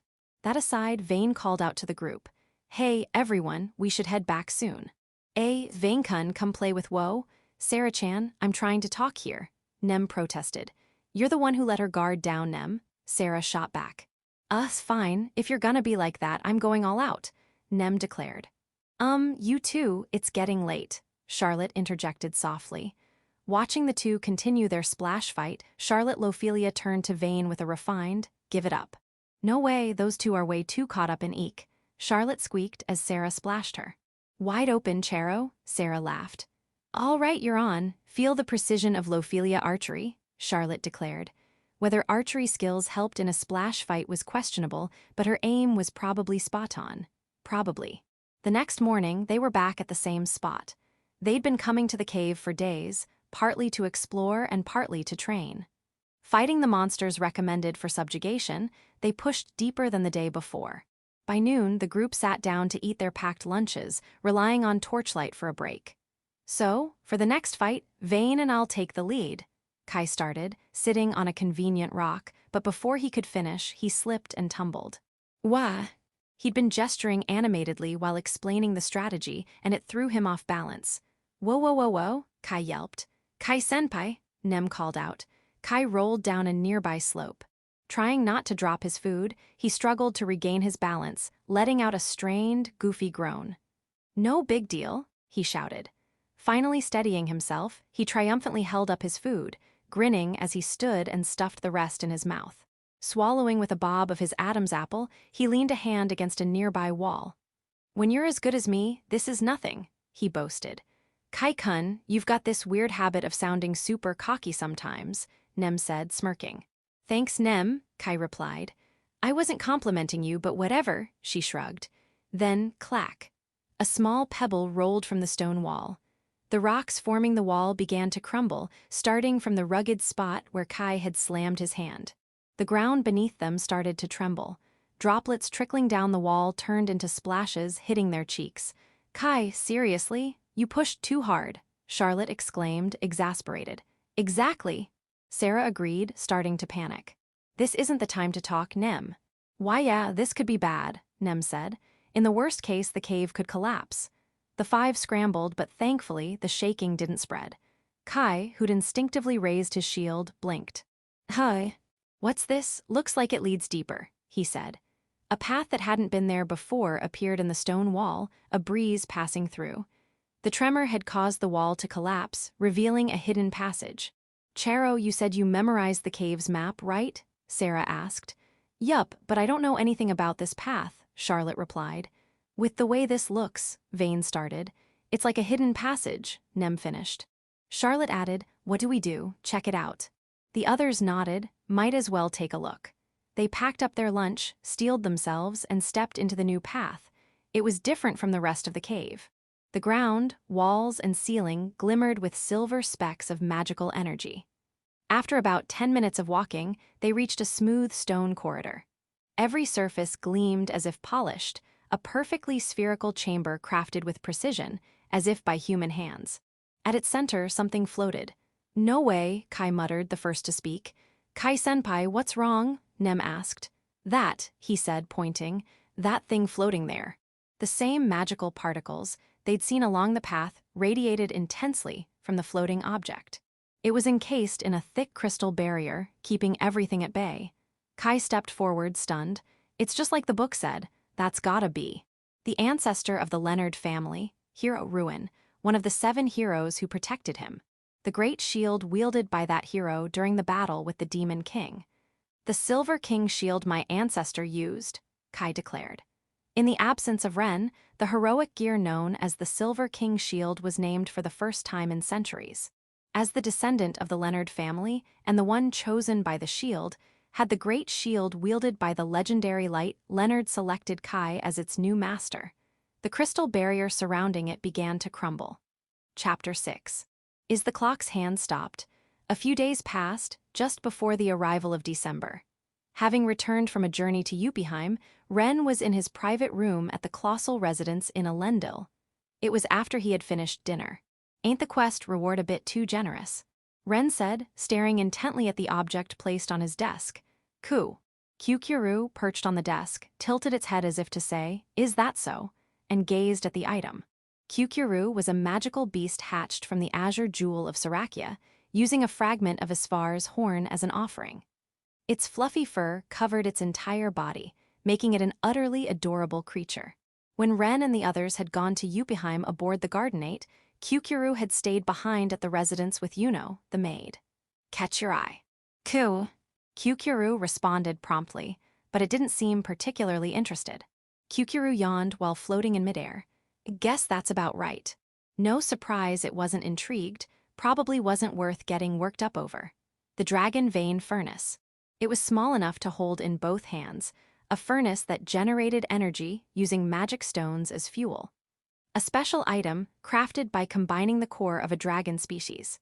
Its origin traced back over a century ago to the Sky Continent, the Shurged Empire. Its output was remarkable even by modern standards, but handling it was a nightmare. Ren couldn't grasp the intricate technical details, but it was an exceptionally pricey item with a major catch, tricky to use and riddled with quirks. Put simply, mess it up, and it'd explode. And not just any explosion, a catastrophic one with devastating force. Maybe they gave it to me so easily 'cause Shurged's got no love for it. Ragna despised his ancestral homeland, the Shurged Empire on the Sky Continent. Still, the dragon vein furnace was valuable, so he'd kept it. Perhaps it became a reward because Ren had opened a long-sealed door. There were all sorts of motives at play, but the furnace's high value made it far from an impolite gift. That said, it was utterly useless in Ren's hands. By the way, whatever happened with that water flow thing in Yuppieheim? You know, that place I was at until recently, though I guess you wouldn't get it. In the end, they'd left the great city without ever figuring out the cause. It was hard to imagine things escalating further with Ulysses as the Lord, but the thought lingered in Ren's mind. As Ren's attention returned to the dragon vein furnace, a knock came at the door. Licia peeked in after hearing his response. "Ren, we were gonna swing some swords later, right? Oh, you've already hung up that painting." The painting, found in the orphanage of the flooded old city, now adorned Ren's room. Licia glanced at it before walking over to his side. "Kukuru's here too, huh? Yuna was looking for you earlier, saying it's dinner time." "Ku. Kukuru chirped a reply to Licia and zoomed out of the room, passing her by. Licia chuckled, "Off it goes," and turned her attention to the dragon vein furnace. "That's a really old thing, isn't it, the dragon vein furnace?" "Yeah, it's an ancient furnace, but it's got power to rival modern ones. If you ignore the fact that mishandling it could wipe out a whole town in one massive explosion, it's pretty great. Isn't that drawback a bit too big?" "Fatally big, yeah." Licia's cheek twitched, still looking as lovely as ever, while Ren mulled over his thoughts. "But don't you think Varich-san could make good use of it?" "Oh, you're right."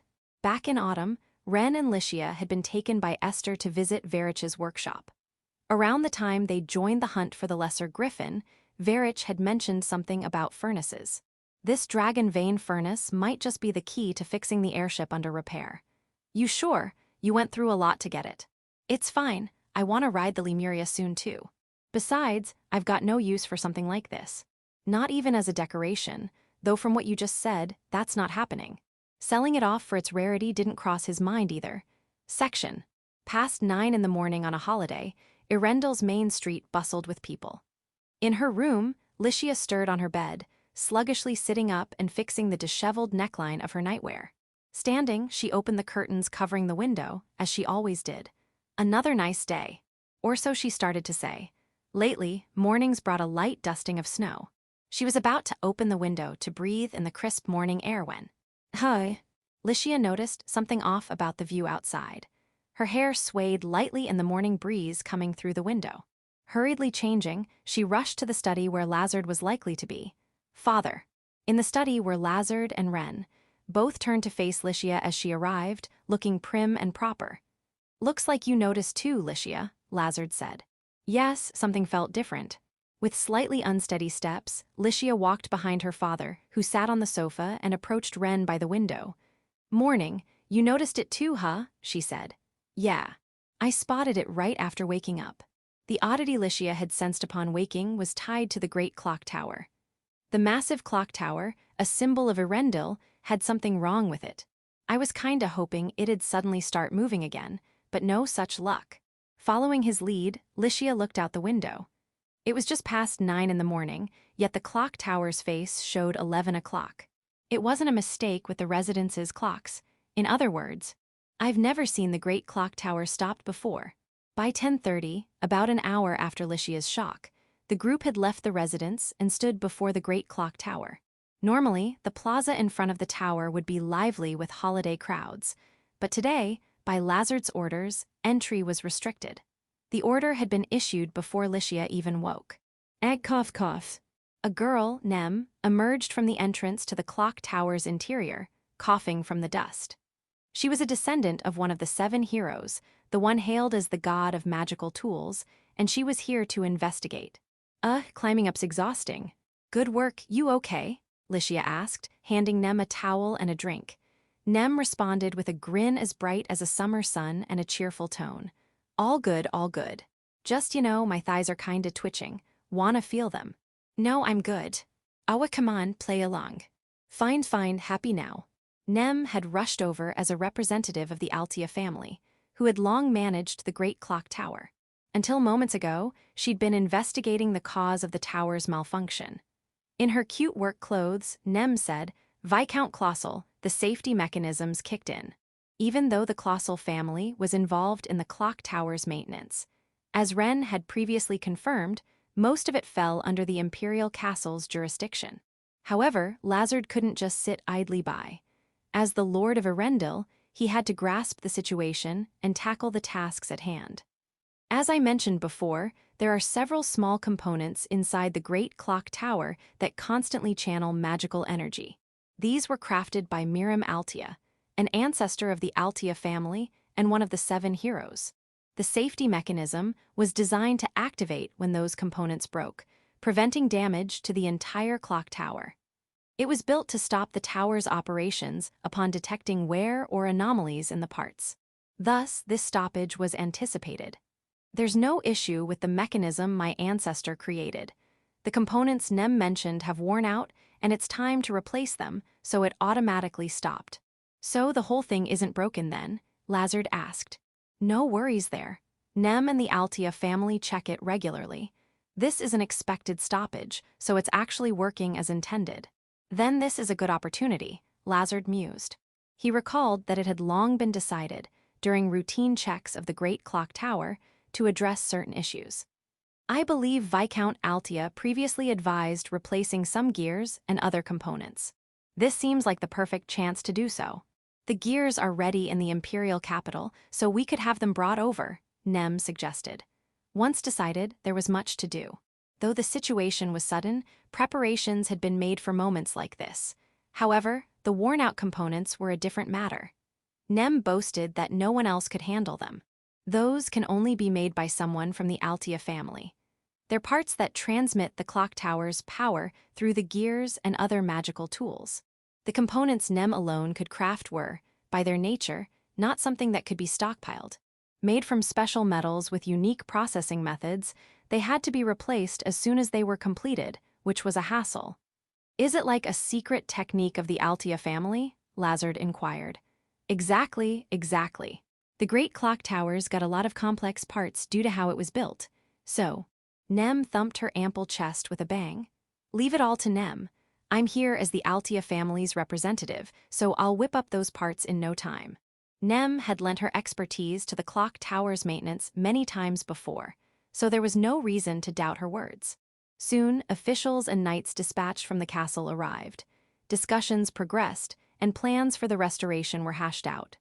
Midway through, Nem left the talks to an Altia family attendant and turned to Licia and Ren.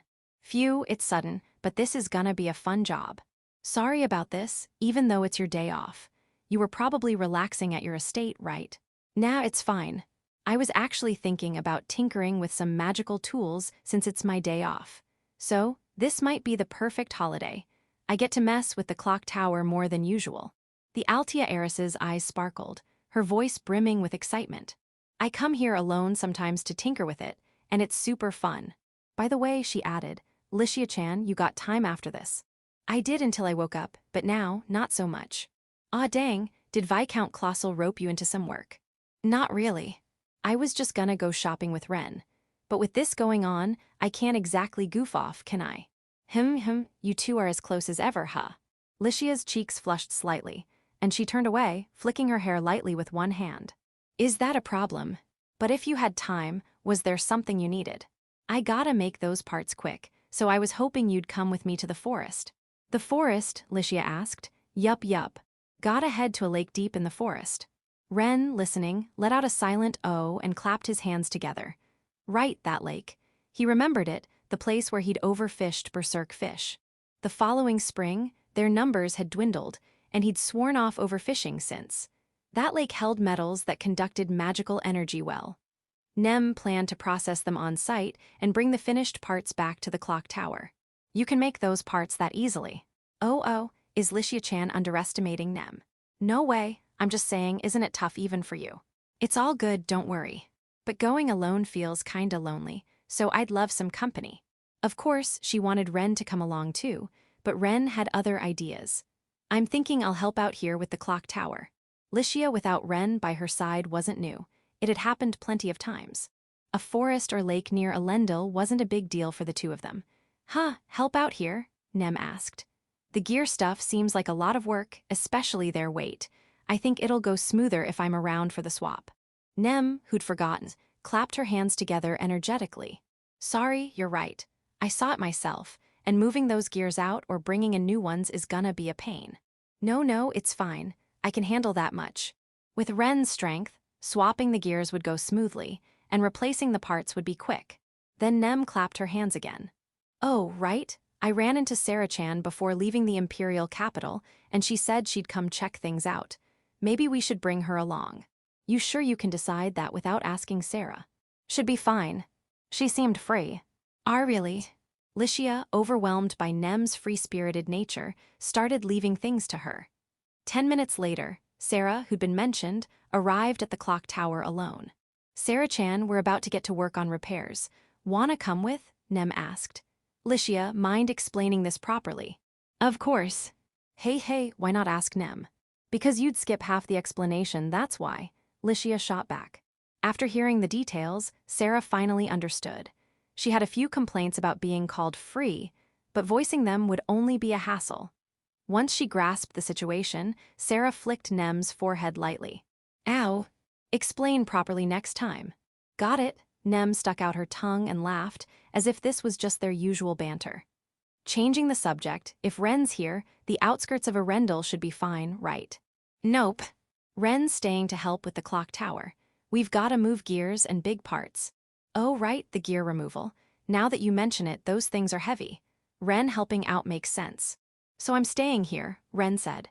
As for you guys, Ren crossed his arms. No way those three would lose to any monsters around here. Still, better safe than sorry.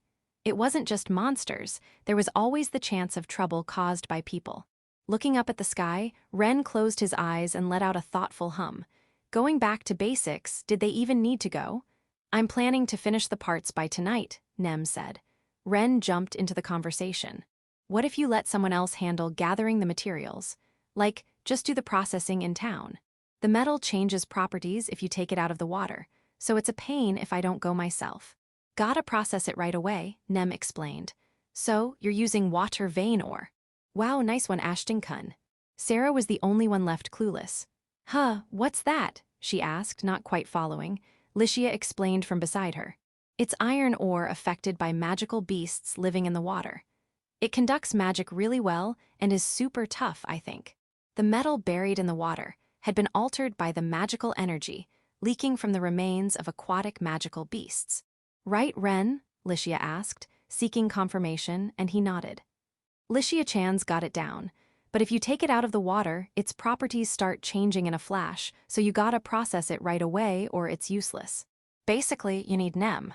Not every component used water vein ore, only certain parts, as designed by Miriam Altia, were the foundation of it all. Some components were made of metals far more expensive than water vein ore. Fortunately, none of those had been damaged this time. Still, the massive gears themselves were costly, and when you looked at the big picture, the expenses piled up. No wonder someone from the Altia family had to come along. And not just anyone, only Nem can process those parts, she added. I get why you're worried, Ren, but it'll be fine. The roads have been bustling lately, Licia reassured. Since the incident with Rose's Kaitas, the number of people following the old pilgrims' paths had skyrocketed. Lazard raised no objections, and Nem, Licia, and Sarah spent about 30 minutes preparing to leave town. Beneath the great clock tower, after Licia and the others had set out. Guess I'd better get started, Ren muttered. It was nearly December, and the cold days were relentless, but today Ren, as usual, skipped his jacket and rolled up the sleeves of his white shirt. Shall we get to it then? A colossal family knight asked. Yeah. Doesn't seem like we've got time to dawdle. Exchanging words with the colossal knights he'd be working with, Ren opened the door to the great clock tower, the same one he'd entered with Radius before. As before, he looked up at the intricate maze of passages and mechanisms layered within. The space, almost like an atrium, was a chaotic web of stairs and gears, so complex that even after multiple visits, Ren still couldn't make sense of it. I come here alone sometimes to tinker with it, and it's super fun.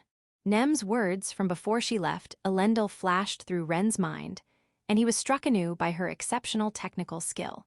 Climbing the long staircase, Ren reached a mid-level platform and spoke up. I'm here to help haul stuff down. He talked with the Altia family technicians working there, lifting the dismantled gears and other parts. After repeating the task a few times, the work on that level was done, far faster than expected, leaving the workers stunned. Ren continued his tasks in silence, eventually reaching the passageway in front of the clock face. Leaning his elbow on the railing, he let the cool, high-altitude breeze soothe his fatigue.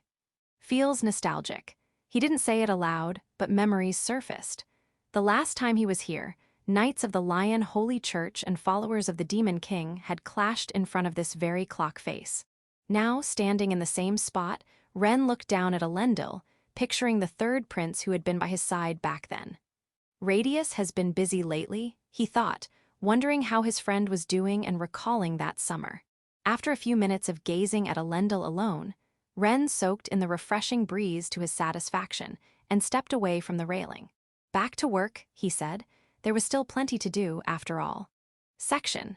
Licia and the others returned to Erendil as the town's nightlife began to stir. Erendil was a beautiful city, blending historical charm with modern buildings in a unique harmony. The black, antique-style street lamps lining the main street cast a warm orange glow over the cobblestones and passers-by. Meanwhile, the illuminated great clock tower stood with its hands still frozen. I'm beat. Nem arched her back like a bow, crossing her hands behind her neck. Her narrowed eyes and playful grin made her look like an elegant cat. Walking through Elendil's urban streets with the other two, the trio stood out. Their striking appearances and undeniable refinement drew eyes. That was rough, though, Sarah sighed, a faint smile betraying her exhaustion. No kidding. Just when we thought we dug up the metal with Nem's magical tools, a crazy number of monsters swooped in from the sky. Probably thought the magical aura in the water vein was food or something. Right, Licia-chan? Could be, they were all gunning for the ore, Licia agreed. How many did you two take down? I lost count after 20, Sarah said. Same here, I was too busy guarding Nem while she worked on the metal, Licia replied. Haha, thanks to you two, Nem could focus on the job. The three returned to the plaza in front of the great clock tower. Ren was sitting on a bench there, resting after finishing his last task. I'll ask Ren where father is, Licia said, excusing herself to approach him. Watching Licia jog over, Nem spoke up. You know, you guys were all in Yuppieheim not long ago, right? What about it? Just thinking, the garden night was amazing, wasn't it? And that lady we met on it was gorgeous. It was a comfy train, for sure. And by gorgeous, you mean Lady Ignat, don't you? Yup, man, I was so nervous talking to her, not like me at all. On the garden night, Nem had spoken to Fiona for the first time. Even at the academy or some party, they'd only seen each other in passing, never really talked. Sarah had it easier, but Nem had been stiff as a board in front of Fiona. It was at a party on the garden night, their first proper greeting. And Nem Altia. A pleasure to meet you. I'm Fiona Ignat. The Altia family's help with the garden night's construction was invaluable. And no, it's fine. Nem had fun with it. It wasn't just because Fiona was from the Ignat family. She was also stunningly beautiful. Licia and Sarah, seeing Nem's nervous display, had found it amusing, their cheeks softening with smiles. Noticing their reaction, Nem had spun around, puffing her cheeks like balloons, a memory still fresh. But what's your point? Just watching Licia-chan run to Ashton-kun all happy-like got me thinking. Not saying what, but maybe Licia-chan's got a bit of a lead. It was easy to guess what she meant, even without spelling it out. Can't say for sure, but if Lady Ignat was my rival in love, I'd be hopeless, Sarah admitted. Haha, same here, Nem laughed. The conversation stayed between them as they walked toward the clock tower. Licia, who'd gone ahead to talk to Ren, rejoined the two girls. Lord Lazard and Edgar headed to the imperial capital to report on the clock tower, Ren said, answering Licia's question about their whereabouts. Oh, got it. So Ashton-kun, Nem started. I'm staying here to help with the work and act as a liaison. Yeah, figured as much. Lazard had wanted to wait for Nem and the others, but had to leave for his duty to report to the castle. Ren stood up with a light, unfatigued motion. Let's go, the Altia folks are waiting upstairs. The Altia family technicians were ready. All that was left was to bring Nem's finished parts and install them. As Ren led the nodding girls, a castle official called out, stopping him. Pardon, Ashton Dono, regarding what Viscount Colossal mentioned earlier, there are a few matters we'd like to discuss, including future steps. Normally, Licia would handle questions for the Colossal family, but she just returned, and Ren knew more about the plaza's situation. Plus, Lazard had entrusted this to Ren, so the official gave Licia a slight bow before addressing him. We'll handle the work upstairs, so stay here, Ren, Licia said. Got it, Ren replied, remaining in place. Once the repairs were done, the gears should start moving again after a safety check. A few dozen minutes later, Nem came down and shared the update, prompting Ren to bow deeply. Once the safety check's done, you're heading back, right? Yup, that's the plan, something up. Nem tilted her head, looking at Ren. Lord Lazard said he wants to host a thank you gathering for everyone. I'm thrilled to be invited, but it's already late today, so I'm not sure. Sarah hesitated, and Nem started pondering too. No worries. They've got rooms ready at Arnia, Ren said. The Arnia, owned by the Arnevelde Merchant Guild, was Liamel's most famous luxury inn. Even high-ranking nobles struggled to book rooms there, so Sarah and Nem were stunned that Ren casually mentioned rooms being prepared. Are you serious? Arnia's so exclusive, even we have trouble getting reservations, Sarah exclaimed. Look, Ashton-kun, even if Nem's a magical tool nut, I know how fancy that place is. I'm serious. And you can stay the night if you want, so. I'm in, Sarah-chan, you're coming too, right? Nem cut in eagerly, already sold on staying, unlike Sarah. A sleepover with friends, framed that way, it sounded adorable. Plus, the chance to stay at the famed Arnia? No way they'd say no. It's tricky unless I check with my father, Sarah said. You're always like that. Don't you want to stay over, Sarah-chan? Nem teased. I do. But I'll get scolded if I stay without permission. Same goes for you, Nem. Nah, my folks are off in the imperial capital for work, so as long as I let the estate know, it's all good. Nem grinned. Licia, watching her friend's excited and surprised reactions, glanced at Ren. She suspected Radius was involved, given the various connections. And she was right. Did you hear from His Highness the Third Prince? Whoa, you figured that out way too fast. There was no other explanation. Despite the sudden commotion, Radius had personally arranged rooms at Arnia as a gesture of thanks to everyone involved. The royal family's gratitude likely stemmed from the fact that the Great Clock Tower's management was mostly under the castle's jurisdiction. Still, Lazard wasn't one to take full advantage. He'd cover Arnia's costs himself. He'd already contacted the Altia and Riohart families, leaving the decision to their daughters. That became clear about 10 minutes later. The dinner served at Arnia was spectacular. It effortlessly captivated the noble ladies accustomed to fine dining, and the post-dinner cake melted their hearts. The spacious guest suite had multiple bedrooms. The three girls gathered in the central salon, past 8 at night, all bathed and in their nightwear, ready for bed. Our academy's exams are way too tough, Sarah groaned, her voice echoing in the lavish room. After the Lion King festival in the summer, the Imperial Academy held exams for all students, scholarship or not. Among the subjects, Sarah was lamenting her results in the humanities. Her swordsmanship scores, though, were perfect. They'd talked about exams before, but Sarah seemed to be dwelling on her grades again. Sarah-chan, did you actually study? Nem teased. I did. I worked as hard as I did for the entrance exams. Sarah shot back. So how'd it go? Total disaster, okay? Sarah's tone wasn't defiant but resigned, like she'd given up. Sarah wasn't bad at studying, but the scholarship classes level was so high that she struggled to shine in exams. Still, her scores were well above average. Feeling the conversation stall, Nem quietly glanced at Licia. How'd you do, Licia-chan? Pretty okay, Licia said. Pretty okay?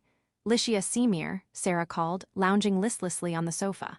Licia approached, only to be yanked by the arm and toppled onto the sofa. Sarah gently straddled her. Scoring over 90 in every subject isn't pretty okay. I get that you're upset, but why are you on top of me? Isn't it obvious? So I can do this. Kaya, wait a second, Sarah. Sarah slipped her hands under Licia's sides and started tickling her. The heavy sword wielder was strong, but this was a different game. Licia squirmed with laughter under the sudden attack, finally breaking free. She fixed her disheveled clothes and breathing, her cheeks flushed from laughing, her voice tinged with a sigh. Seriously, what was that for? Sorry. You were just too cute, I couldn't help it. That makes no sense. Licia, more wary than ever, eyed Sarah and returned to her seat. The three girls savored the moment, laughing through dinner and this pajama party, their faces always lit with smiles. As time passed, the topic shifted to the events at the coastal cave. That day, the discovery of the Great Shield by the 7 heroes' descendants sent shockwaves not only through the hero faction, but also among nobles of other factions. For Sarah and the others at the heart of it, the impact was especially profound. Hey, Licia. Do you think my ancestor's sword is out there somewhere? The joy of finding Light Leonard's shield was still vivid. At the same time, Sarah was thinking about the sword her ancestor must have wielded. I don't know, but do you want to find your ancestor's sword, Sarah? Yeah, with the Demon King cult out in the open for years now. Nem feels the same. I bet the others do too. Ever since the Demon King cult showed up, finding that shield has to mean something. But the shield's discovery was pure luck, nothing else explained it. If only there were some clue, but there was none. You too, keep at it. I'm rooting for you, Licia said, her gentle smile warming the two girls, who were determined to find their ancestors' gear. Known as the Saint of White, her smile eased their intensity. Sarah grabbed a cookie from the table, its sweetness calming her. There's a party coming up. For the shield's discovery, right? The hero faction's throwing a celebration? Nem asked. Yup. Once winter break hits, we're all going to the Leonard estate. Every head of the 7 great noble houses will be there. Licia's cheeks, flushed from the tickling, had calmed. Section. Ren wasn't heading to the station, but to the familiar Imperial Academy. At this hour, only a few teachers remained, and students weren't allowed without special reason. Still, Ren was there to meet someone. I heard everything. Sounds like you had a rough day, said Radius, the third prince and Ren's best friend, leaning against the academy's outer wall. It's fine, that was nothing, Ren replied. Same old Ren, huh? Huh? What's that mean?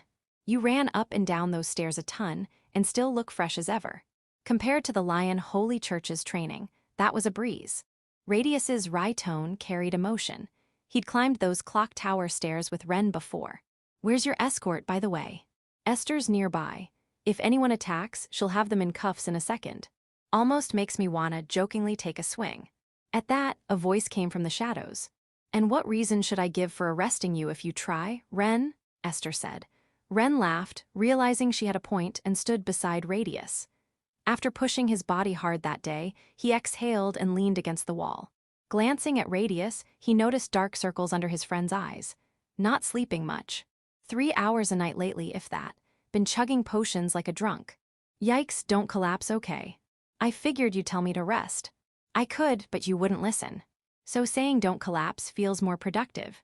Fair point. Guess so. The night breeze passed between them. I'm curious why you're not sleeping, though. Radius faltered, dodging with another time. Fine, but there's something else I want to ask, unrelated to the clock tower. Yeah. What's up? The faction disputes.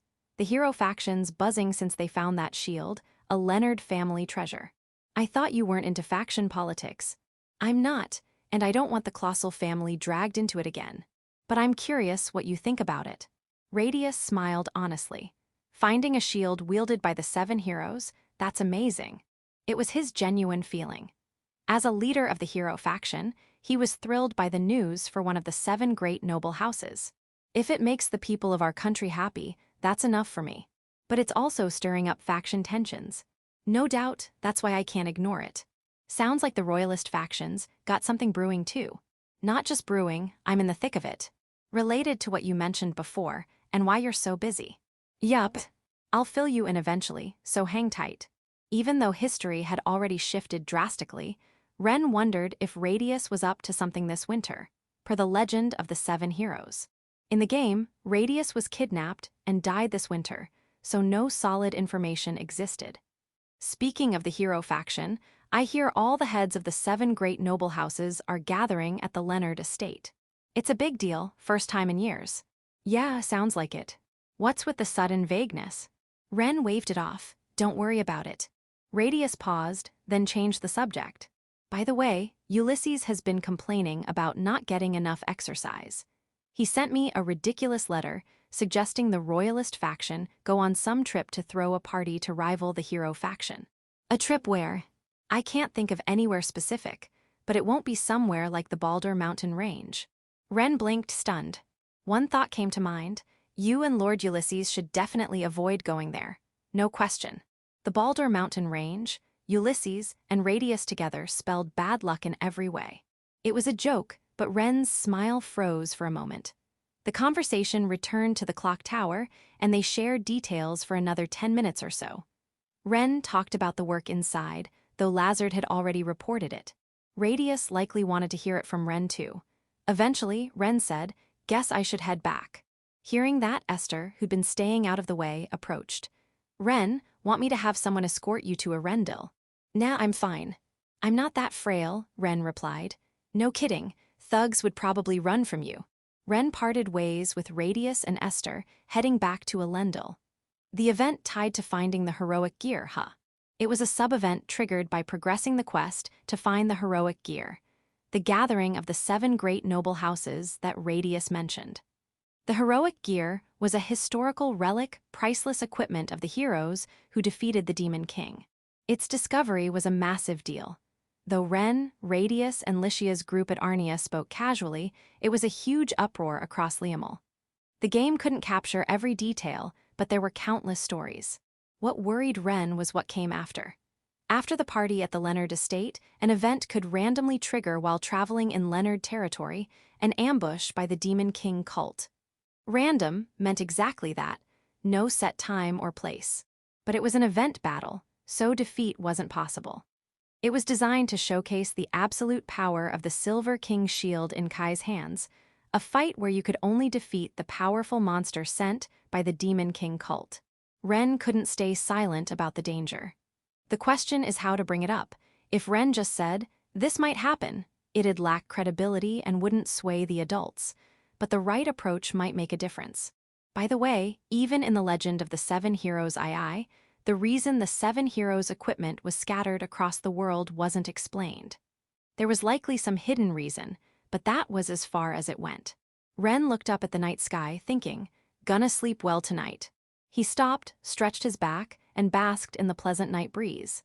Gazing at the stars twinkling in the winter sky, he continued his journey back to the prayer town. Section, an investigation led by Ragna's research lab under the Arcane Agency, prompted by the opening of one of the unopened doors. It was wrapping up for the day. "Director, it's time," a researcher called. "I'll be right there." "Wait outside," Ragna replied. He was in a room with a mural deep in the orphanage. Staring at the mural illuminated by magical tool light, he muttered, "Looking at it again, there's no doubt." He was certain, gazing at the girl depicted in the mural. The story of this world's creation, a myth, essentially. Before light and darkness even existed, the story began with these words. Before the world began, a single girl existed. She had no name then, nor did she know why she was there, just that she was. Alone in an empty void, the girl hugged her knees, trembling with loneliness. After an eternity, she gained the ability to cry. Her tears drifted in the void and began to glow. The first light she saw illuminated her surroundings with each tear she shed. As the ripples of her fallen tears spread endlessly, a lush green land emerged where there was nothing, flowers bloomed, and a deep blue sky stretched forever. A vast ocean stirred with waves, and radiant sunlight bathed the girl. A small spring formed where she'd been crouching. When she scooped the spring water and scattered it, it sparkled in the sunlight. The shimmering droplets danced in the air, glowing brightly, and gave birth to 4 sisters. These were the 4 goddesses of the beginning, the absolute beings who gathered the most faith. And the girl, known as Creator God Alice, Gino drew a rare deity. Places worshipping the oldest god were now scarce worldwide. Over time, the focus of worship shifted to the main god Elfin, and Alice was rarely spoken of. The existence of the war gods who established the Sword King also played a role. This was part of an ancient myth. Ragna recalled it, then quickly lost interest in the mural. He had a far more intriguing research subject. "This might be the most thrilling thing I've ever encountered," he muttered, leaving the small room. Passing researchers in the hall, the knowledge-hungry Shurged native glanced back at the door to the small room and walked on. Outside the orphanage, the starlight barely reached the old city submerged underwater. All illumination came from magical tools. A researcher spoke to Ragna as he left the orphanage grounds. But who broke the seal here? Someone in a unique position. As stated in the so-called Great Imperial Law, it falls under the Arcane Agency's confidentiality. Only I, as director, have the right to know. No need to pry. Understood, but mocking the Imperial Law might get you scolded, the researcher teased. Didn't know that. I'll have to try it in front of Radius next time. Let us know how that goes, the researcher said, laughing with others gathered in front of the library. Ragna gave a half-hearted reply and moved to lean against a wall near the library, away from the researchers. Looking toward the orphanage, he recited, "The traveler who fought the phoenix was beloved by children." When asked why, the traveler said it was likely because he often helped a friend and played with the kids. The traveler, a hero, proved it by soothing a baby. A trivial old tale, preserved only in a region of the Shurged Empire. Stories of the hero who fought the phoenix were scattered across the empire, with local anecdotes like the one Ragna mentioned. It's oddly nagging. Why could Ren open the unopened door? And adventurer Ashton, the Shurged native, driven by romance and wisdom, pondered. Thinking of an old tale from the Sky Continent, the orphanage's existence, and Ren's words about being an adventurer Ashton, he mused, might be worth looking into. Could all these stories be connected? Ragna soon returned to the arcane agency. After freshening up, he told his subordinates, "I'm stepping out for a bit. Research, keep things running." "You're leaving when we've just gained access to the orphanage?" a subordinate asked. "Something's caught my interest. I'll be back soon, so proceed carefully. Scratch that mural, and you will have to face my wrath for the next 70 years. Sure, don't worry. Most of us won't even be alive in 70 years, the subordinate laughed. Ragna's tone was harsh, but his voice was normal, and his team chuckled, knowing he trusted their work. It was just his way, laced with humor. His exceptional results meant the arcane agency never questioned his sudden absences.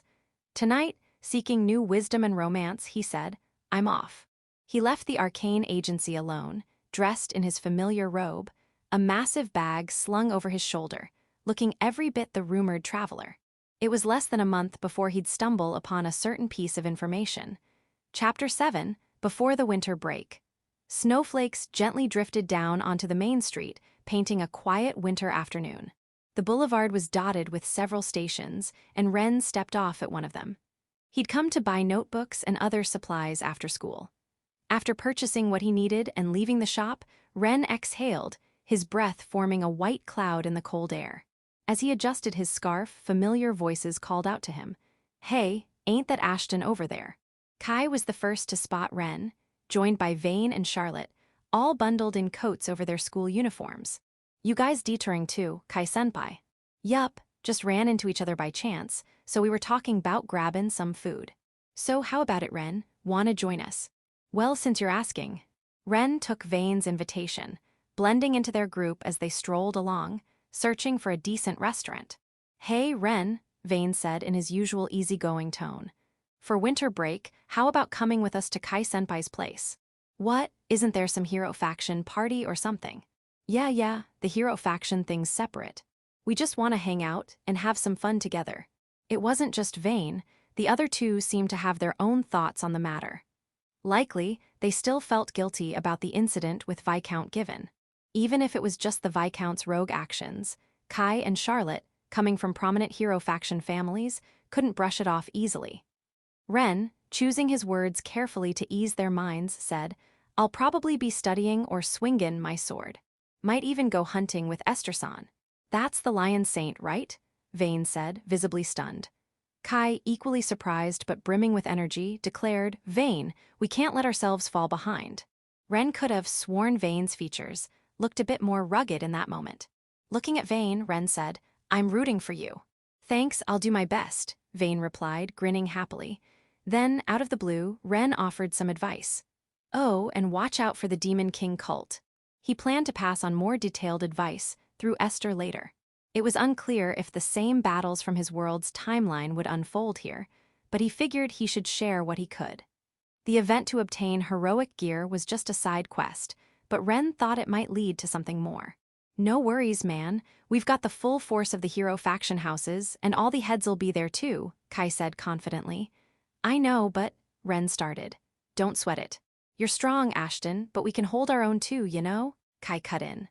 Ren gave a wry smile. He knew some battles could be handled, which might explain his calm demeanor. Vane, catching Ren's smile, glanced at his own hand and fell silent. "Vane?" Ren prompted after a few seconds. Vane chuckled, saying, "Sorry, just, lately, I feel like I'm on the verge of grasping something." There was a newfound reliability in Vane's voice as he spoke. Like when I wake up, before bed, or even out of nowhere like now, I don't get it, but I feel like I'm gonna get stronger. Haha, what's that supposed to mean? Kai laughed. I know it sounds dumb when Kai-senpai laughs, but I'm serious, Vane insisted. How rude, laughing like that. See mere Vane-kun, let the kind and beautiful Chero-senpai pat your head, Charlotte teased. CH Chero-senpai? Vane stammered. Ren smiled again at their camaraderie. Right now, Vane was undergoing a change, likely the awakening of someone destined to inherit Hero Ruin's power. But Ulysses wasn't an enemy, and Asfar the Crimson Dragon couldn't be revived anymore. So where would Vane's awakening lead? Despite the uncertainty, Ren felt a premonition that Vane was bound to awaken somewhere somehow. Even if the story changes, some things stay the same. Having experienced this countless times, Ren's thoughts carried weight. The Demon King cult and the descendants of the 7 heroes were like two sides of a coin. With one piece of heroic gear already found, these descendants were destined to walk the same path as the 7 heroes. Silently, Ren wished for their success. Winter evenings came quickly. True to form, the sky was already shifting colors just half an hour after Ren parted ways with Vane and the others. At that moment, a joyful shout echoed from a soot-covered workshop in the blacksmith district. Hell yeah! The workshop's owner, Verich, had just heard about the Dragon Vane furnace from Ren. The burly dwarf blacksmith raised his proud arms triumphantly. That's enough. Once we get those materials we talked about, we can fire it up for a test run. Lemuria's restart is just around the corner. Then I'll leave this with you, Verich-san. Hell yeah. Just wait, it's gonna be like boarding a massive ship. By chance, Esther was also at Verich's workshop that day, having come to sharpen her sword, Blackmight. So, sitting next to Ren was Esther herself. She hefted a massive tankard from the table and downed it in one go. Like it was water, she drained the liquor, then promptly poured another from a barrel at her feet. That, too, she finished in a flash. Ren, struck by a moment of silence, voiced a genuine question. That's not fruit juice, right? It's alcohol. Indeed, a specialty of my Drake region. Boss lady's something else, Verich said. Even us dwarves are tough drinkers, but downin' Drake liquor like that burns the throat just thinking about it. I've been drinking since I was old enough to think. It's a Drake custom, Esther said matter-of-factly. Ren, listening quietly, suddenly thought of something. Is that, like, legal in the Empire? Well now, Esther said, pausing. Don't play dumb so obviously, Ren teased. As they talked, Esther poured another drink from the barrel, glancing nervously at Ren. Yet, undeterred, she downed it with gusto and started on her fourth. Her momentum was unstoppable, like challenging her would mean defeat. She'd been nervous just moments ago, but now she seemed completely over it. It was when I was young. Let's call it past the statute of limitations, she said softly. Yeah, sure, Ren replied, letting it slide. Esther lowered her voice, showing not the slightest hint of drunkenness. Ahem, I hear this ship you two were talking about is quite renowned. Why not build a magic airship dock in Colossal? She suggested. No way, that cost way too much, Ren protested. Maintenance fees are no joke either, and building one from scratch would be pricey indeed. Knowing Viscount Colossal, even if the Ignat family offered support, he'd probably decline. Exactly. That's already happened. As I thought, such a pity, though it'd be a magnificent ship, Esther said, downing another drink. At this point, Ren couldn't help but wonder how her slender frame could hold so much liquor. The mystery of the Sword Saint, he muttered. What's that about Sword Saints? Just thinking how amazing Sword Saints are, Ren said casually. You're not far from becoming one yourself. No need to get all formal, Esther said, cheerfully downing her fifth tankard. It's said that to reach Sword Saint status as a heavy sword user, you need some kind of trigger. I think I mentioned this before, she continued. Indeed, Esther had shared her story before the Roses Kaitas incident. She'd been in a dire situation with her subordinates, fighting with everything she had to bring them back safely, and in the final moment, she became a Sword Saint. In my estimation, your skill's already at Sword Saint level. All you're missing are a few, let's say, formalities to be recognized as one. Become a Sword Saint, and you'll evolve even further, she said. So right now I'm kinda half-baked, huh? Exactly, half-baked, Esther laughed heartily. Ha ha ha. You're laughing way too hard, Ren said, a bit exasperated. It wasn't exactly funny, but her reaction put Ren at ease. As I said before, our essence is slaying stars, gazing at the dark, Esther quoted. Ren had heard this before, also before the Roses Kaida's incident with him and Licia. The Lion King sang those words on the battlefield, and they carry meaning. The stars, thought to be magic, would leave a dark sky if all were slain. That darkness is the essence of the heavy sword, or so the metaphor goes, Esther explained. Scholars interpreted the darkened sky, devoid of stars, as a symbol of victory after the Lion King subdued all on the battlefield. So, keep fighting, and that's the fastest way to grow, right? Ren summarized. Exactly. Keep swinging that sword, Esther urged. But I think, if you're gonna look up, a sky full of stars feels way nicer. Esther froze for a moment, then downed her tankard and burst into laughter. Ahahaha, you're right about that. Hey, don't just throw your arm around me like that. It's startling, Ren protested. Don't be like that, but to say that to the head of the Lion Saint Agency? Well done. Winter break's coming up, so this winter I'll take care of you and Licia, Esther declared. Caught off guard, Ren listened as Esther immediately laid out her plans. Training. Maybe a trip on a magic airship like before. So, you're saying you'll train us every day? Not every day. You've got winter break assignments, don't you? Esther shot back, her tone firm. You're surprisingly responsible about that. Of course, swinging a sword without doing what needs doing won't help your future. Relying on strength alone'll make things tough later, Esther said, a hint of self-deprecation in her voice. Varich, listening in, crossed his arms thoughtfully. Boss lady, if Ren's aimin' to be Sword King, doesn't that change things? True, if you become Sword King, raw strength'll carry you far, Esther agreed enthusiastically. Let's keep those separate, please. It wasn't that Ren wanted to neglect his studies. He sighed, trying to slow down the adults' eager conversation. Changin topics, Esther-san, do you know anything about the hero faction's party? Yeah, I've heard about it. Is there ever a time when Liamel, as a nation, takes some kind of action for stuff like this? You mean the royal family, celebrating the discovery of the 7 heroes' gear? Something like that. Or like, maybe declaring a special holiday, or whatever. Nothing of the sort, Esther said. I hear guests from abroad will be attending, but it's the heroic house's job, so Liamel itself won't be getting involved as a nation. At most, the second prince will swing by the Leonard estate to offer some congratulations. The royal family couldn't exactly skip out on the event. It was a celebration honoring the 7 heroes who saved the world, so factional divides, hero faction, royalist faction, or neutral faction, didn't matter here. Why are you asking about this all of a sudden?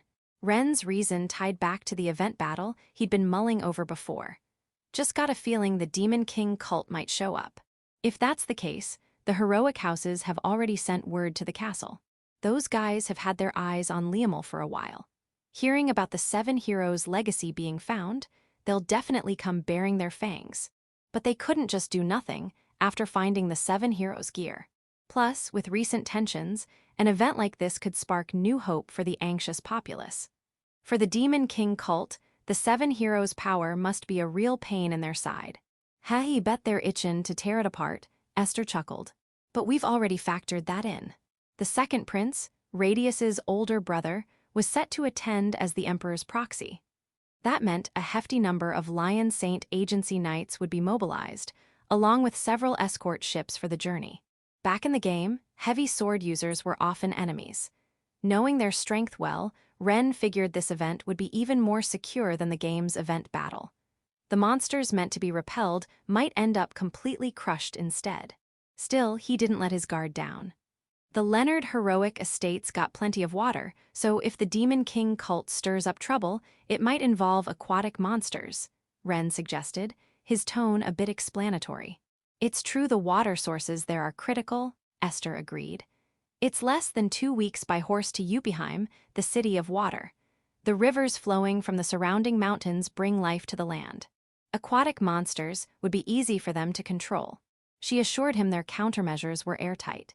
Even if a battle broke out, Esther was confident the Leonard estate's safety was secured. 2 weeks by horse was about the same distance as from Ashton's village to Clossel's town. The long road between such a major city and the heroic house's estate was similarly well protected. Esther went on, naming specific regions and areas they were particularly wary of. At this point, with such high odds of an attack, Ren didn't have much left to say. They've got this covered so well I don't even need to worry. From the enemy's presence to their likely routes of attack, everything was accounted for. There was nothing more Ren could contribute. Anything beyond this was outside the scenarios he remembered. Water source contaminations, a scary thought too. Both the heroic houses and our knights are on high alert, Esther added. With that level of preparation, things should be fine. She then listed a few specific monsters, one of which was actually fought in the event battle from the Legend of the Seven Heroes. So, if we make a move, it'll be for something else. Something else? Yeah, plenty of folks like you think the Demon King cult's gonna try something. The heroic houses and their allies are even planning to strike first before they get attacked. Of course, we're not just sitting on our hands either, but the heroic estate's a tricky place to deal with. That jogged Ren's memory. In the Legend of the Seven Heroes, around this time, the Demon King cult wasn't really a public enemy yet, was it? That's why moves like Esther described weren't possible back then. No such options even came up in the game. His Highness is preparing extra carefully, Esther continued. If the Demon King cult shows its face, they're planning to capture them, in coordination with the Ignat family. The Lion Saint Agency's moving in secret too, but that's just between us. Oh, so that's how it's going, Ren said.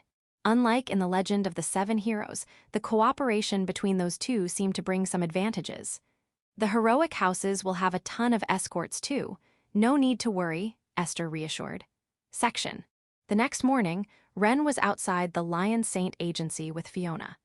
It's rare to see you at the Lion Saint Agency, Fiona-sama. I woke up early, Fiona said. I thought if you and Licia were here, we could head to the academy together.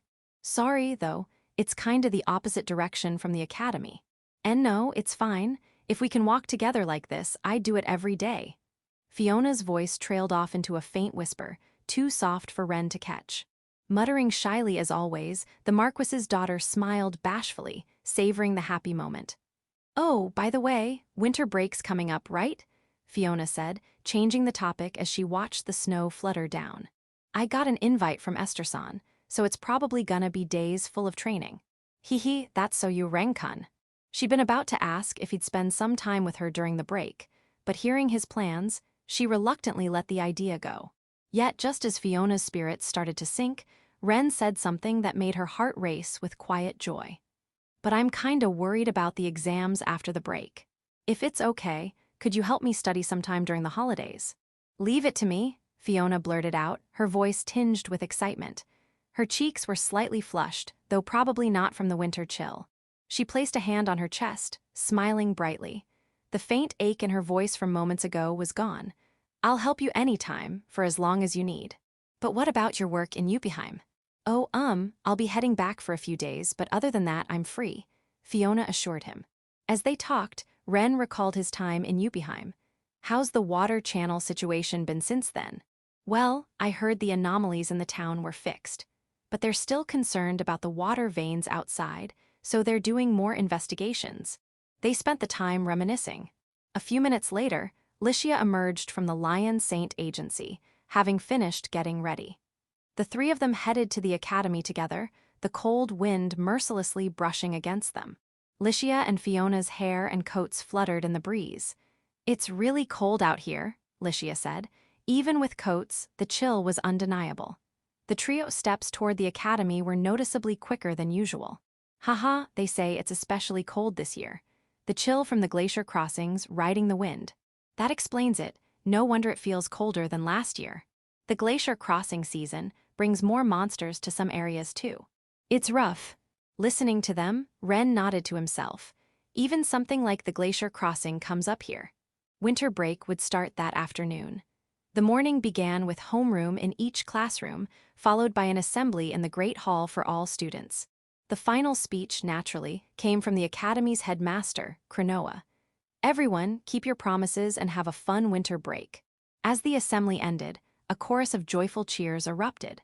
Many of the Academy's facilities would remain open during the break, though for shorter hours. The library, in particular, saw a lot of student traffic. It was in the library that Ren and Fiona had reunited after the Baldur Mountain Range incident.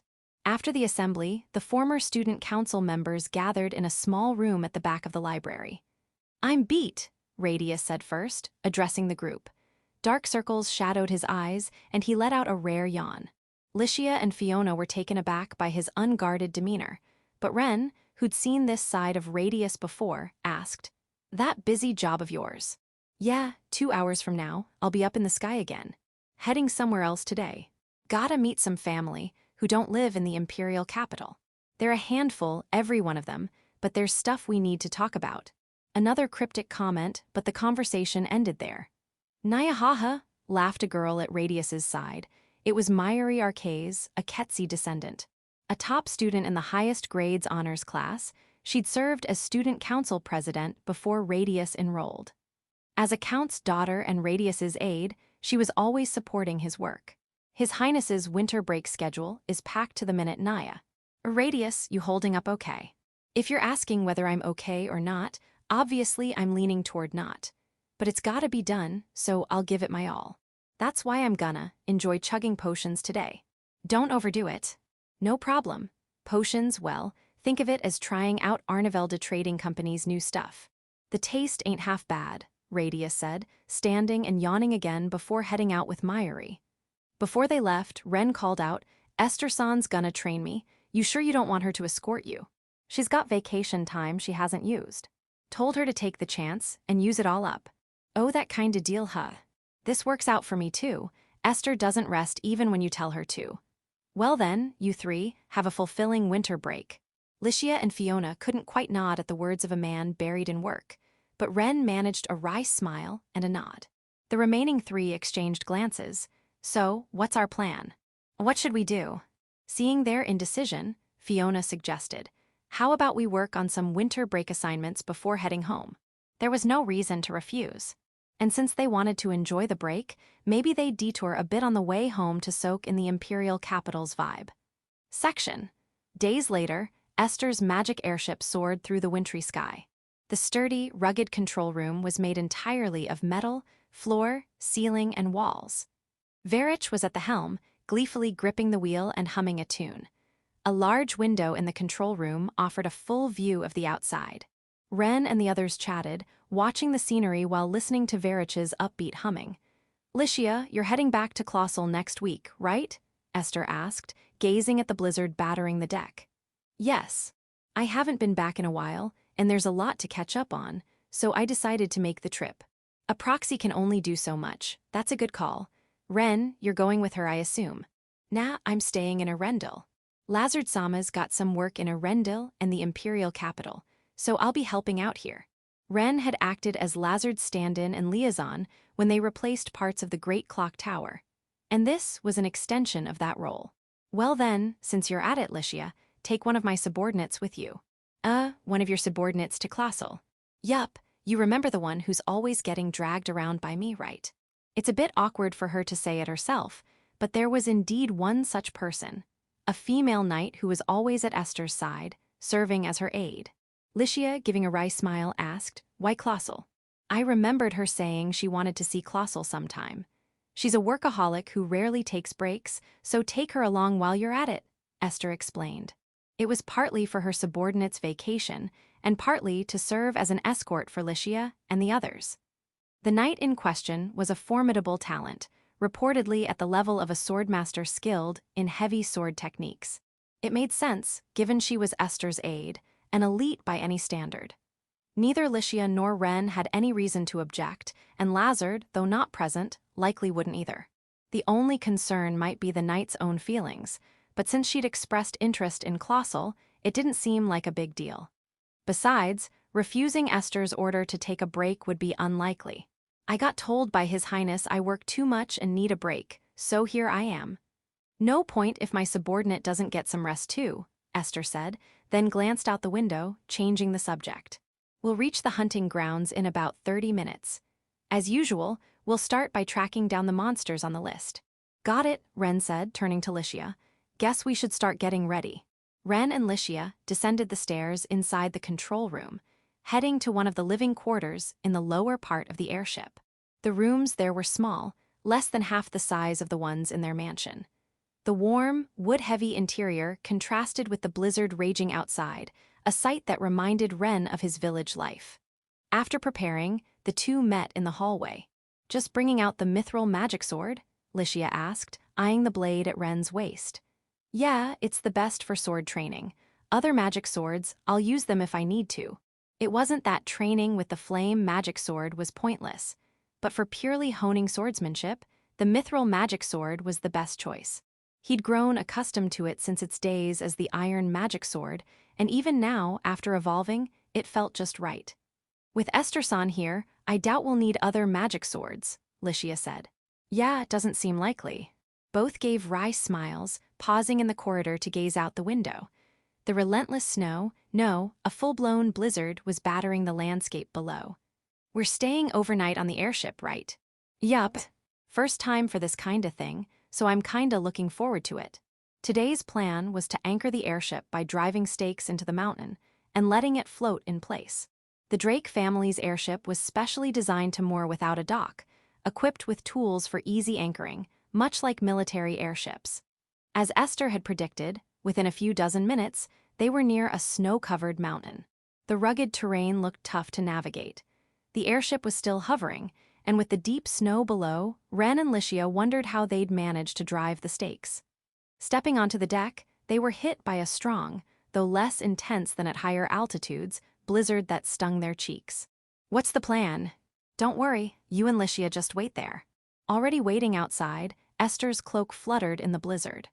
The Lion Saint Agency's chief, known by the grandiose title Death Eater, hefted a massive stake from the deck. It was as long as 3 grown men standing side by side and as thick as a log made of special metal. She slung it over her shoulder with ease. "What are you gonna do with that?" "What else, Ren?" "You stick it into the mountainside, obviously," Esther said, glancing away as if Ren's confusion was baffling. Raising her arm, she positioned the stake and shouted, "This makes it easy." With all her might, she hurled it. A gust of wind roared, strong enough to briefly seem to halt the blizzard, as the stake pierced the mountainside, slightly altering the terrain. Ren and Licia stood dumbfounded as Esther, looking satisfied, watched a mana chain extend from the stake. Its red glow stood out even in the blizzard, connecting to a fixture on the airship. "See," Esther said. Ren and Licia laughed at her sheer audacity, melted snow dripping faintly down their cheeks. After the day's training, back on the airship, Ren finished showering in his assigned room. Freshened up, he sank into the sofa, pondering what trigger he needed to become a sword saint. His conclusion: no clue at all. Today's hunt had been good training. The monsters here were stronger than those around Erendil or Yuppieheim, and fighting in such harsh conditions felt rewarding. They'd even taken down a monster from the bounty list that had attacked people, so there was nothing to complain about. Ren stretched out an arm, glancing at his bracelet. Magic Sword Summoning Arts Level 6. 2676, 6500. Lately, the proficiency gains had been unreal. Before Yuppieheim, he'd fought a pack of lesser griffins, and today's battles with numerous monsters had contributed most of the progress. Aside from the summoning arts, he figured the Great Tree Magic Swords level would probably go up tomorrow. "But where's the trigger?" he muttered, standing from the sofa and shifting his focus from the bracelet. He pictured the path to becoming a sword saint. Maybe he'd have to find that trigger naturally through battle. Summoning the mithril magic sword, he held it, captivated by its beautiful blade. Closing his eyes, he could still recall his fight with the sword demon. The special technique he'd unlocked after defeating it crossed his mind too. The next morning, the blizzard had calmed, and visibility was better. Dealing with attacking monsters was much easier, and as expected, the Great Tree Magic Swords level went up. Though it was just a level up, not an evolution, Ren's face lit up with a grin at the long-awaited progress. Section. Some days were spent studying. Ren, joined by Fiona, tackled winter break assignments in the Academy Library, living a busy yet fulfilling holiday. The Hero Faction's party was approaching, as was the day Licia would return to Colossal. "I'm heading back to Yuppieheim soon," Fiona said. Unlike usual, she wore glasses, which she sometimes used for studying or reading. Even with them, her charm was radiant. You two have plans too, right? I'll be helping with some work here and going on another trip with Esther-san. But I'll be on my own. The day after Ren leaves Erendil, I have to head back to Colossal. Oh, that's right. Isn't this your first time back in a while? Yup, so I'm really looking forward to it, Licia said, her face bright with excitement, clearly eager for the day. Noble homecomings often involved work. Ren, staying in Erendil, had tasks to help with for the Colossal family, as he discussed with Esther. I heard Yuppieheim's gonna get busy too, right? Yeah, with the Garden Night and all, there'll be a lot of trading ships docking this winter. It sounded like both Fiona and Ulysses would be busy. Yuppieheim's port would likely be bustling with crowds and market stalls. The winter break days flew by, and the morning before Licia's return to Colossal arrived. Ren was set to leave with Esther for a trip, meaning he and Licia wouldn't see each other for a while after today. Going somewhere for 3 weeks without you feels like forever, Licia said as she saw Ren off in front of the mansion. Now that you mention it, when was the last time we were apart this long? I think, when you went to the Baldur Mountains. No, wait, when I went home after that, or maybe when you went to the Imperial capital alone. That was when Ren first visited the Lion Saint Agency. So, like, a few years ago. Hee, now that I think about it, it's been a while. The thought of being apart for so long made Licia feel lonely, and Ren, perhaps unconsciously, felt it more than before. He wanted to return to Colossal and visit his village, but it would take too long. In winter, with tough travel conditions, the break would be over just getting there. Though he felt lonely about not going home, he'd entrusted a letter to the knight heading to Colossal. Don't do anything reckless while I'm gone.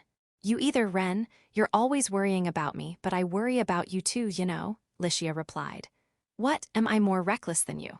Yeah, 'cause you're way more, hey. Did you just call me reckless? Licia exclaimed. Ren looked away. Hey, don't dodge the question. I mean, just a figure of speech, right? Ren said, grinning. You totally meant it. Licia pouted cutely but ended up smiling.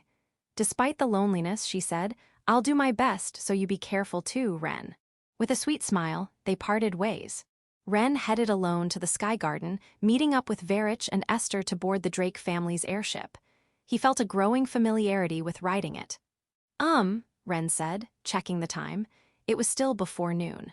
Verich, preparing for departure, and Esther, reviewing the day's schedule, turned at Ren's voice. Why's it always Verich-san piloting? 'Cause the boss lady asked me to. Special request, you know. It was a bit late to mention, but Verich was a skilled pilot. Esther said his skills rivaled military pilots.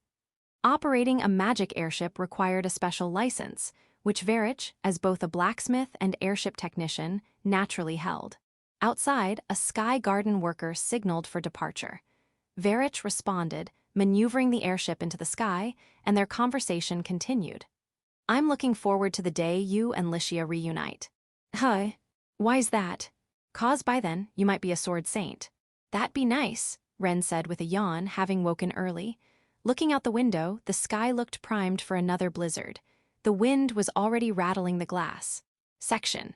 The Leonard family's massive airship floated above Liamel, making a few stops on the way to the Leonard heroic estate. This ain't good, Kai muttered tensely beside Vane. What's up? Vane asked. The party's coming up, but my body's all stiff, Kai said, sighing as he gazed out the airship's window. The weather was lousy, the view obscured by raging snow. In times like these, everyone's grateful for the legacy the 7 heroes left behind, Vane said, leading Kai toward the airship's central hall. The spacious area resembled a noble mansion's entrance hall, with a deep crimson carpet that could be mistaken for a high-end inn or estate. There, on a sofa, sat the girls. Charlotte chuckled at Kai. Rare to see you this nervous. What's wrong with that? Kai shot back. Nothing at all, but you should hold your head high, Charlotte said. Yeah, Kai-kun, you ought to be more confident, Nem added. You don't gotta act all high and mighty, but you could stand a bit taller, said the Riohart family's daughter, her blunt words making everyone but Kai nod. The discovery of the Silver King's shield in this era had to mean something. As Kai thought about it, the tension in his face melted away. Chapter 8, The White Crown and the Black Priestess. On a certain day, an isolated island floated in a sea region of Liamel. The ocean was shrouded in silence, with only the sound of waves lapping against the sandy shore. It's not like you can find it just anywhere, naturally, right? It was a girl's voice. Wrapped in a jet-black robe, the girl let out a sigh on the remote island. The interior of the shrine was fortified with sturdy protections that could hold up even in modern times, covered in seals, but she had destroyed them without a second thought. Such a letdown to find nothing but boring stuff like this. Inside the shrine, the girl held a treasure she'd uncovered with magic from the depths of a hollow, muttering to herself upon realizing it was a magic stone. Are the priests looking for it too, I wonder? Well, not my problem. Leaping out from the shrine's hollow, the girl walked the island alone. A small wooden boat, the one she'd used to come here by herself, was pulled up on the shore. It was far too frail a vessel to cross the sea, but the girl didn't seem to care, boarding it just as casually as she had arrived. As she lightly stepped into the boat, faint ripples spread from its bottom. The small craft was gently carried out to sea by the calm current. Using magic to propel the boat, a few minutes passed. When a massive shadow appeared beneath the boat, the girl smiled. Fear was out of the question. She reached her fingertips toward the sea's surface, brushing the water as if stroking the shadow, and spoke to it. If the Sword King or the witch noticed, it'd be a hassle, so I'd better head back quickly. The enormous shadow in the sea trembled lightly with each word she spoke. It was as if they were communicating, understanding each other. Eventually, the girl removed the hood of her robe, letting her hair sway in the sea breeze. Silver hair streaked with black mesh. Her exquisitely refined beauty was almost statuesque. Her odd-colored eyes, like gems, glinted eerily in the sunlight pouring from the sky. Here, take this. Go wild with it later. The girl tossed the magic stone she'd taken from the shrine toward the massive shadow in the sea. As the stone sank slowly into the water, emitting a fierce azure light, it was swallowed by the enormous shadow swimming below. Seeing this, the girl gave a satisfied smile. Rest for a bit, down there at the bottom of the sea you love so much. The shadow in the sea vanished into the depths. The boat carrying the girl was no longer in that sea section. What a mess! Aboard a magical airship floating in the sky, Esther stood with her arms crossed, deep in thought. They were long past the scheduled arrival time at their planned hunting ground, and now the airship was anchored to a nearby mountain with stakes driven into it. The weather was abysmal, but it wasn't enough to affect the Drake family's airship. Like its master, Esther, it floated in the sky with imposing grandeur. So, the problem lay elsewhere. Fighting in bad weather's got its own thrill, but in this kind of storm, no monsters are gonna show up. Then going out, they'd just turn into snow marching training, That'd be dull as hell. Snow marching training's got some value, sure, but I ain't exactly pumped for it. They'd come all this way, so they wanted to make the trip worthwhile, but this was a problem. If it's just snow marching training, we could've just tossed Ren naked into the mountains near Arendelle. I'd probably manage, but spare me please. Whether they'd actually toss him out naked was beside the point, but plain snow marching wouldn't be intense enough for Ren at this point. Swinging a sword at the Lion Holy Church would have been way more productive. Still, coming all this way just to turn back doesn't sit right either. How about this, boss? Verich, sitting in a chair by the helm, let out a big yawn and made a suggestion to the two.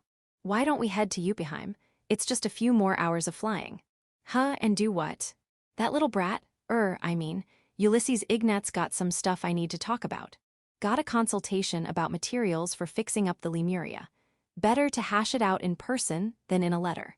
Oh, that's the deal, Esther didn't seem to have any reason to object, and glanced at Ren for his opinion. I'm cool with it. If we're just gonna stay here, might as well prioritize Verich-san's business. Not much we can do hanging around here anyway. Let's spend the night in Yuppieheim. A winter at the White Crown ain't a bad deal. No real training was gonna happen anyway, so. All right, you two, sit tight for a bit. Having decided their next move, Esther left the cockpit and stepped out onto the deck in the blizzard.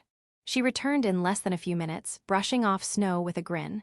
Pulled the stakes, we're good to fly. She'd apparently leapt from the deck to the mountain, kicked off the slope, and jumped back. All right, you two, we're taking off. The ship's furnace roared to life, and it began ascending into the sky. The winds raging around the mountain and the gusts that grew stronger with altitude made the airship sway repeatedly. Once it stabilized enough that Verich didn't need to grip the helm, the three of them took a light dinner in the cockpit, passing the time as they pleased. This time of year always gets like this, huh? Verich said through a mouthful of food. Ren looked at him, intrigued by a term he hadn't heard in about a month. That's so. Yeah. Round this time, the sky continent's floating over the northern skies of the Elfin continent, so you get these cold snaps and winds that don't usually happen. To know the science behind it, that's just how it is. Huh, so that's why the weather's like this. Can't exactly predict it either, just bad luck is all. Monsters get more active, and the weather gets worse. The glacier crossing, which brings about such winters, comes once every few decades. It's probably mentioned in the legend of the 7 heroes. But since that kind of info didn't make it into the stories, it might have just been treated as a weather quirk. Still, good call not sticking around back there. This make anyone antsy no matter where they are. Yeah, Verich-san's suggestion might have been the right move. Gahaha, well just kick back till we hit Yuppiheim. Ain't much else to do on an airship. It wasn't until they'd flown through the stormy skies for a while longer that they finally broke free of the snowy weather.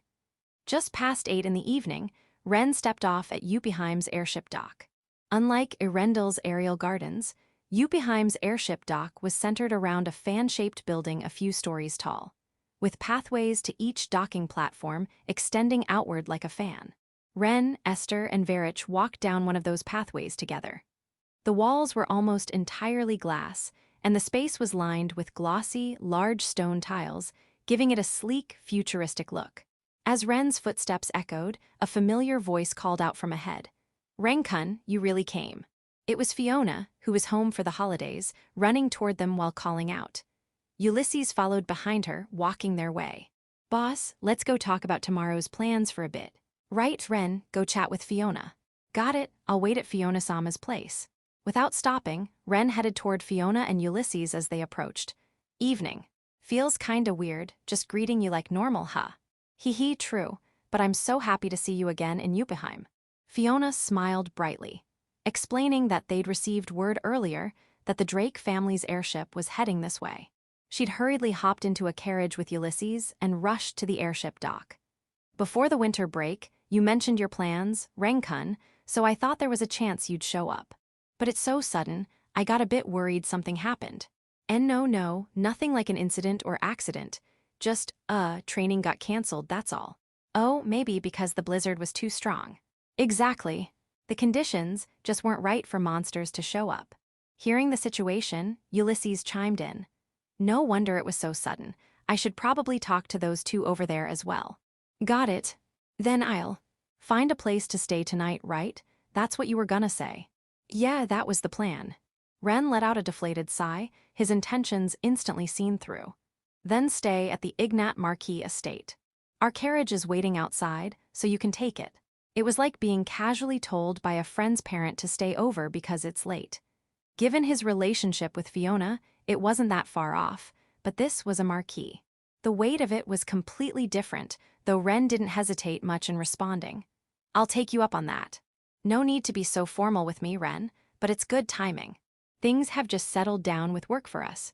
"Work? You mean with the Gardenites' influence, more ships are docking here, right?" "Exactly. Look, you can see it from here, can't you?"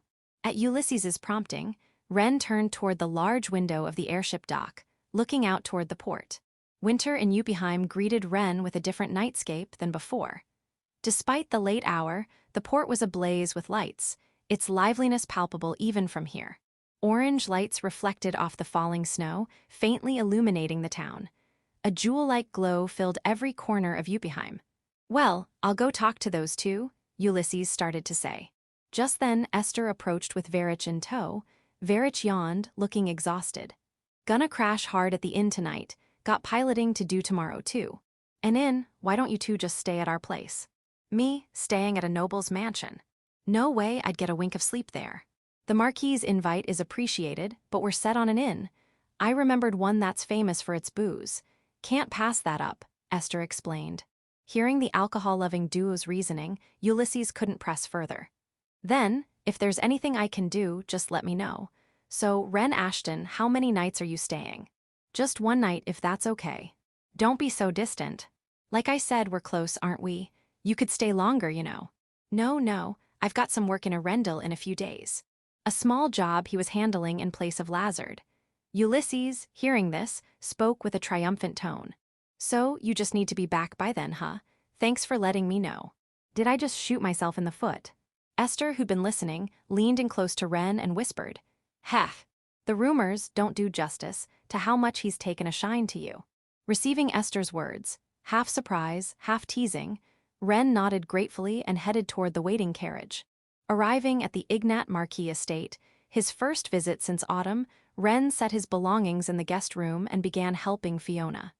Helping was a light task, merely carrying some heavy documents and papers. Fiona still had work to finish, and this was for her sake. "Sorry, I forgot to grab one more thing." As they left the library, Fiona realized she'd forgotten a document and hurried back inside. While Ren waited alone in the hallway, a passing maid struck up a conversation. It was the same woman he'd spoken with during his autumn visit. With the same graceful demeanor as before, she greeted him. "Welcome back, sir. Please enjoy your stay during the winter holidays." "Yeah, I'll be staying just a bit, huh?"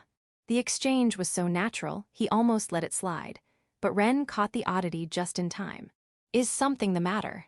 "Well, I thought I misheard, but it doesn't seem like I did." "Misheard? What might that be?" Ren kept his composure despite her earlier bold words. The maid, who had so calmly said something even more outrageous than Ulysses, maintained her serene poise. With a wry smile, Ren moved to correct her mistake. "I'm only staying for one night." "Oh, what a pity." Letting out a refined sigh, the maid gave a graceful bow and left the scene. Ren watched her go, a mix of emotions swirling within him. Seconds later, the library door opened and Fiona returned. Noticing Ren's wry smile, she tilted her head. "Did something happen?" "Nah, just wondering if maids start to take after their masters."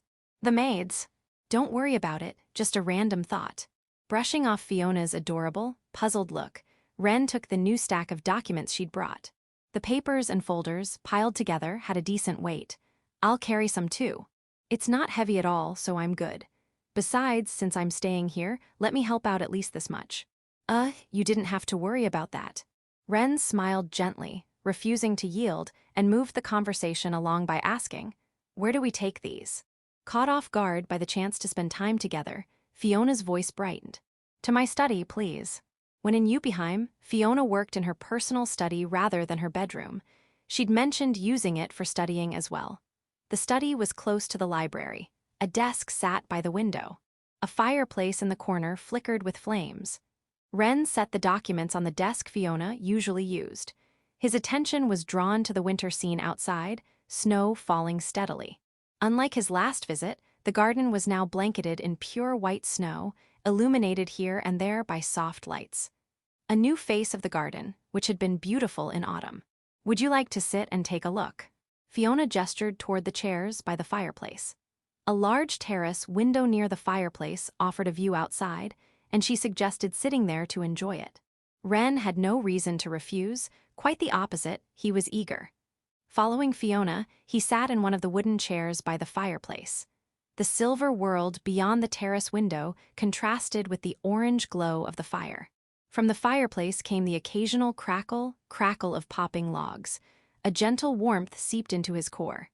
As Ren settled into the chair, his eyes met Fiona's nearby. Lit by the flickering firelight, they both thought the same thing at once. Being together by the fireplace like this, blurting out the same words simultaneously, they blinked in surprise before bursting into laughter. Then, in unison, they said, "It's like that time, isn't it?" At Fiona's chest, a stellar agate charm, not worn back then, caught the firelight and gleamed. "Back then I was still calling you Adventure-san, wasn't I?" "Haha, that's a seriously ticklish memory." It was from their time at the fortress, in the Balder mountain range. A night when they'd run into each other by chance, holding freshly brewed tea, and headed to the fireplace together. But it's been years since we spent that time at the fortress, hasn't it? The scene they now saw in the fireplace overlapped with their time at the fortress. Yet they felt physically and emotionally closer than before. Over the years, their faces and figures had matured, similar yet somehow different. As they caught glimpses of the snowy landscape in their peripheral vision, the conversation turned to today's snow. Fiona had been meaning to ask Ren something. That snow back then was intense, but how was the place you went today? The blizzard was worse than I expected, with some crazy strong winds, though not quite as bad as the Balder mountain range. Hee, if it snowed that much. Yuppieheim might have been overwhelmed trying to deal with it. No telling what tomorrow will be like either. Verichsan told me not to get my hopes up. Snow can really drag on when it decides to stick around. Can't it? Yeah, I was hoping to train to become a sword saint, but if training wasn't going to yield results, there was no point in forcing it. I heard once you become a sword saint, you can use new techniques, right? Fiona leaned forward slightly at the mention of sword saint. Ren nodded, saying, pretty rare techniques too. Beyond their basic destructive power, the techniques varied in the color of their waves depending on the user, each with unique effects. What piqued Fiona's interest most was what color Ren's wave would be if he became a sword saint and used those techniques. If you become a sword saint, Renkun. Her voice was like a breath, barely vibrating her vocal cords. I'm really curious what color your wave would be. I've thought about it a few times, but I can't even imagine it. Chuckling wryly and saying, gotta work harder for now. Ren caught Fiona's gaze, her empathy resonating with his determination. I know how hard you've been working, Renkun, she said softly. Meeting her eyes, Ren felt her kindness draw words from him naturally. If I ever become a sword saint, can I tell you what color my wave is? Seeing Ren ready to share something precious, Fiona beamed her most radiant smile yet and said, yes. Her heart raced. I want to see what color your wave will be too, Renkun. By the fireplace, just like years ago, their time flowed gently. Section. When Ren woke, the outside was already beginning to brighten. Sitting up in bed, he reminded himself he was at the Ignat Marquis estate, not aboard the airship. He'd gone to bed later than usual but woke feeling refreshed and in high spirits. After getting ready at the washstand, Ren glanced out the window, curious about the weather. That's when he spotted Fiona in the garden. Wanting to greet her, Ren left his room and headed toward the garden. Along the way, he exchanged greetings with the Ignat household staff, and one maid told him a shortcut to the garden, so he hurried along. Stepping outside, a chilly breeze brushed his cheeks. Renkun. Fiona, in the garden, called his name as she saw him. In the snow-draped garden, the contrast of her swaying black hair made her look even more delicate and beautiful. Coming up to Ren, she exhaled white puffs of breath as she spoke. Good morning, but are you sure you're okay? You must be tired, you should rest more. Nah, I'm already back to normal, thanks to how comfy it is here. There was no snow falling in the morning garden. Not even small flakes, just a slight cold breeze. You're not up early for work or anything, right, Fiona-sama? Haha, I rarely have work at this hour. Then, just taking a walk. Yes, I always take a morning walk when I'm here. It's a bit chilly in winter, but it's perfect for waking up. For Fiona, there was no better morning. If she weren't in front of Ren, if she were in her room, say, she'd be so thrilled she'd dive onto her bed and wiggle with joy. Time in the morning garden flowed calmly, leisurely. By now, the sunlight felt warmer than when Ren first stepped out.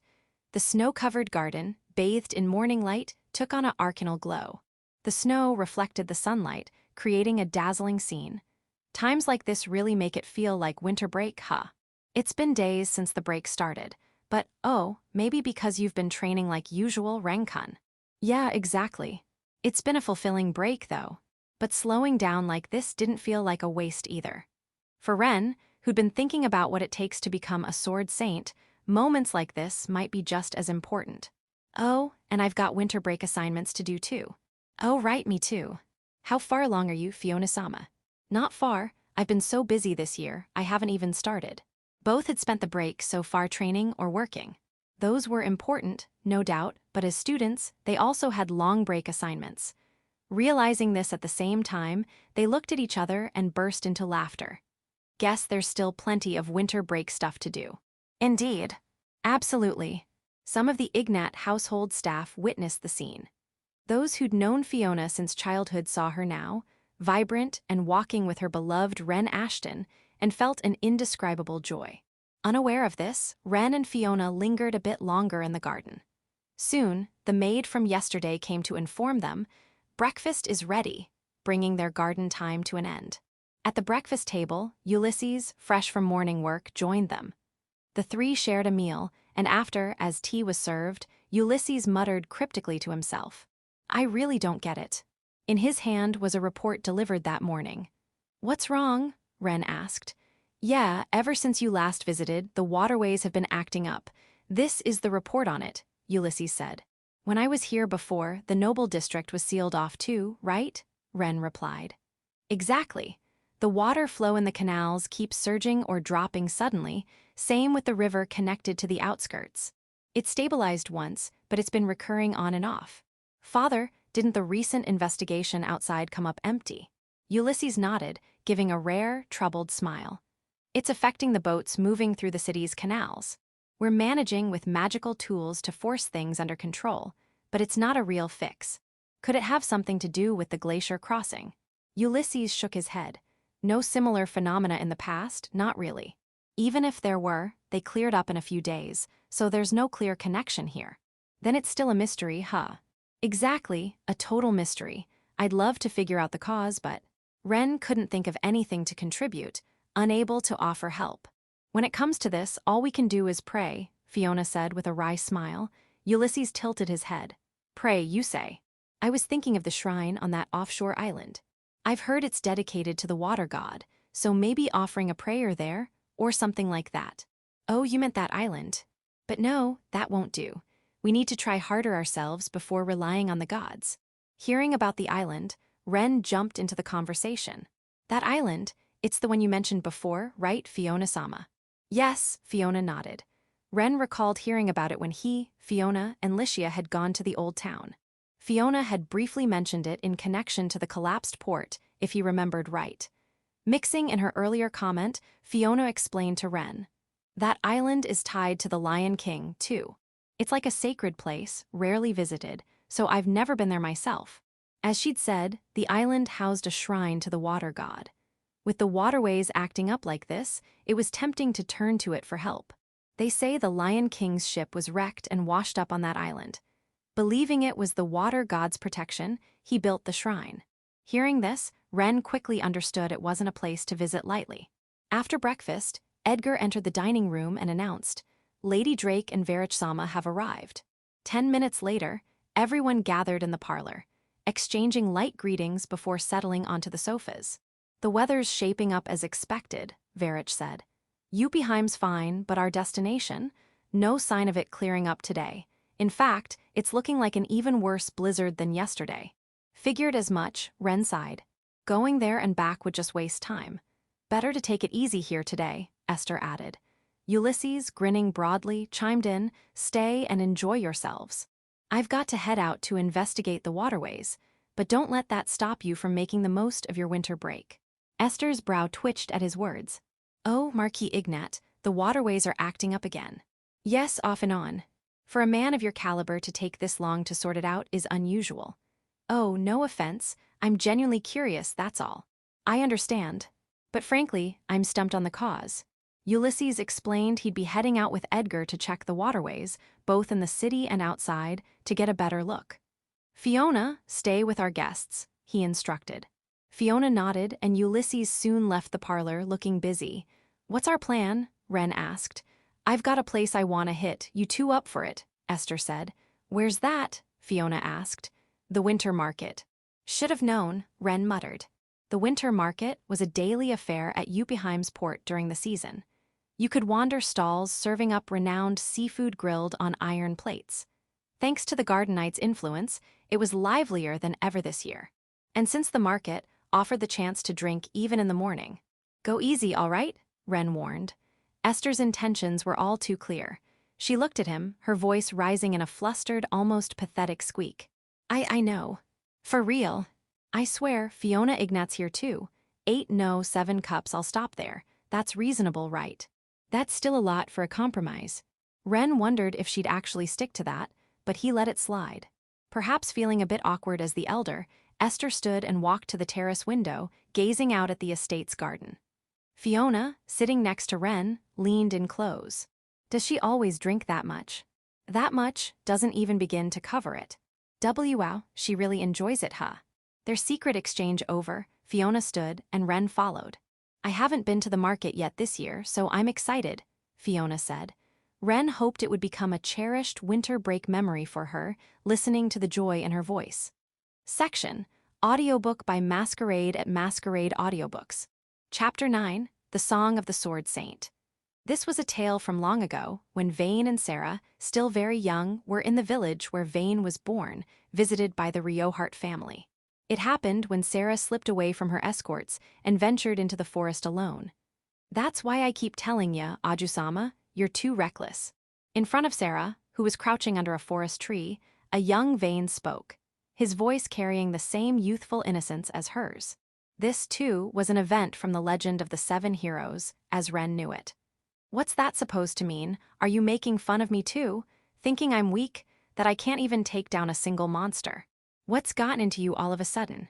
You just up and ran off into the forest. It's 'cause the village chief said it, didn't he?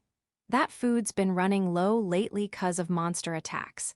If I can take down those monsters, then father will have to acknowledge me." As a young girl, Sarah was even more driven than she is now to prove her strength. For a girl bearing the weight of a great ancestor like Gagel Riohart, there was a certain impatience gnawing at her. "If I don't push myself, I'll just keep getting left behind by that girl." That girl. Some girl who came to the imperial capital before. She was crazy strong. I worked so hard, but I couldn't beat her even once. Always lost.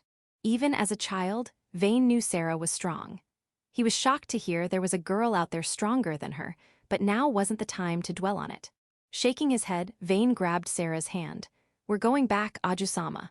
And if I say no, you gonna say that? Weren't you hiding out here, scared of a pack of little boars?" "And no way that's true." Maybe not, but looking at you, I don't think you're in any shape to fight properly." Trying not to rile her up too much, he spoke gently, waving his outstretched hand. Finally, Sarah took it, letting out a sigh. Not long after, Vane faced his first true challenge. It was a fierce battle against monsters, but the two fought together with all their might. In the final moments of the fight, they were cornered, pushed to the brink of defeat. "Ha ha, not here." Panting heavily, the boy clutched a rusty iron sword, standing protectively in front of Sarah. His consciousness was fading, but he mustered every ounce of strength to swing his sword upward. And then, the unremarkable, rusty iron sword unleashed a dazzling flash of light. What Viscount Riohart saw when he arrived was something unbelievable, a holy power that made him question his eyes. Vane, kneeling before a trembling Sarah, had displayed a glimpse of a hero's strength, claiming victory. The flash vanished as quickly as it came, leaving no proof to confirm it, but Viscount Riohart had a hunch and decided to invite Vane to the imperial capital.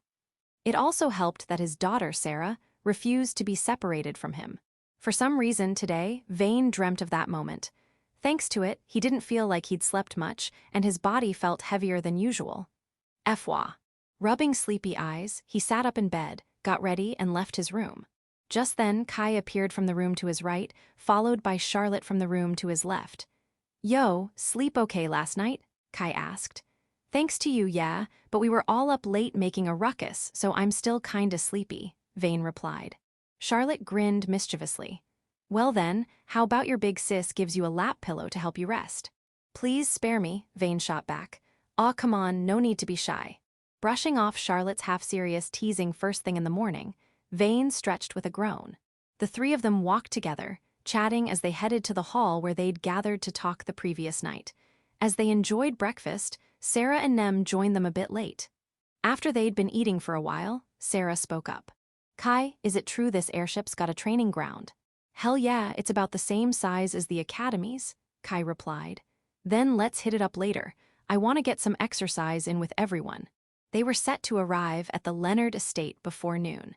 But Sarah also wanted to loosen up the lingering tension in her body with some light training beforehand. Charlotte, pressing a finger to her glossy lips, had an idea. "Exercise is great, but we've got academy assignments to deal with this afternoon." "Hold up, Charo. We're gonna be at my family's estate by noon. We'll be riding a carriage through town to the mansion," Kai protested. "Exactly, so I'm saying we should study on the way. We don't get much free time with all the parties and stuff, so we gotta do it when we can." I get it, but come on, Charo, don't bring it up till the last second." "It's depressin'," Kai groaned. Fine, I got it," Charlotte relented. After a short break to digest, they headed to the training ground located in the lower part of the airship.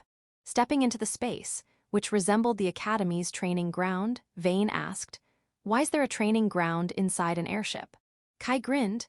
"My family's last head was all about training every damn day, no matter what. So they had this custom built to keep us moving even when we're traveling. There, they sparred in round-robin matches or paired up to hone their skills." After a while, Kai flopped onto the stone-paved training ground, sprawled out like a starfish. A few seconds later, the airship gave a slight shudder.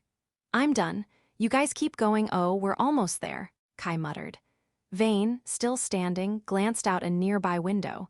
He could see the airship dock coming into view. "We're dropping altitude pretty fast," he noted. The largest airship dock in Viscount Leonard's territory was a rare one, built on what was originally a cape. Fishing boats and warships sailed into a vast hollow within the cape, where the sea stretched inward. The hollow was massive, big enough to fit Wren's village with room to spare, and its ceiling soared high. The interior served as a port, with several buildings leading to the surface. On the surface, a multi-story airship dock had been constructed. The airship continued its gradual descent. Their training session was nearing its end. "Charo-senpai, how about one last one-on-one with me?" Vane asked. "Sure thing, your big sis'll go easy on you," Charlotte replied with a smirk. Even in a one-on-one, their weapons were too different. Having just sparred with Sarah, Vane steadied his breathing, eyeing Charlotte while weighing his options. If he kept too much distance, Charlotte would have the overwhelming advantage, leaving him with almost no chance of winning. Even for Kai, who fought with the most defensive style among them, closing the gap against her was a daunting task. But this time, Vane said he wanted to start from a distance. "Seriously?" Charlotte asked. "Dead serious. I think I told you before, but I feel like I'm on the verge of grabbing something. Like this is something really important for me." Sarah, the girl who'd spent more time with Vane than anyone, didn't say it aloud, but she'd also dreamt of the past that morning. Maybe that's why she smiled, remembering the Vane from back then. "Vane," she called, her voice soft with affection. "Give it your all, I'm rooting for you." "Yeah, just watch me." The match began, overwhelmingly in Charlotte's favor, as expected. Her speed at drawing arrows from her quiver and firing them was top tier. Even if Vane blocked one arrow, another followed in rapid succession. And her arrows never seemed to run out. Sometimes she even shot arrows infused with wind magic at him. Even if her physical arrows dwindled, "Vane-kun, you're pretty bold today, huh?" Charlotte called, praising him as he managed to close a few steps. Then came an arrow conjured by magic. "Ghh?" Vane grunted, struggling to block the swift, wind-like arrow with his sword. It was easier when she was still firing physical arrows. Now he faced the special arrows Charlotte created as a wind magic user. Even deflecting them sent a powerful gust crashing into him, making it harder to close the distance. "Keep it up," Sarah cheered. Buoyed by her encouragement, Vane stepped forward with even greater resolve. He swung his sword sideways, slicing through an oncoming wind arrow. Maybe, just maybe. Everyone's attention was drawn to Vane's growing strength, and then the airship lurched, an unnatural shake rattling through it. Vane froze mid-step, and Charlotte dispelled her magic. Those who'd been sitting leapt to their feet, exchanging glances. "Something's up," Kai said.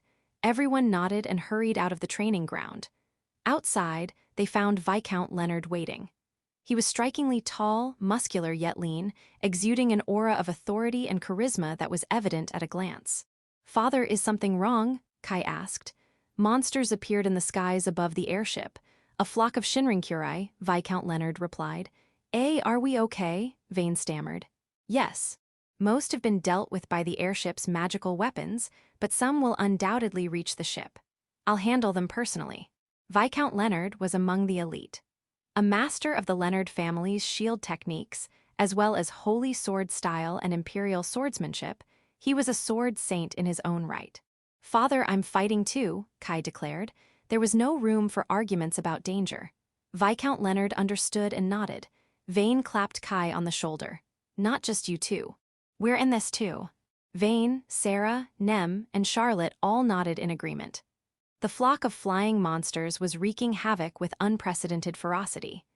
The Leonard family's airship was equipped with numerous magical weapons, which had handled most of the threat, but as expected, a few monsters drew close to the deck.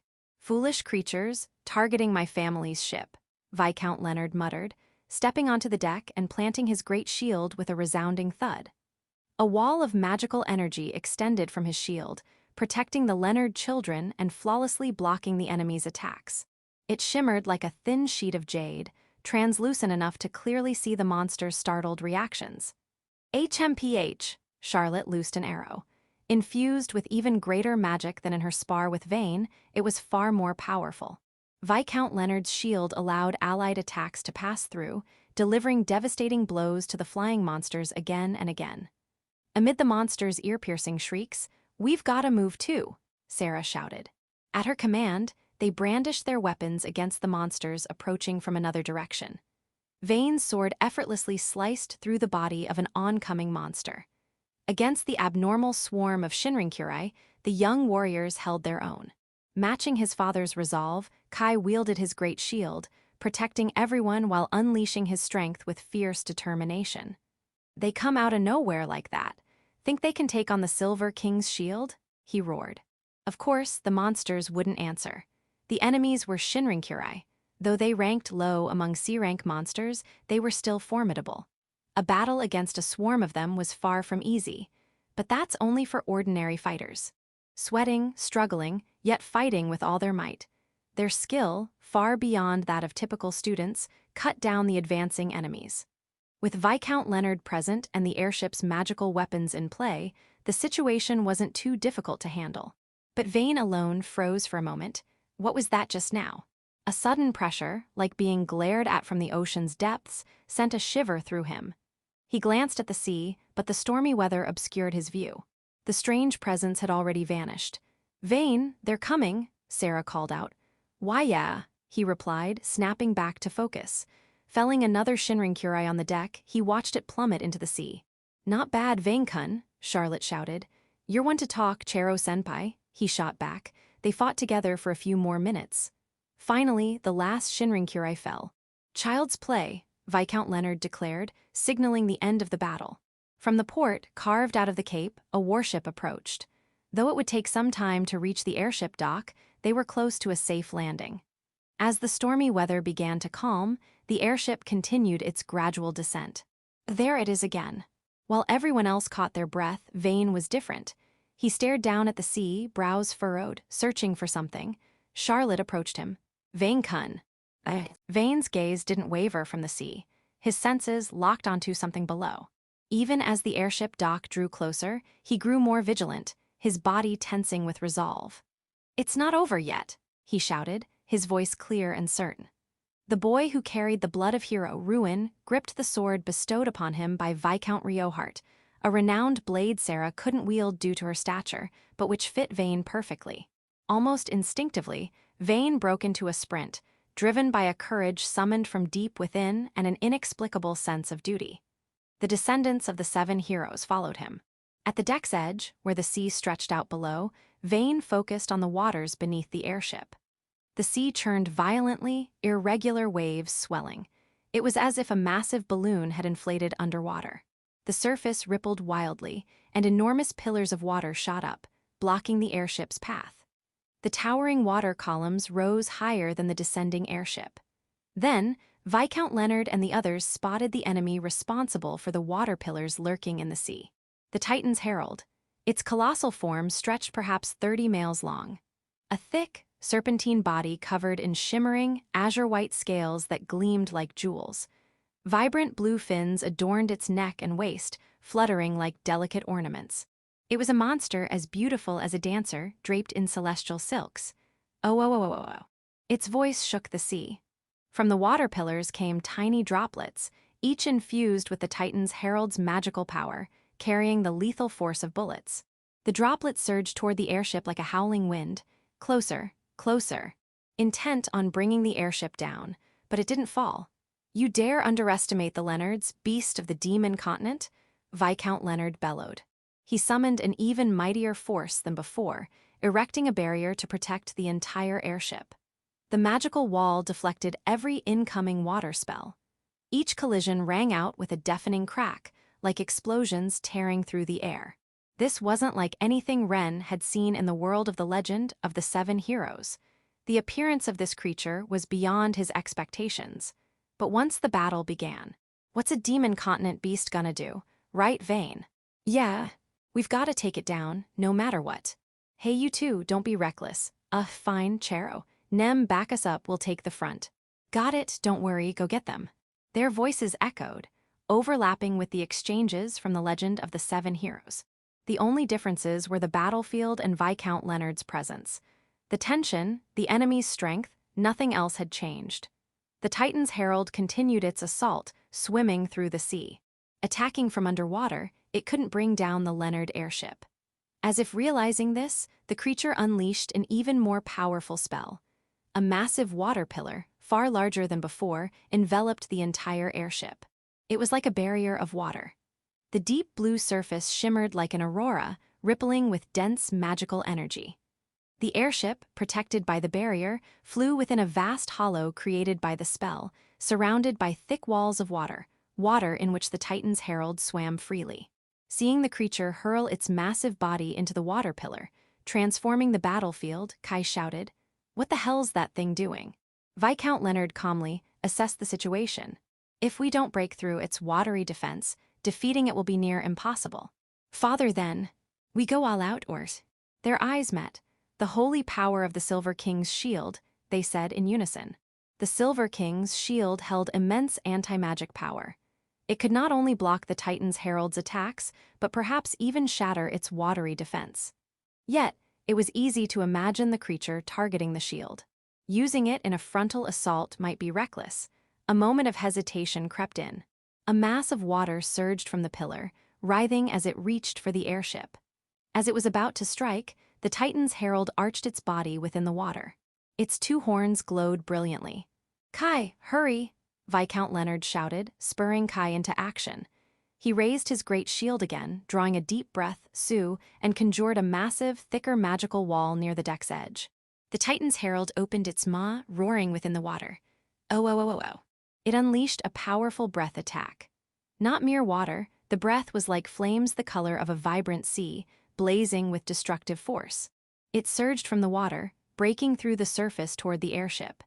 Its power was staggering, spreading like buckshot with explosive gusts and cutting winds sharp as blades. But Viscount Leonard's magical wall blocked it all. Seizing the moment, the airship's powerful magical weapons struck, causing the water pillar's barrier to waver slightly. Kai returned seconds later. The Silver King's shield in his hands faintly glowed. "Father, come, Kai." Kai rushed to his father's side at the deck's forefront, raising the Silver King's shield. The Titan's Herald, lurking in the water, shifted. Its eyes glowed an eerie crimson, preparing another breath. As it unleashed the attack, "This is the shield that blocked even the Demon King's strikes," Kai declared. He planted the Silver King's shield's base into the deck, and a silvery aura radiated outward. The mightiest shield, which had once thwarted the Demon King, now showed its power for the first time in centuries. The breath hit the silver barrier and dissipated instantly. The resulting light drifted through the air, carried by the wind, reaching the Titan's Herald within its watery protection. A sound like crackling lightning echoed, disrupting the surrounding water. As the creature prepared another breath, "I'll say it again," Kai declared, feeling the immense drain on his magic but still brimming with defiant pride. "This is the shield that protected a hero from the Demon King." He deployed the barrier again. This time, he pushed it forward, not just deflecting the breath, but sending it straight toward the Titan's Herald in the water. The barrier became a gust of light, striking the water pillar. Oh. As the water shattered, the Titan's Herald, left suspended in the air, fell back into the sea under gravity's pull. Its crimson glowing eyes dimmed. The magical water barrier finally reverted to mere seawater. "Everyone, grab onto something," Viscount Leonard ordered. They braced for the deluge, using magic and techniques to deflect the falling water and clinging to nearby railings to avoid being swept off the airship. Drenched but regaining their composure, they stood triumphant. "We did it," Kai exclaimed. "Kai-senpai," Vane called, catching Kai as he nearly collapsed from exhaustion. They exchanged proud, triumphant smiles, ready to celebrate their victory. But it wasn't over yet. The enemy was still preparing to unleash one final strike. This should have been the end of the battle, with the Titan's herald fleeing into the depths. But whether it was the different battlefield or some other factor, things didn't play out that way. As the Titan's herald plummeted toward the sea, its voice shook the skies. In that moment, Vayne moved faster than anyone else. Ren flashed in his mind, and with a fierce desire to become as strong as him, Vayne sprang into action.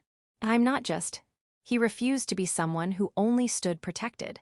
But I ain't planning to lose to anyone, not since I found someone I wanna protect. It was before the first match of the Lion King Festival's tournament. With Ren's strength in his mind, Vayne felt that unfamiliar sensation, something he was on the verge of grasping. I ain't staying the same as I've always been, he shouted. The falling Titan's herald unleashed its breath. As Vayne, standing near the deck's edge, swung his renowned sword upward, water pillars rose from the sea around him, transforming into arms of water that lunged at him. Both Kai and Viscount Leonard prepared to raise their barriers. But when they saw the faint, dull glow emanating from Vayne's sword, they froze in awe. Sarah, exhausted from the battle, was the only one to smile naturally. It's just like back then, Vayne, she murmured. His glowing sword, repelled the water arms and deflected the breath skyward. This wasn't the awakening of a hero's descendant. Unlike the legend of the 7 heroes, where they stopped Ulysses in the Baldur mountain range, this was something smaller. The Titan's herald was too weak compared to the reviving Asfar. It was merely a faint stirring of Hero Ruin's power, lying dormant deep within Vayne, just like when he saved Sarah long ago. But it was, without a doubt, a glimpse of a hero's strength. Ha ha, Vayne panted, trying to steady his breathing. His comrades watched him in astonishment. The battle ended, and the Leonard airship drew closer to land. Slowly, steadily. From the warships deployed across the sea, knights emerged on deck, raising cheers toward the sky. As discussions about ongoing countermeasures continued, Vayne stood on the deck, gazing at the distant sea, the horizon where it met the sky. Vayne, Sarah said, approaching him, you've been staring out there, thinking about something. Yeah, he replied, turning to her with a sheepish smile, scratching his cheek. He thought of the power he'd tapped into during the battle, with Ren on his mind. Wondering if I'm getting any closer to Ren. Yeah, I'm sure you are, Sarah said softly. The boy and girl spoke together toward the distant horizon. Section, the streets adjacent to Yupiheim's port bustled with crowds visiting the winter market. The scent of grilled seafood and charred sauce from the stalls whetted everyone's appetites. Perhaps because of the throng, Ren and Fiona walked closer than usual. That shop you said you were curious about, Renkun, it's just up ahead. Wanna check it out? Fiona asked. Might as well, since we're here, Ren replied with a wry smile, turning to her. But letting Fiona-sama go on a food crawl like this, I'm gonna catch hell from Lord Ulysses later. Fiona laughed brightly, waving off his concern. No way, we've done stuff like this before, haven't we? The 3 of us in the summer. Right, just before the Lion King Festival kicked off, Ren recalled. Exactly. You, me, and Licia hit up the merchant guilds, then swung by the shops on the imperial capital's main street on our way back. And honestly, I've always wanted to do this kind of thing.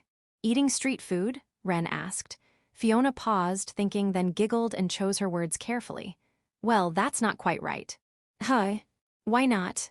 Hee, it's a secret, she teased, pressing her index finger to her lips with a playful SHH. As she skipped ahead, her black hair swaying. While Fiona teased Ren with a cheerful grin, Esther gave off a wistful air, tinged with disappointment. Well, aside from not getting any booze, I'm satisfied, she muttered.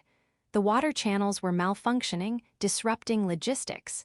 Seafood was manageable, but several goods, including alcohol, weren't making it through. She'd enjoyed some rare dishes instead, but that only made her crave a drink more. Hold it together, boss, Verich said. Ain't no point moping over what we don't got. Yeah, you're right, Esther sighed. Don't let it get you down. We'll come back another time. After strolling through the main attractions, they left the port and headed to a street lined with Yupiheim's famed water channels. With the crowd thinning, they leaned against the railing of a bridge for a brief rest. As they talked about lingering a bit longer before heading back, Esther's gaze locked onto the water channel, her eyes narrowing like sharpened blades. She peered into the depths of the water. The bridge faced one of the largest channels leading from the port into the town. Even when Verich called out, "Boss," she didn't respond, her focus unwavering. "Fiona Ignat," she said abruptly. "Just Fiona's fine." "What's up?" Fiona replied. "Then I'm just Esther, got a question for ya." Ren and Verich caught it, the hardened edge in Esther's voice, one she rarely let others hear. Fiona, too, noticed the shift in her tone.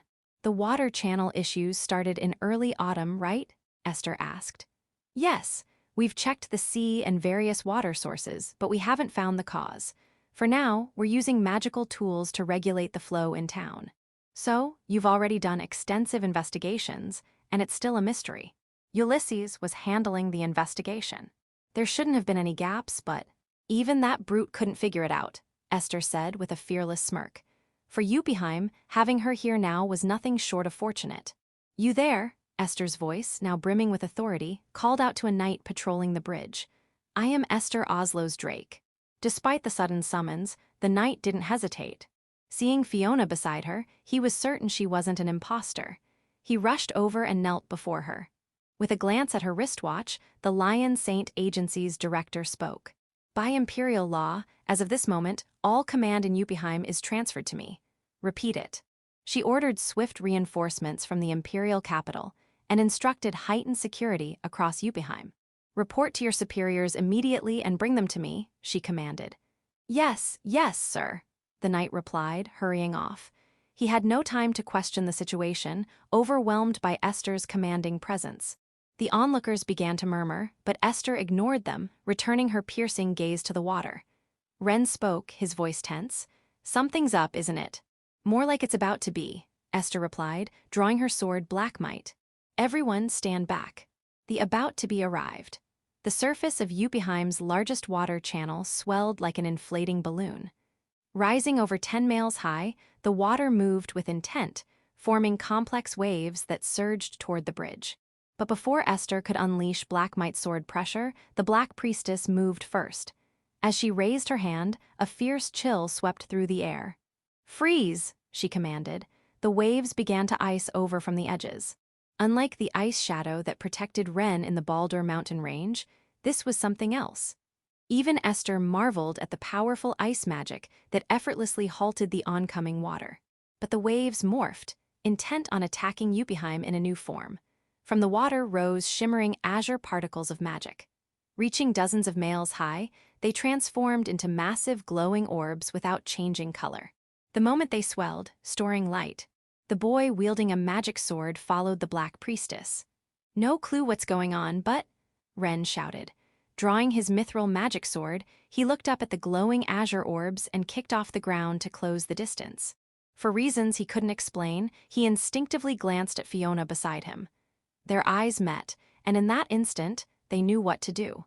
This time, her ice magic wasn't aimed at the waves but wielded purely as her own power. Ice pillars rose from the water's surface, stretching upward. "What? Wait, both of you," Esther called, trying to stop them before the danger could escalate. But they moved before she could finish. It was their first time combining forces since the Baldur mountain range. Their movements weren't like those of polished knights. Yet, to Esther, their coordination seemed to surpass even seasoned warriors. Their synergy was like a dance. "Fiona-sama," Ren called. "Yes, use my ice," she replied. Ren kicked off the ice pillars, racing upward. The azure magical particles, now water blades, closed in on him, but Ren didn't spare them a glance. He trusted her completely, without a shred of doubt. Just like that winter, when they communicated without words, it was the same now. "No one's pulling that off in front of me," the Black Priestess declared, her voice ringing out from the ground. As she swung her arm wide, a wind of absolute zero, dyed an even deeper blue, burst forth. The wind reached Ren's surroundings in an instant, freezing the blades of water in a heartbeat and shattering them. The splintered ice caught the sunlight, riding the wind, and glittered with a fantastical shimmer. All the while, Ren dashed up the ice. Just as he was about to reach the glowing orb, he tightened his grip on the mithril magic sword in his hand. There was only one thing to do: erase that anomaly. Ha! A single slash from the mithril magic sword. With a strike faster than sound itself, the glowing orb dissolved into particles of mana. At the same moment, the water's surface rippled irregularly, swelling, and for a fleeting instant, it sparked a sense of impending danger, only for the surface to freeze solid in a flash. The surrounding sea was now covered in thick ice. The waves that had risen moments before were frozen in place, transforming into a breathtaking world of ice. Ha ha. The ruler of this ice was Fiona, the Black Priestess. As all the water magic floating in the air vanished, Ren landed on the cobblestone path. In a scene where much of the surroundings were cloaked in ice, Fiona, still catching her breath unevenly, sank to her knees. Ren rushed to her side. Fiona-sama, are you okay? Why yes, I just overdid it a bit with the big magic, that's all. Are you okay, Renkun? I'm fine, thanks to you, Fiona-sama, I don't have a scratch on me. Ren lent Fiona his shoulder, helping her stand. As he peered worriedly into her face, Fiona managed a brave smile and said, I'm so glad. Just then, Esther, who had been giving orders to the knights gathered around and keeping watch for any further anomalies, returned to the pair. She gave them a wry smile, almost exasperated. What, you figured I'd be better off keeping an eye on the surroundings? Both nodded in unison. We thought we could handle it ourselves, Ren said. And if Esther-san was watching the perimeter, it'd keep the people of Yubiheim safe. I'm sorry we didn't consult you first, Fiona added. TCH, honestly, Esther muttered, shrugging her shoulders with no trace of anger. To pull off that kind of coordination in a split second without even exchanging words? Impressive. I've got no complaints. If you two could handle it, that was probably the best call. For Ren and Fiona, their actions had started almost unconsciously. It wasn't a lie that, as Ren said, they wanted Esther to handle the perimeter, but the real spark was their concern for the people of Yubiheim. Well done. You've earned my praise, Esther said, commending their efforts as she gazed out at the frozen sea. It didn't overpower the town's magical defenses, at least. Then what was that just now? Ren asked. Not a monster, nor some man-made magic, most likely, Esther replied. Probably a reaction from mana that built up accidentally through the water and went haywire. The odds of it happening again are next to none. Ulysses' response was spot on.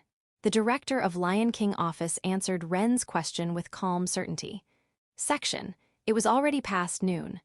Ren, accompanied by a few knights, rode out of Yubiheim on horseback. He spotted Ulysses and his group on a cape near the coastline, not far from a cave along the old town's edge. Ulysses, joined by Edgar and several subordinates, was investigating the nearby water sources. Catching sight of Ren, who was supposed to be in Yubiheim, they were taken aback. Ren Ashton, why are you? Ulysses began, but seeing the unusually grim intensity on Ren's face, he realized something had happened. Without wasting words, he waited for Ren's report. Ren recounted the events in the town, explaining how Fiona, standing by Esther's side, was helping direct efforts to manage the situation. Ulysses' expression shifted as he listened, grasping the gravity of it all. No wonder you came out here, he said. And Esther-san thinks this incident's tied to the anomaly in the waterways, Ren added. His listener was the head of the Lion King's sacred agency, the strongest knight in Liamel. Though Ulysses had once served in the military, Esther's skill as a commander outshone his. Lord, Edgar called. Right. We head back at once, Ulysses commanded, his voice echoing around them. Ren tugged the reins of his horse, his heart racing. At that moment, the sea below the cape they were traversing began to tremble. The surface rose irregularly, and water columns shot up from the surrounding sea. As the columns whipped toward the cape like lashes, Edgar stepped forward. Lord, stay behind me. He drew the two swords at his waist, standing before the group. The blades shimmered with a blue aura, like ice, radiating from his hands. This was a special technique only a sword saint could wield, different from what Esther had once shown Ren and Licia. The nature of the technique varied by its user, creating stark differences in its form. You think you can lay a hand on my lord in my presence? He was among the elite few, a master in his own right. His essence was absolute ice. Anything that touched the blue aura cloaking him froze instantly, embodying the core of his magic. For a fleeting moment, where did you learn the heavy sword techniques? A vision flashed through Ren's mind, like a lantern reel. That would be from a certain woman. No way, you don't mean the Lion Kings. Ha, not a chance. That person's still hunting me for killing Cronoa-san. It's someone else entirely. It was a scene in some dusty, old building. Ren Ashton was speaking with Edgar. Surely, it was the two of them in another world line Ren had glimpsed before. So, how about it? Will you show me your heavy sword techniques, Edgar-san? Very well. Allow me to demonstrate my unique heavy sword. It was the same beautiful blue as now. The vision ended in less than a second. Even in the legend of the Seven Heroes, Ren and Edgar had known each other and fought side by side. What was that? Why the two had joined forces in that other world line, Ren didn't know. Part of him wished he could have seen more, but now wasn't the time to dwell. As the water's arm clashed with Edgar's swords, it froze solid. Ren brandished his crimson blade, the flame magic sword at his waist. With a swing, he reduced a newly formed water arm to mere seawater. The heat wave from the rapid evaporation was pushed back by the force of his swing, and the frozen arm Edgar had struck was blasted into the sea. Edgar turned to Ren with a grin. You've gotten even better, haven't you? Coming from you, Edgar-san, that makes all the effort worth it. They had to seize this chance to escape and return to the town. With Ulysses, the one they needed to protect most, at the center, Ren rode at the rear of the group, staying vigilant as they spurred their horses. At the same time, he wrestled with what those attacks had been. Why is a Titan's herald here? The attack was from a monster they'd anticipated, but its appearance here was unexpected. Something Ren had seen in a dream long ago, when Ren Ashton had killed Cronoa. Vayne and the others had fought this very creature, the master of the Titan's herald, in the seas of the imperial capital. Ren Ashton, it seems this is the monster we were wary of, Ulysses said. Ren nodded, heightening his alertness. But why here? No idea why, Ulysses replied, but the fact is, it's shown up in my domain. Fortunately, I've bolstered our forces just in case. Either way, it's here now, so we deal with it first and think later, right? Exactly. Warships would likely arrive at the surrounding sea soon. The cape's jagged rocks made riding inland tricky. The distance from the cape to the sea was short, with the coastline visible below. Ren caught sight of a massive shadow swimming in the water. With a sidelong glance, he calmly confirmed the Titan's herald's form. It's not injured. That ruled out the possibility it had been driven here after being repelled by Vayne's group. That left two possibilities Ren could think of. 1. It hadn't appeared in the Leonard domain and showed up here instead. 2. This was a second individual. Since multiple Titans' heralds existed in the world, dismissing the idea outright would be foolish, especially when he was staring at one. The guild ranked it as upper B rank, making it a prime chance for Vayne and the others to show off their heroic gear. Ruar. A breath attack was about to be unleashed from beneath the sea. Edgar, Ren, and the knights braced to act. Something's off. That was the unease Ren felt. The Titan's herald was immensely powerful, but the force it was unleashing now seemed greater than what he'd expected. Ren, standing here, didn't know it, but the creature before him was unleashing a breath attack far more powerful than the one that had struck the Leonard family's magic ship. A step, maybe 2 steps stronger, or perhaps even more. Its body, adorned with massive fins, was larger and shimmered brilliantly with mana. But that doesn't change what I've gotta do, Ren muttered. The young magic sword wielder took a deep breath, gripping his magic sword tightly. A water breath, brimming with destructive force beyond what had hit the Leonard family's ship, was unleashed now. Ruar. With a ferocious roar, it mercilessly surged toward the cape. Ren, still on horseback, swung his flame magic sword upward in a wide arc, flames trailing in its wake. With a full-force horizontal slash, the flames pushed forward, countering the breath attack. The aftermath of the breath carved away at the cape behind Ren, crumbling it, but that was all. The victor of this clash, Ren. The Titan's herald turned its focus solely on him. At first, its attention had been split with Edgar, but now it was certain. Ren and his flames were the real threat. Unfazed by the shallow waters, the creature closed the distance to the cape in a rush. As the young magic sword wielder tried to regroup with the others. Yeah, figures it'd come to this, Ren said under his breath. Thanks to Ren and Edgar's efforts, no one had been harmed by the direct attack, but a massive crack now split the cape. Ren Ashton, Ulysses shouted, his voice thick with worry. Ren, glancing at the new water arm approaching, called back, "Go on ahead, I'll buy time and get out quick." "But that leaves you alone," Ulysses protested. "The goal's just to buy time, not to kill it or drive it off," Ren shot back. He wasn't here to fight a reckless solo battle. "I'll get out soon, so hurry." Ulysses hesitated, almost stopping, but he knew his presence would only hinder Ren.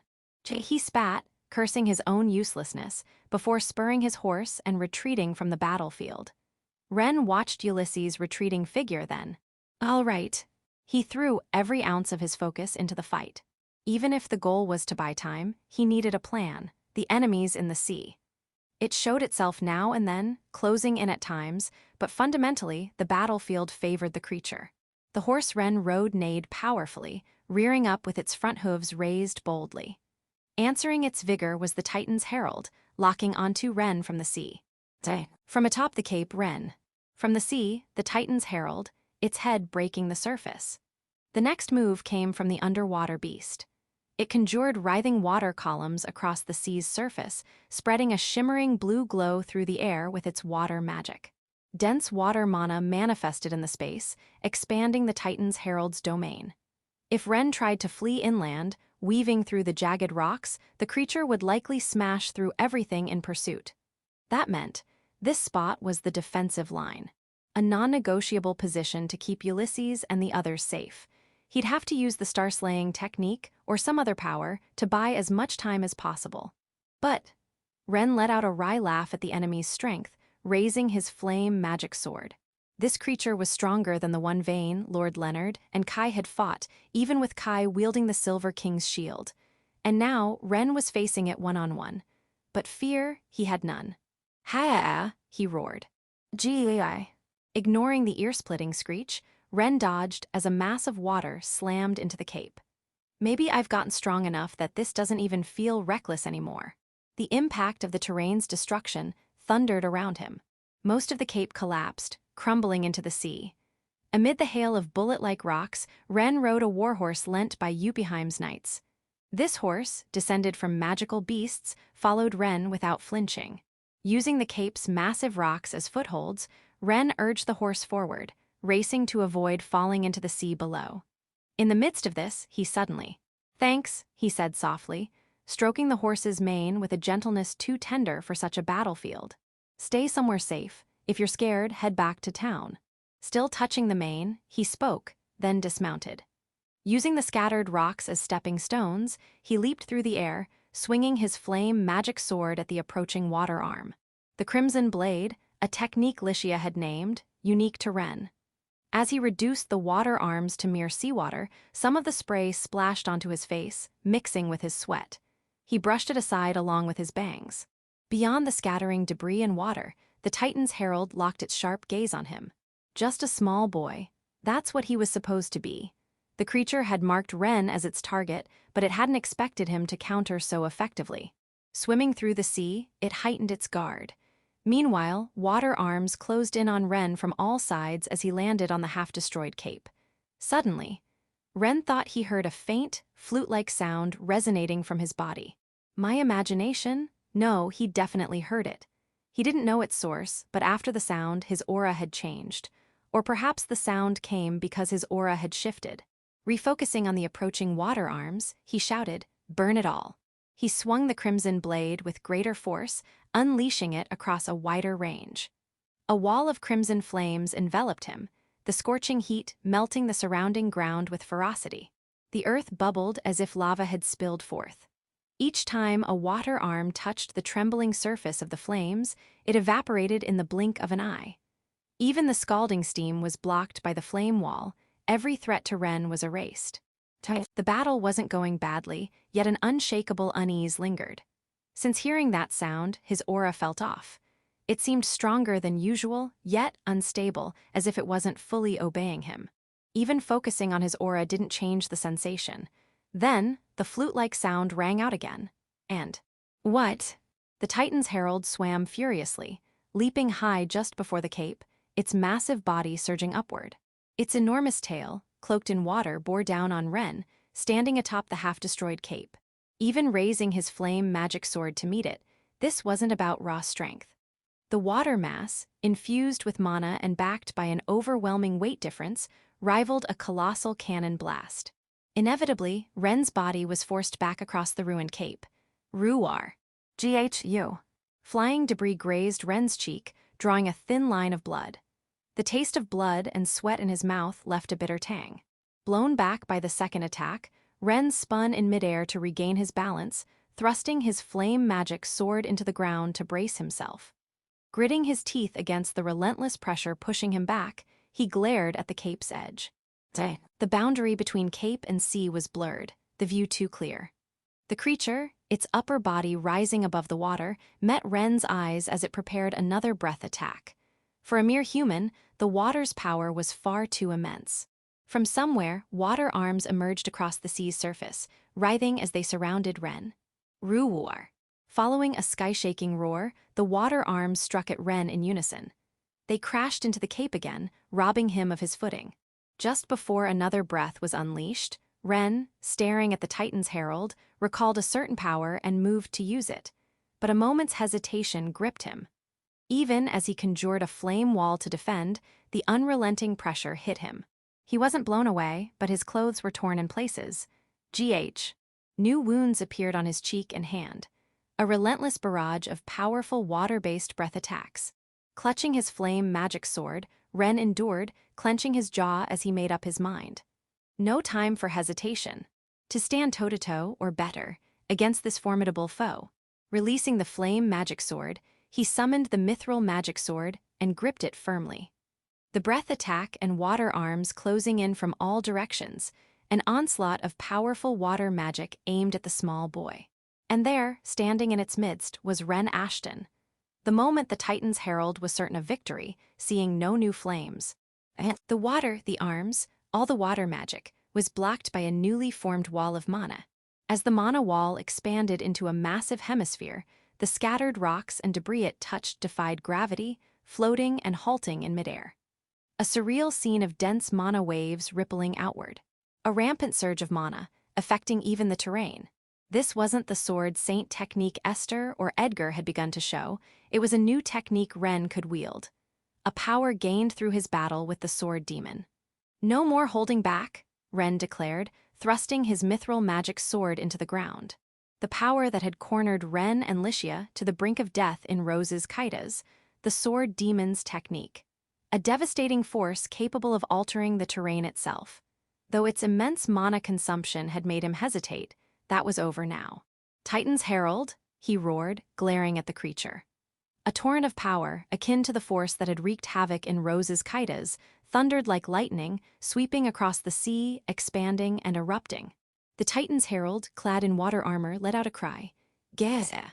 It roared, pushing out a water wall against the oncoming destructive force. The Titan's herald was driven by instinct. This is bad.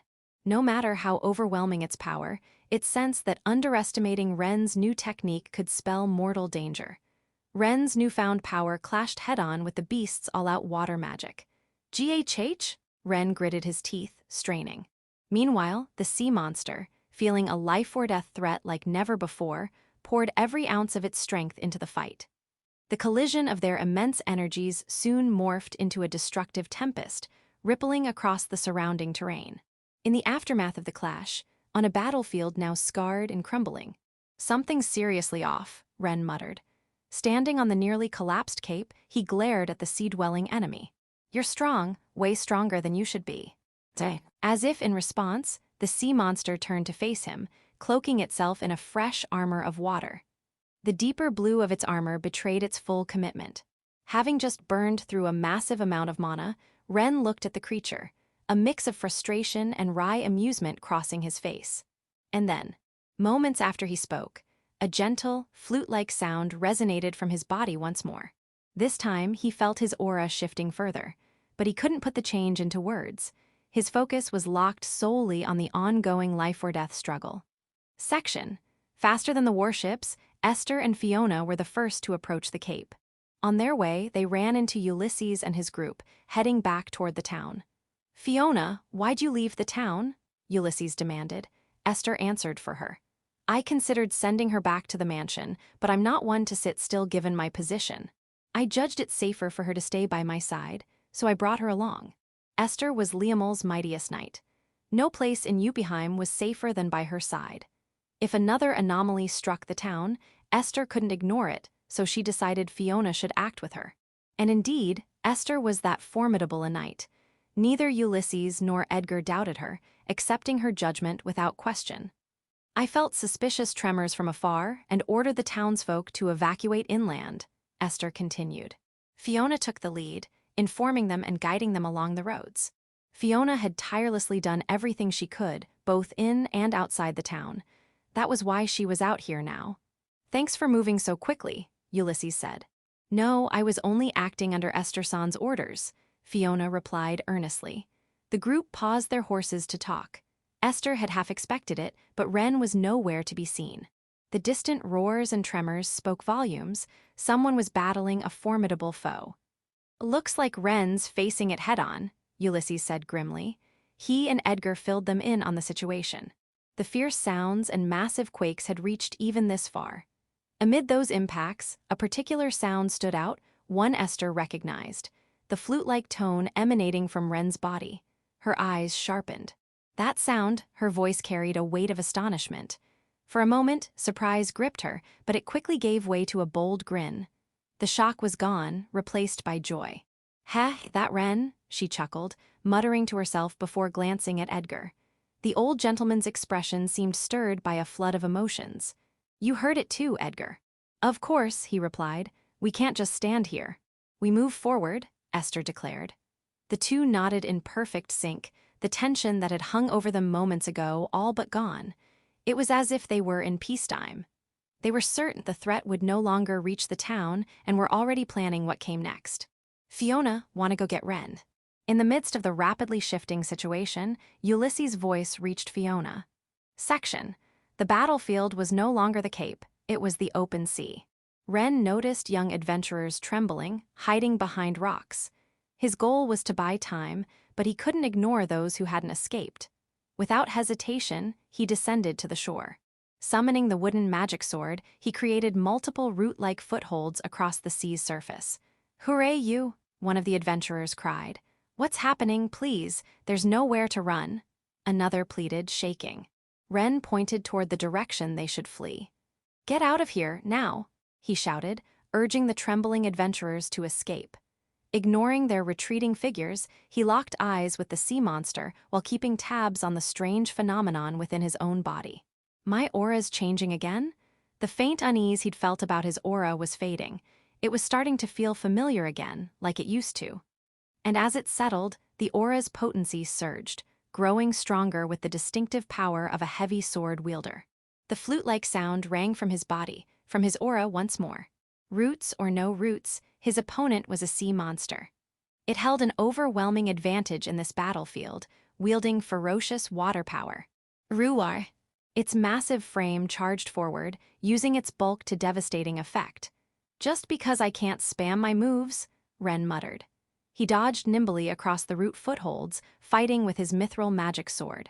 The sword demon's technique wasn't something he could use recklessly. Overusing it could invite death itself. A fierce gust of wind pressure followed the creature's charge. Undaunted, Ren struck back, landing wounds on the Titan's herald's body.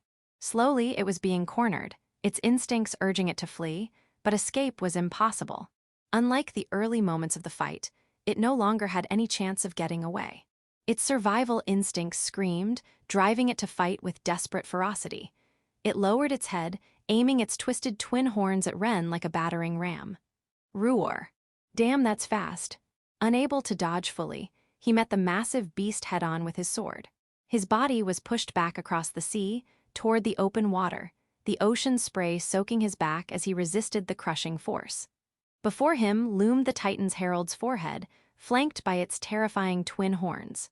He pressed his mithril magic sword against its brow, but the charge, fueled by their overwhelming size difference, wouldn't stop. There, an isolated island floated offshore, home to an ancient shrine.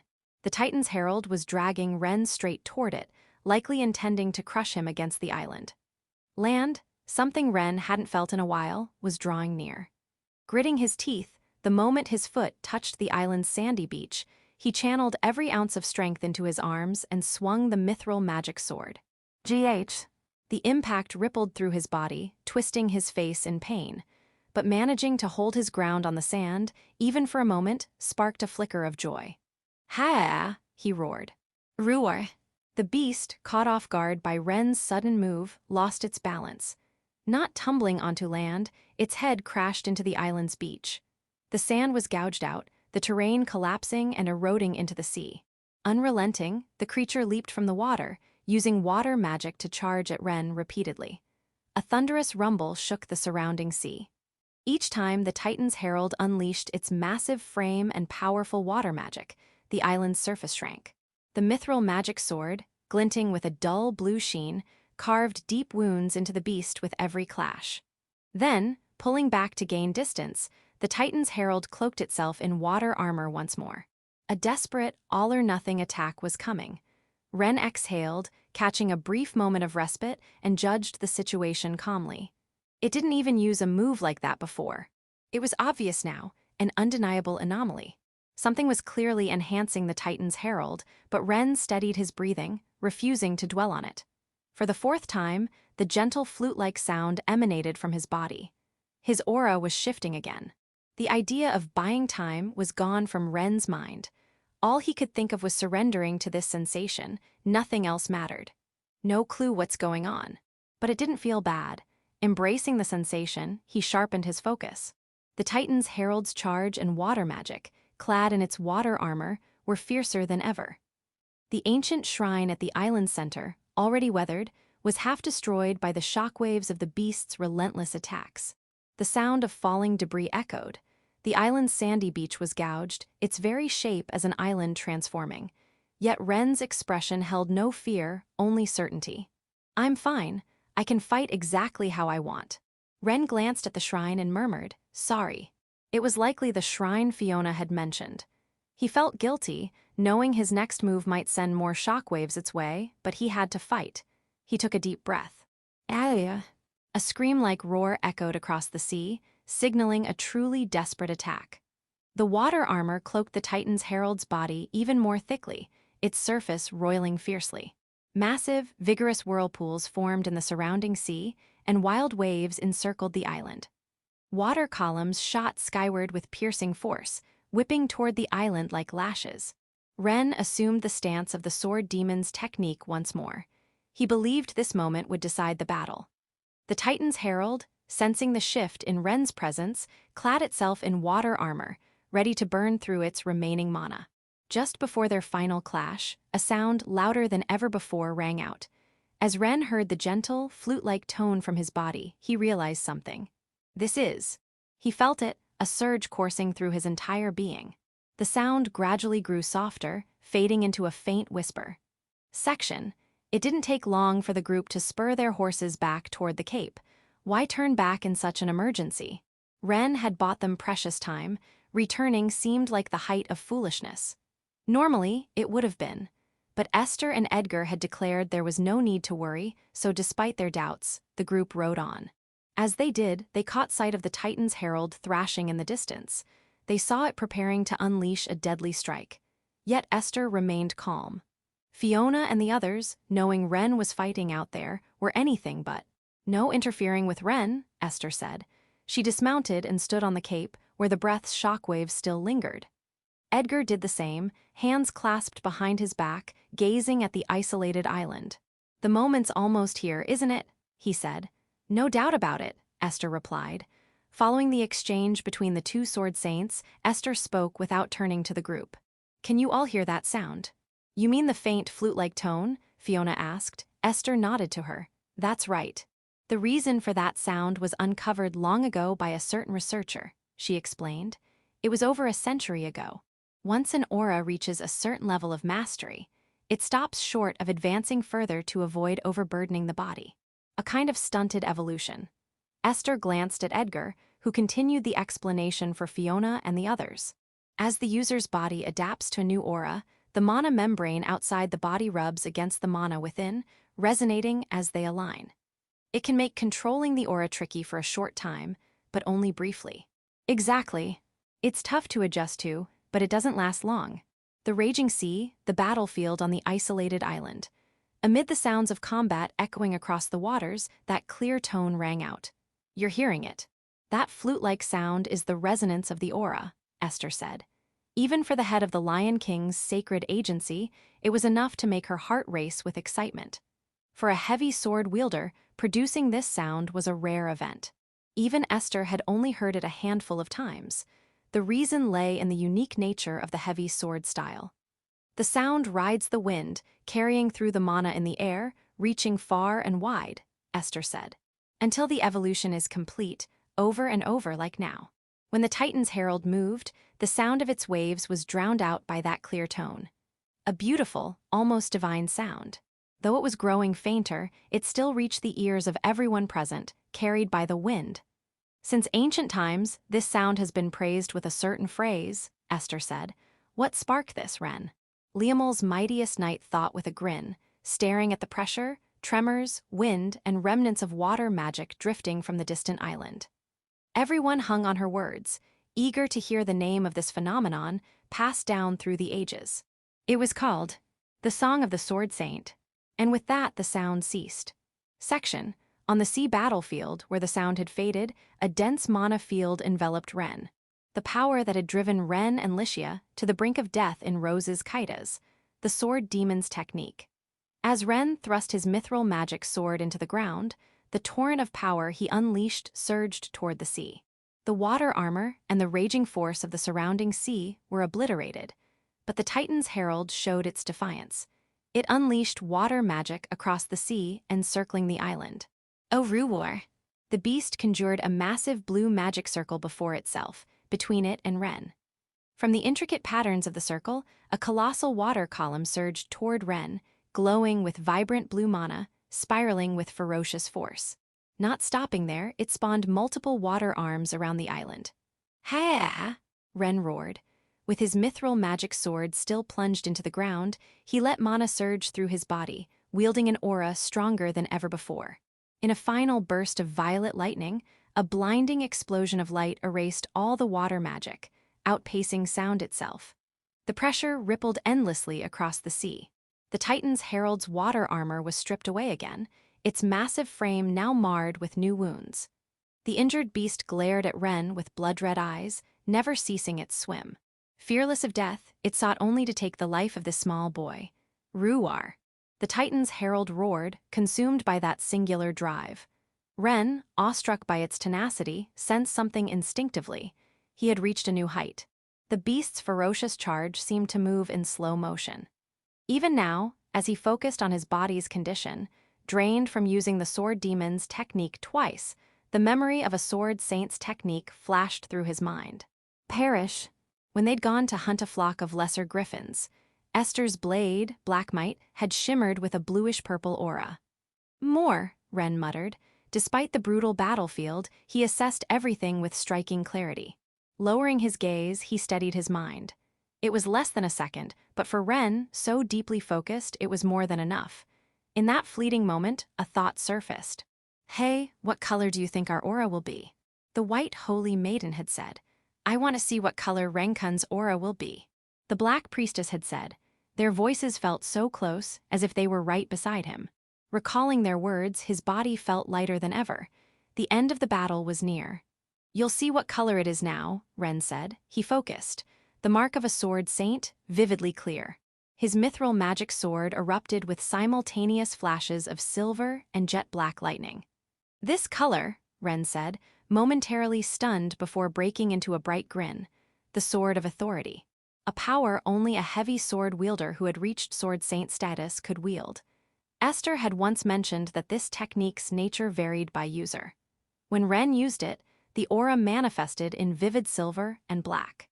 Surely those were the colors of his mana, evoking the images of the white holy maiden and the black priestess, as if they stood by his side.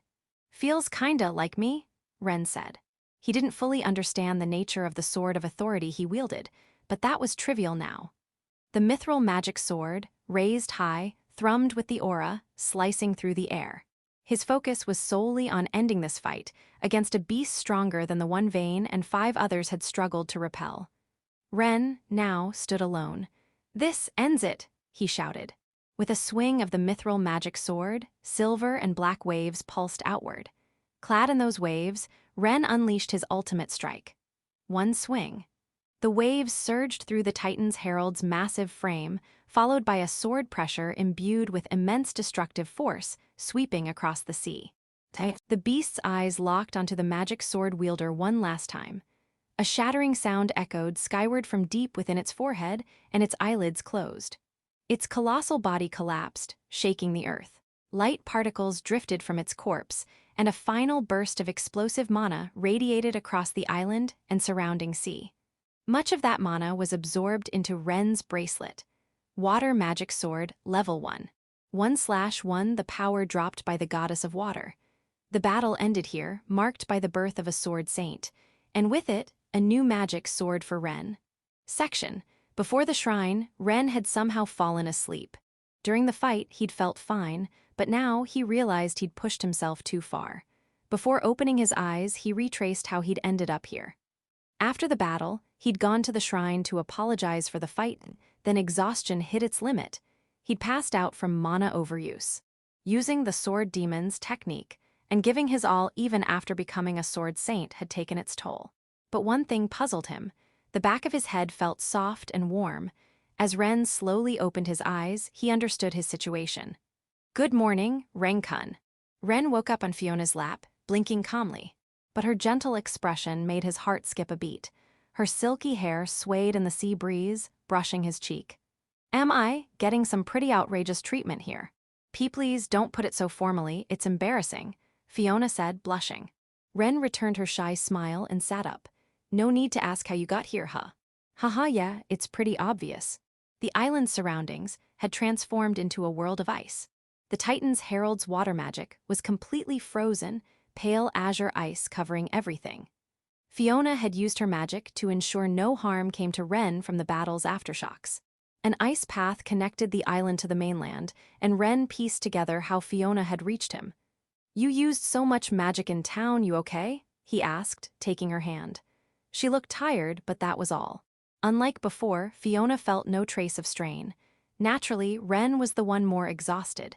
Fiona squeezed his hand back, shaking her head. What matters now isn't my condition, it's yours, Renkun. That so? He asked. Yep. That's right, she said firmly. Seeing Ren's wry smile as he brushed it off, Fiona's face softened into a gentle smile. Several warships dotted the sea around the island, anchored carefully to avoid the ice Fiona had created, tending to the aftermath. How long was I out? Ren asked. About 10 minutes, I think. That's when I got here, Fiona replied. When Fiona found Ren asleep on the cobblestone near the shrine, she'd wanted to ease his post-battle exhaustion, even just a little, by offering her lap. Ren sure had a knack for lap pillows. Like when he'd returned from the Baldur mountain range, and Licia had done the same for him. Whether he was aware of that pattern was another matter. Resting on the cobblestone, Ren glanced nearby.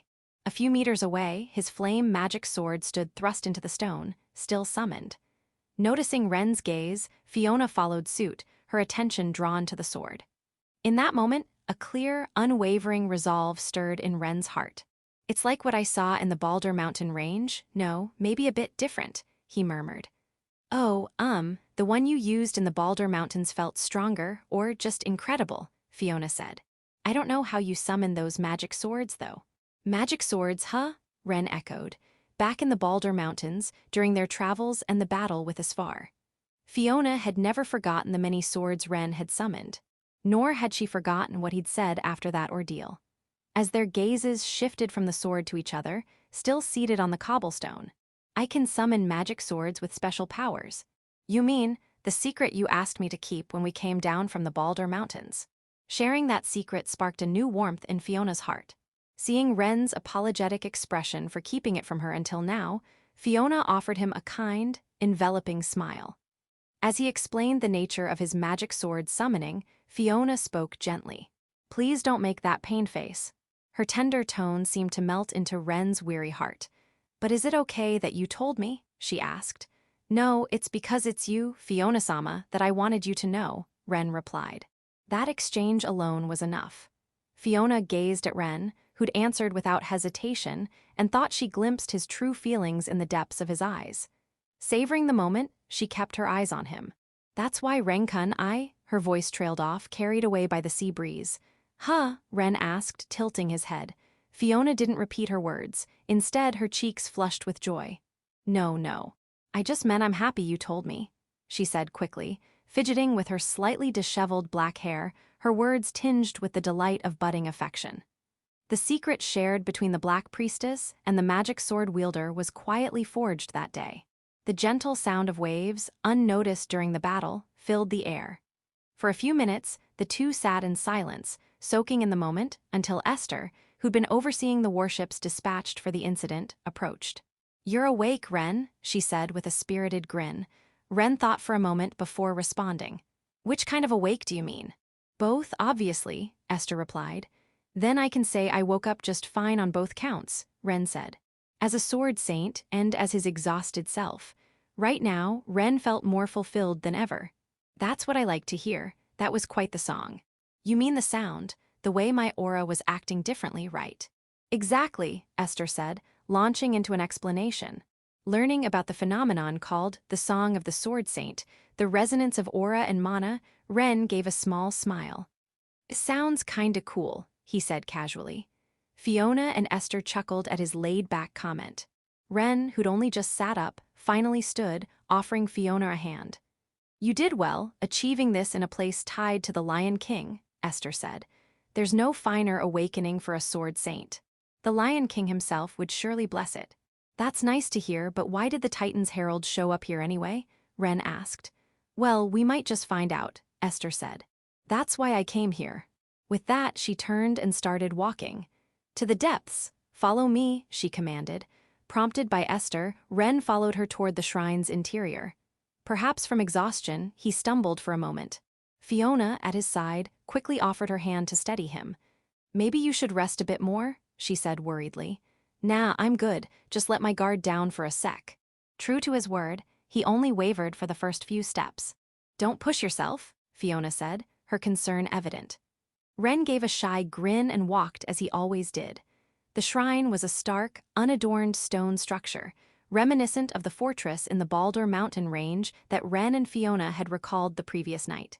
At its deepest point was an altar, now destroyed, revealing a staircase leading underground.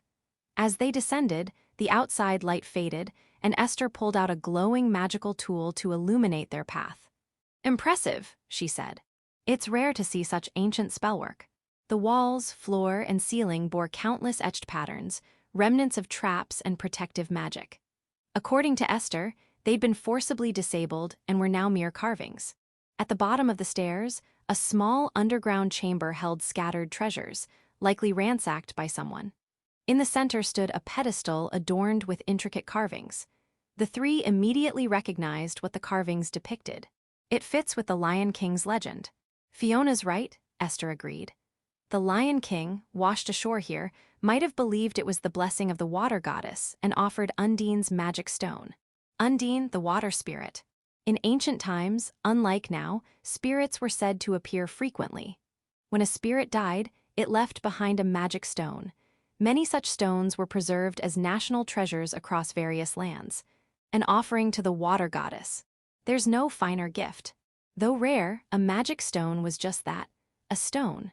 It lacked the sacred power of elfin church relics, and finding practical uses beyond magical weaponry was difficult. Someone clearly broke in here. "Yeah, the Titan's Herald I fought was way stronger than a normal one. You even studied up on standard specimens."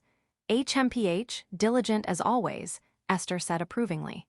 Ren cleared his throat, sidestepping his slip. "So it got stronger by feeding on a powerful magic stone, right?" "Probably. If Liamel was going to use Undine's magic stone for magical weapons, feeding it to a beast like the Titan's Herald would be far more effective." "That's likely what the intruder thought," Esther explained. Ren could only absorb the magic stone of the creature he defeated, but since this Titan's Herald had grown stronger by feeding on Undine's magic stone, defeating it might have granted him the water magic sword, he reasoned. Given more time, the Titan's Herald could have grown even stronger. But to completely break seals this powerful, I'm curious about the intruder's identity. "Oh, sorry," Esther said, catching herself mid-thought and glancing at Ren. "You're exhausted, let's head back." "I'm fine, but are you done here, Esther-san?" Ren asked. "Yeah, that's enough. It's clear someone broke in looking for something, probably the 7 Heroes gear. We'll figure out the details in future investigations," Esther said.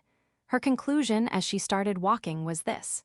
With Light Leonard's silver king shield found, the intruder likely thought other 7 Heroes gear might be hidden here. That's my guess. That was probably why the attack happened here. In the legend of the 7 Heroes, no assault occurred in this area related to the Silver King shield. Thinking it over, at this stage in the legend of the 7 Heroes Ulysses Ignat was already working with the Demon King's cult. If he'd wanted to raid the shrine's chamber, as the domain's lord, he could have done so directly without sneaking around. Also, in that world line, it might have been used as a sacrifice for Asfar's revival. In that world line, anything Ulysses Ignat chose as an offering would have been significant. As the three climbed the stairs and emerged outside, the winter sun was already dipping. The ice Fiona had created had melted away. The glacial crossing to the northern continent, plus the activity of other sea monsters, provided plenty of fodder. The conditions were perfect to strengthen the Titan's herald, Esther said with conviction, tying it to the waterway anomaly.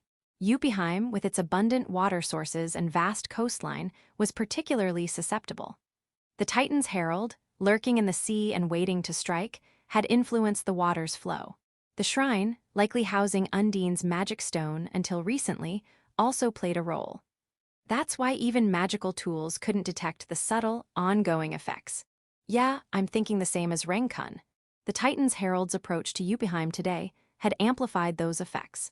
But Esther-san, the water anomalies in Jotunheim started in autumn. The Silver King shield was found after that, so the timeline doesn't quite add up. "You're not wrong," Esther said.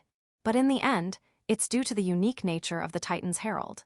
The attack was likely planned because the Silver King shield was found, but otherwise, the creature would have struck elsewhere.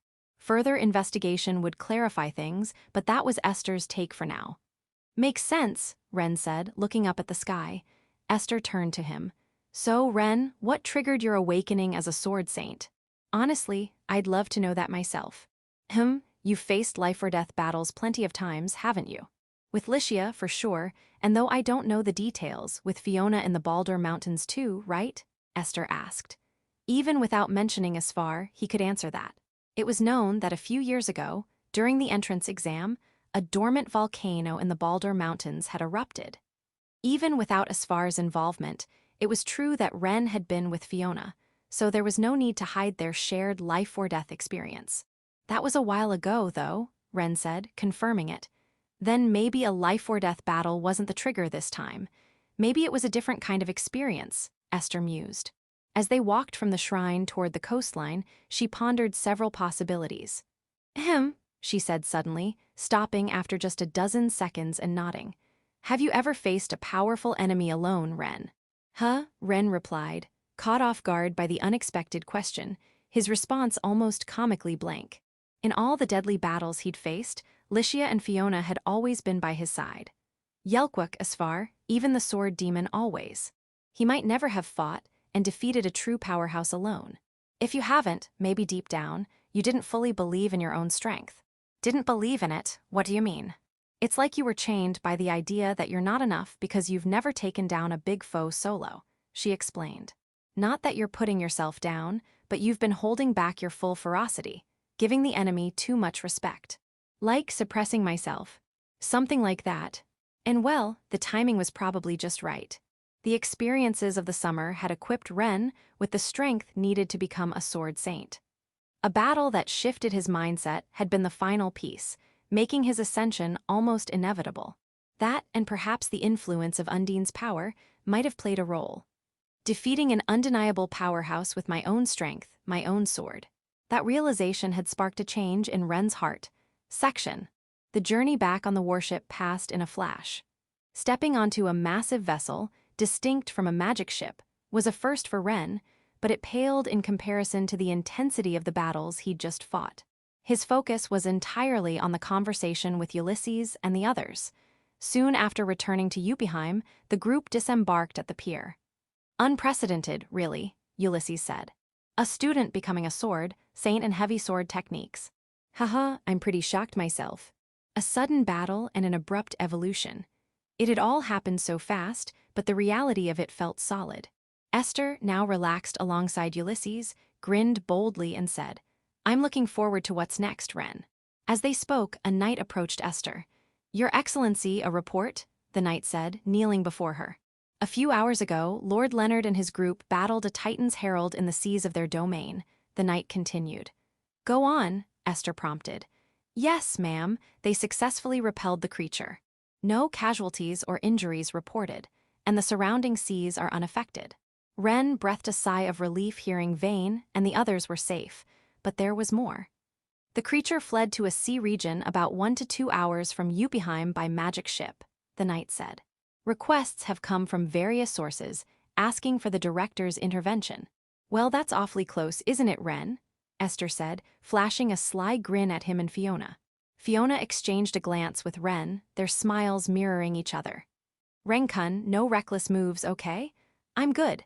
I've still got plenty left in me. Fiona leaned close to Ren's ear, whispering, and he replied in the same hushed tone. Esther-san, Ren said. Interrupting a conversation between a knight and the director was unthinkable, but he couldn't hold back. Esther's exaggerated grin suggested she'd been waiting for him to speak up. That promise about training with you, is it still on? He asked. Of course, she replied. This whole break, I plan to keep an eye on you. Then, since I've rested enough, how about we get going? Ren suggested. HMPH. Sounds like there's a powerful beast conveniently nearby, Esther said. We can take my family's ship and go hunting. Taking down the escaped creature would benefit Yuppieheim. No reason to hesitate. The knight, watching their theatrical exchange, sighed in relief, bowed deeply, and returned to his duties. Just before Ren started walking. Renkun, hold on a sec, Fiona said.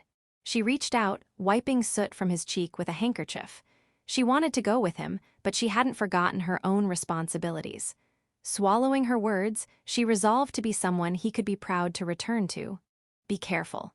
If anything happens, I'll come running, she said. I'll be fine. With Esther-san there, I won't need to do anything reckless, Ren assured her. Honestly, Renkun, Fiona said, exasperated but fond. Ulysses, unable to just watch the heartwarming scene between his daughter and Ren, spoke up. You sure about this? I'm good, Ren replied. I want to lock in this feeling before it fades. Oh, and if it's okay. Pausing on his way to the magic ship dock, Ren turned to face everyone. He'd looked exhausted on the way back to Yuppieheim, but that was gone now. His newfound reliability rendered unnecessary words pointless. I'll be back soon, and when I am, I'd love some good food. Ulysses' laughter at the young sword saint's simple request echoed across the wide pier. The boy, lightening the mood with his modest wish, locked eyes with the Black Priestess. This time I'm off, he said. Yes, absolutely no reckless moves, okay? Fiona insisted. The magic sword wielder and the Black Priestess were truly connected. Their unspoken bond, nurtured since their meeting in the Balder Mountains until this day, was undeniable.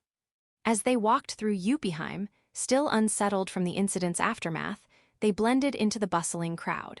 A short distance later, Verich, standing under a street lamp, joined Ren and Esther, falling into step with them. Yo, Ren, Verich greeted. We talked just this afternoon, but it feels like forever, Verich-san. No kidding. Heard you pulled off something insane. Maybe I'll fill you in on the magic ship. Hell yeah, can't wait. The magic ship dock wasn't far from here. Noticing night creeping in at the sky's edge, Esther spoke. So, Ren, what's it like? Fighting monsters attacking the country during winter break. Ren's white breath was swept away by the sea breeze. How did he feel? It was hard to sum up in one word. He'd boarded Esther's magic ship for winter break training, only to end up in Yuppieheim due to a blizzard. Today's battle had come out of nowhere.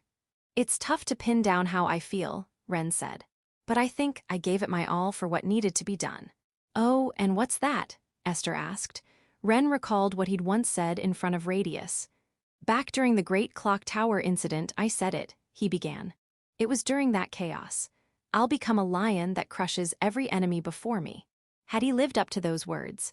Was he growing stronger? To Esther, The boy before her now seemed utterly transformed from just hours ago. His appearance hadn't changed, yet something was different. She didn't know why, but she was certain. "Yeah, Ren, you'll get there," she said, from the beautiful city cloaked in silver under the white crown's winter. The young sword saint set out for the battlefield once more. Chapter 10, The Reason the Third Prince is Busy. In a moderately sized city called Gargasia, not far from the imperial capital, Radius was staying. Just before the winter break began, he had mentioned to Ren and the others, before leaving the academy, that he had business to attend to regarding a meeting with family. The royalty he was scheduled to meet didn't usually reside in Gargasia. Rather, it was chosen as a convenient midway point for discussions. Radius let out a sigh in a room at an inn. "Good work today, Naya." "Yeah. I'm exhausted, but it went smoothly, so that's a relief." "I think so too, Naya. So how about a drink to celebrate?" Radius assumed Myri was offering a potion for fatigue recovery, but his guess was off. What Myri handed him was a glass filled with a sweet-smelling beverage. "It's a drink to perk you up, Naya." The explanation was lacking, but Radius simply said, "Got it," and brought the glass to his lips. It carried the scent of honey and some kind of fruit juice, a drink Radius had tasted countless times since childhood. Whenever he was worn out, Myri would prepare this for him. Unlike a potion, it didn't instantly heal his body, but if asked which he'd prefer after a long day's work, this drink would win every time. "Shall I rub your shoulders a bit, Naya?" She showed concern for him. Without waiting for a reply, the girl reached out and touched the exhausted third prince's shoulders. Radius let out a soft phew and said briefly, "Sorry about that." Behind him, Myri offered a gentle smile. "Starting next year, things might get a bit complicated with you, Myri." "Naya, I'll be right by your side, so why's that, Naya?" "It's about the academy. You'll be graduating next spring, won't you, Myri?" As a fourth-year student, she would face her graduation ceremony in just 3 months, leaving the prestigious Imperial Academy behind. Myri nodded, her expression tinged with a hint of sadness. As she did, Radius slowly closed his eyes. Myri stayed quiet, hoping her weary lord could rest even a little, but... "Naya." Hearing a knock at the door, she stepped away from Radius's side. After briefly leaving the room, she returned almost immediately, and Radius opened his eyes. "It seems Lord Ragna has arrived, Naya. Always showing up out of nowhere." Radius sighed, saying, "I'll be right there," and began preparing himself. 10 minutes later, in the living room of the guest suite. "Did you wake up because you sensed my presence, Sensei?" "Don't be ridiculous." "Myri told me." "That's a shame. By the way, you've been looking awfully busy lately." "If it looks that way, then do me a favor and stop dropping by unannounced." Radius let out a big yawn. Room service arrived shortly after. Since Myri had stepped out, the two sat at the table together. "I feel bad for her." "I'll let her know later. So Ragna, why are you here?" "Have you heard about the attack?" The topic shifted abruptly, but Radius responded without hesitation. "If it's about the giant god's envoy, I know everything. One of them escaped, but apparently Ren and Esther took it down. According to Esther's report, Ren has become a sword saint. Some details are still under wraps, though." "Kake." "A sword saint of the heavy sword at that age. That's gotta be the fastest in history, right?" "Tied for the fastest, it seems." "Who's the other one? That officer lady?" "Esther achieved sword saint status at 18. The other one did it at 14, like Ren." "The Sword King." "Yeah," came the third prince's short reply. "So, Ren's the future Sword King, huh? You're getting ahead of yourself." "It's fine to have expectations, isn't it?" He wasn't wrong, but he was definitely jumping the gun. "Speaking of Ren, I heard from Ulysses too. Ren opened the unopenable door, didn't he? And then he just tosses it aside and goes off wandering. He's looking into some pretty unusual stuff." "Curious." "I'd be lying if I said I wasn't, but I don't expect you to tell me straight up." Seeing Ragna's grin, Radius continued without expecting a real response. "But I'll ask anyway, what's he investigating?" "Adventurer Ashton, why something up?" The answer was so casual that Radius was momentarily stunned. For a moment, he forgot all about his earlier fatigue. "No funny assumptions now. I heard that straight from Ren." "So, has he already figured it out?" "I haven't been wasting time. Let's just say things are in a decent spot." Ragna fell silent, exhaling without answering. He seemed about to say something, but, unusually for him, hesitated and clearly tried to change the subject. Not to your liking. Not really. It's better than you avoiding my face. You could just say you're happy to see your old sensei. Ragna quickly reached inside his robe. He pulled out a sealed envelope, its wax stamped with a magical tool. What's this? The answer to what we were just talking about. It's about Adventurer Ashton. What did you find out? Just a little, within what I could investigate. While Ragna spoke calmly, Radius stared intently at the envelope. Read it later. You're busy, so it's better for you to focus on our talk. You're talking like you know everything again, Ragna. Hearing this, Ragna stood and walked to the window, looking outside. Let me say it again, been busier than ever lately, haven't you? He deliberately repeated himself to Radius. So what if I am? Don't get sulky, my cute little former student. Perhaps deciding the teasing was enough, Ragna's expression softened. Still standing by the window, he turned to Radius with a faint smile. I came all the way here. Did you think it was just for a letter or small talk? Stop with the cryptic talk. Spit it out. I figured it was about time, so I came. Don't you have something you want to ask me, Radius? Without meeting his eyes, Radius nodded slightly. Yeah, maybe. If you could say it more openly, I wouldn't mind sticking with you. Just to be sure, you hear about it. Nowhere in particular. But you can tell just by watching. Oh, Radius must be busy with that, right? You're saying it's all just your guesswork. Standing in front of Radius, Ragna grabbed the collar of the prince's shirt, forcing their faces close. Despite his small stature, the Shelger person exuded a mature allure and flashed a mischievous grin. Go on, say it. Ask your sensei for help. At the provocative attitude, Radius let out a phew and said, Fine, I'll ask plainly. Ragna, will you stand by me? Why? You've got to be clear or I won't get it. For certain reasons, it was still hard to say. Ragna, knowing this, found the silence thoroughly amusing. Finally, with a reluctant tone, he offered a lifeline. Crown Prince right. This was an event that never occurred in the legend of the 7 heroes. Radius had been expected to become Crown Prince long before, but his death had prevented it. You've been traveling around, talking with royalty who aren't in the imperial capital. You're heading to speak with Marquis Ignat and the others soon, aren't you? You really know everything, don't you? Obviously, so how'd it go? Those rare talks with your complicated family. They're all a pain in the ass. I never want to do this kind of groundwork again. Figured, so when's it happening? If you mean the day I'm named Crown Prince, it's not decided yet. Summer at the earliest, maybe fall. As if half expecting the answer, Ragna said simply, figured, and headed for the door. Done with his business, he was ready to leave. Making me beg and then bailing. Same old charming personality, huh? Hate it? Not really. That face you shoved in mine makes me want to smack you, though. Don't get all shy. Not saying you hate it shows you're still not honest. As the petite Shelger person walked, he added, just so we're clear, I'd have been on your side even without this talk. Always have been. Then what was the point of all this? My hobby, you don't seem to need more explanation. Yeah, it's good to be reminded of your personality. Glad you got to rediscover your sensei's charm. Reaching for the doorknob, Ragna added as he left, keep what's in that letter secret. I don't know the details, but it's bigger than I thought. The fact that their names aren't out there yet says a lot. Burn it after you read it. With that, he left as abruptly as he'd arrived. Myri, who had been waiting outside, returned to the living room where Radius waited. All done, Naya. Yeah, by the way, he saw right through my preparations to become Crown Prince. Naya haha, it's him after all, Naya. Radius promptly broke the magical wax seal on the letter. Inside was a single sheet of parchment, deliberately written with a magical pen. Even if Radius forgot to dispose of it, the words would erase themselves. Radius read the letter silently, slowly. The owner of the letter at the orphanage was after Phoenix Materials. He continued, why, though, did they want to make equipment, turn it into a treasure, or was there another use? It's unclear, but Ragna was questioning the connections between various pieces of information. The she mentioned in the letter is intriguing. The letter's owner seemed to have gone to the Sky Continent for her to obtain Phoenix Materials. Radius reached for a cup of tea Myri had prepared without realizing it. Uncharacteristically, he forgot to thank her, engrossed in the letter.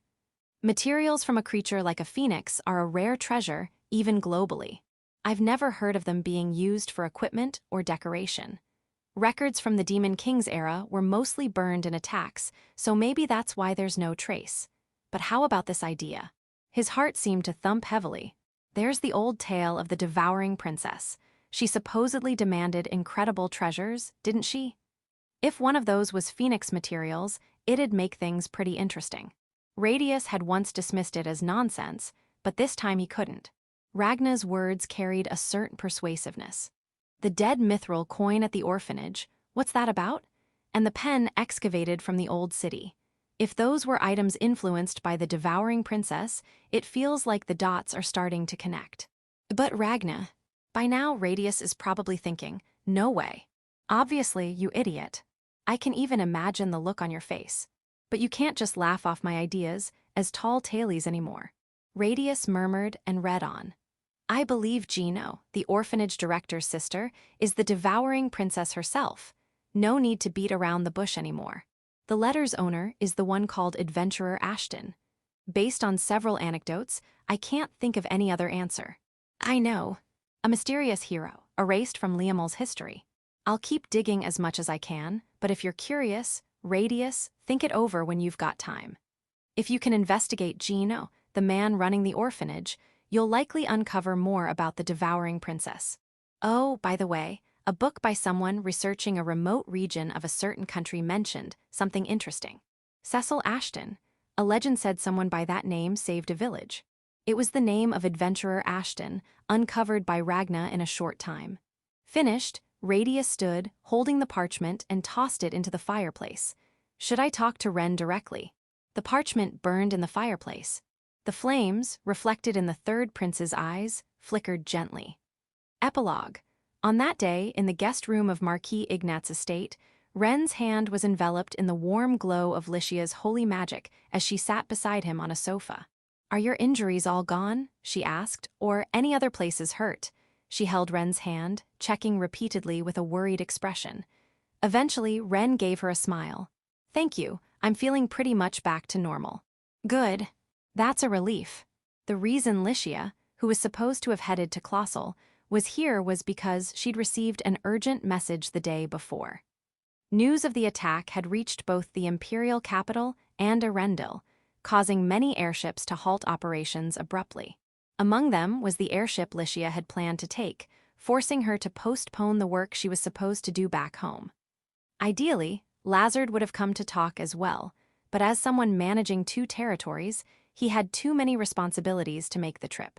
With these circumstances in mind, Lycia had rushed over, partly because she needed to speak with Ulysses.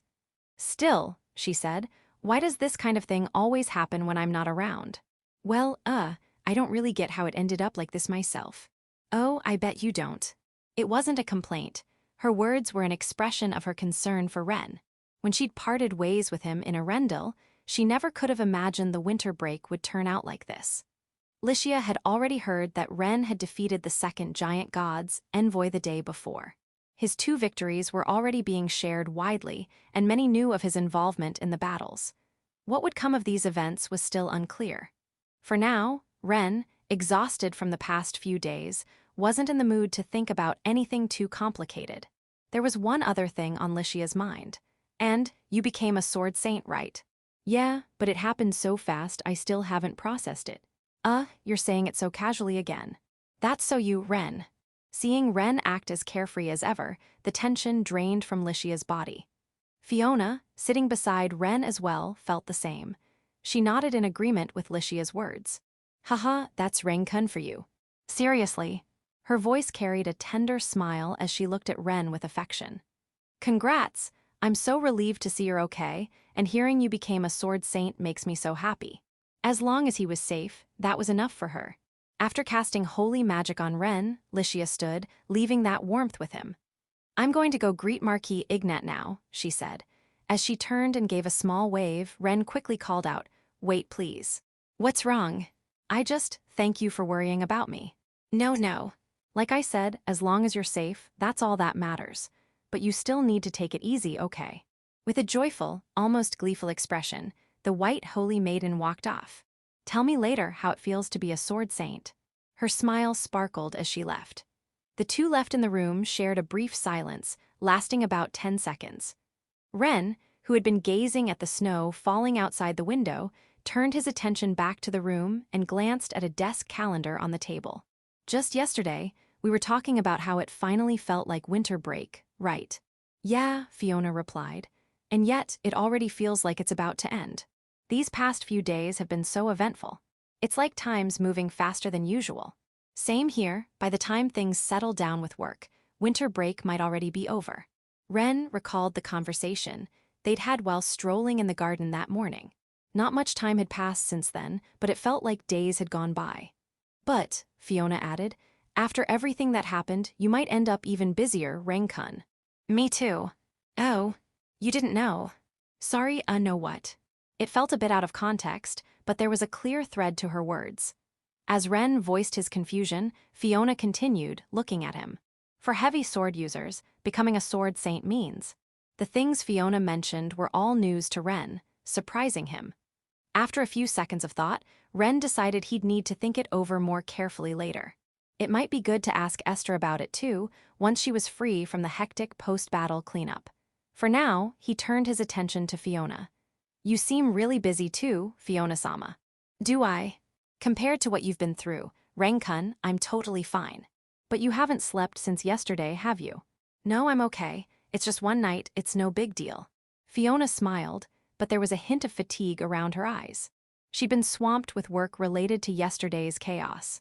Ren had offered to help, but Fiona and Ulysses had naturally refused. Still, he'd done what he could from the sidelines. After some idle chatter, Ren glanced at the clock on the wall and realized 30 minutes had passed since he and Fiona were left alone. Fiona noticed too and stood up.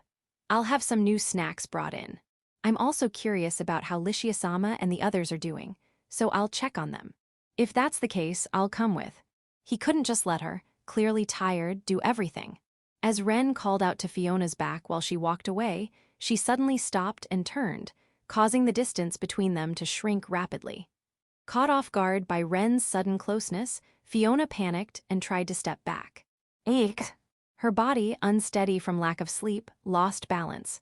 Perhaps because she hadn't slept the previous night, she couldn't muster the strength to steady herself. Seeing this, Ren quickly reached out. Though she stumbled further, his hand caught her, connecting them. Their bodies collapsed onto the sofa, with Ren beneath, a cushion pressed against his back. Fiona, supported by Ren, ended up leaning over him. Sorry. Renku. Fiona-sama, are you okay? A second after their voices overlapped, something fell onto Ren's cheek. It was only a moment, and her glossy black hair spread out, obscuring his view. But he felt something soft touch his cheek. Fiona scrambled to sit up, moving to another sofa beside him. Overwhelmed by the situation, she looked down, rubbing her thighs nervously. Ren caught only a glimpse of her flushed neck. Are you okay? He asked. Why, yes. I'm fine. Good, but why are you so flustered? It's nothing. Look, I'm totally normal. I'm not flustered at all. Finally lifting her face, she showed an expression Ren had never seen. The Black Priestess, her eyes glistening as if she might cry, tried to maintain composure with her cheeks burning red, an utterly charming and delicate sight. But Ren still couldn't figure out what had caused her to act this way. No, you're not acting normal at all. I'm fine, really I'm okay. Okay, but what do you mean by okay? Just I'm okay. Fiona stood, replaying Ren's words in her mind. She wasn't exactly calm, but his words kept echoing in her head. His surprised, what do you mean? Repeated over and over. The concerned look he'd given her lingered in her thoughts. Wait there. I'll be right back. Fiona-sama. Leaving those words behind, she fled from Ren's voice reaching her back. Though she appreciated him stopping her, she also wanted a moment to calm down. Thinking only of Ren, who understood nothing, Fiona felt her racing heartbeat as something oddly comforting and hurried her steps. She left the room, quietly closing the door behind her. Leaning against the door, Fiona closed her eyes, surrendering to the tension. Okay, but what do you mean? Ren's words, a single, undeniable truth raced through Fiona's heart. Renkun, you see. The one feeling she couldn't lie about was proof enough. There was a reason she could say she was okay despite what had happened. Bound by tension and embarrassment, her skin still flushed red. Because that's what it is. For years now, since the moment they first met, his and her painting, a story from a distant era, Hey, where are we? A girl walking through a city asked the man beside her. Can't you just call me by my name already? It's embarrassing, so no. It's just saying Cecil, you know. Still can't. Her curt reply showed her embarrassment. For the man named Cecil, that realization alone might have been enough. So where are we? A city that branched off from a nearby major one. A new city, basically. The two walked through a still-developing town. But with a major city nearby, its growth was unprecedented, and it was said many nobles already lived there. As they strolled, chatting, both were cloaked in robes. To passers-by, they blended in like ordinary travelers. If a knight stops us, should we run? They wouldn't stop us. What would they even ask? Like, maybe that I kidnapped you or something. How? The knights don't even know who I am, so what would they say? Indeed, the devouring princess had been confined until recently, known to only a select few. That aside, they could still make us wanted fugitives. Maybe. At that, the girl stepped ahead of Cecil. Her robe's hem swayed with her light, rhythmic steps. But I'm taking back one thing. What's that? That you kidnapped me. I came with you by my own choice, so don't get it twisted. She spoke curtly again, clearly embarrassed. As days passed, her growing warmth and friendly smiles warmed Cecil's heart. Got it. Annoyed by his slow response, she pointed a finger at his nose. They headed to a building tucked away in a corner of the city. Is your friend here? Yes. The most important person in this orphanage. Orphanage. There was no sign indicating it was an orphanage. Unbeknownst to the visitors, it had broken in recent bad weather and was being replaced. Let's use the back door. The kids are probably sleeping, and I don't want to wake them. Okay. At the back of the building, they knocked on a wooden door. A staff member opened it, and Cecil conversed familiarly before entering. Inside, it was quiet. With the children asleep, not a sound stirred. Cecil and the girl walked to the innermost room of the orphanage. After the staff bowed and left. There's one thing I need to apologize for. I'd forgive anything you do, but tell me anyway. It's about what I'm going to do next. It might be better if you see it for yourself first. They entered the innermost room. The moment the devouring princess saw the man waiting there, her powers nearly went wild. But Cecil's promised item protected her, and his hand holding hers kept everything under control. A mithril coin, corroded by her power, fell from her robe's pocket and rolled away. Eventually, calming down after hearing explanations, the devouring princess hid behind Cecil, cautiously observing the man. The man gave a wry smile.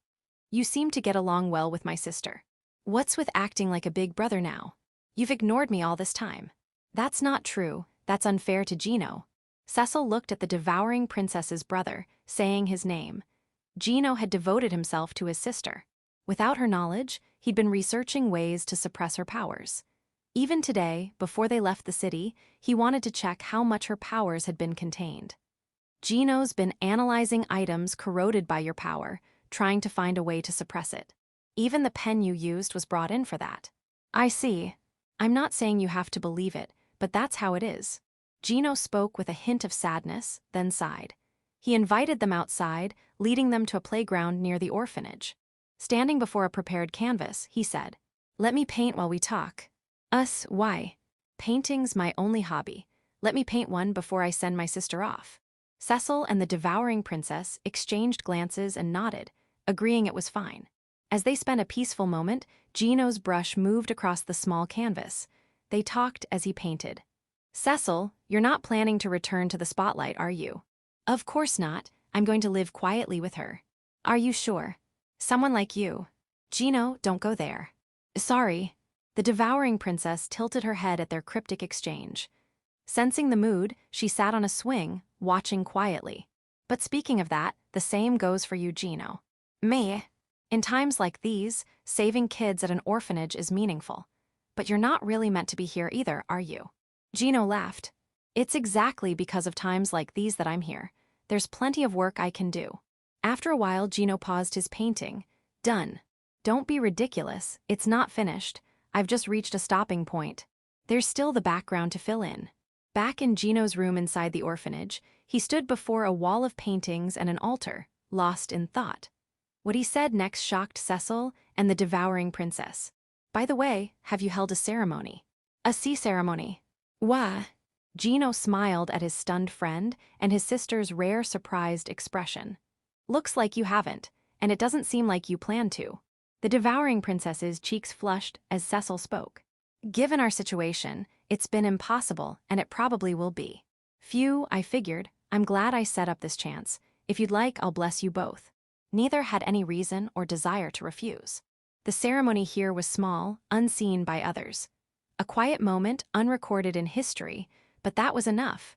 They didn't need grand guests or lavish feasts. All they needed was a witness. Cecil Ashton, I ask you for this union. The ceremony proceeded smoothly, and soon they left the city. Gino didn't ask where they were going or what they'd do next, but he was content with that. Days later, he looked at the canvas in the garden, as he had that day. When the painting was complete, he said, "It's a good painting." With a bright expression, he looked up at the clear blue sky. This was a tale from long ago, a story from far before Ren discovered that painting. Afterward, "It's been a while. Thank you for reading. From the hydrangea season to now, the snowy season, I'm thrilled to deliver this chapters to you all." This arc was pretty long. The moments between Ren and Fiona during the winter break felt very fitting for these two, so tied to the season. I also had fun writing Fiona's adorable efforts in romance, and before I knew it, the word count ballooned, but I hope you enjoyed it. It feels like the series might keep getting thicker. Now, a bit about what's next. With Ren now a sword saint, more people will recognize his strength. The things Fiona mentioned at the end of this arc, along with an unexpected encounter for Ren and unprecedented adventures, are on the horizon. So please look forward to Ren and the others' story. I'll work to bring you updates as soon as possible, so I hope for your continued read. Until next time, in the place where water and wind sleep, Windia Arc. I hope we meet again like this. Bonus short story, on the Gardenite. The Gardenite, a newly unveiled train, had its ceremonial launch just yesterday. As a new overland route directly connecting the imperial capital to Yuppieheim, it was expected to greatly contribute to Liamel's future development. On its inaugural trip, the train was bustling with guests invited by Marquis Ulysses Ignat, the mastermind behind the project. The day after the first day, which had been filled with parties, Ren woke up in his guest cabin and opened the curtains. Well, rubbing his sleepy eyes, he gazed at the passing scenery. The train continued running even while passengers slept, already far from the imperial capital and Arendelle. Unfamiliar nature unfolded before him, lush green plains and the edge of a large lake. Ren enjoyed the view for a while before getting out of bed and quickly getting ready. A glance at the clock showed it was just past 7 in the morning. He had about 30 minutes until his breakfast plans with Licia and the others. It was still early, but Ren stepped out of his cabin into the connecting corridor. This area was quiet, with few invited guests around, a thoughtful arrangement by Ulysses, who had invited Ren and his companions. Moreover, the sound of the wheels on the tracks was barely audible in the corridor. The train, touted as a marvel of technology, lived up to its reputation, offering a comfortable overland journey.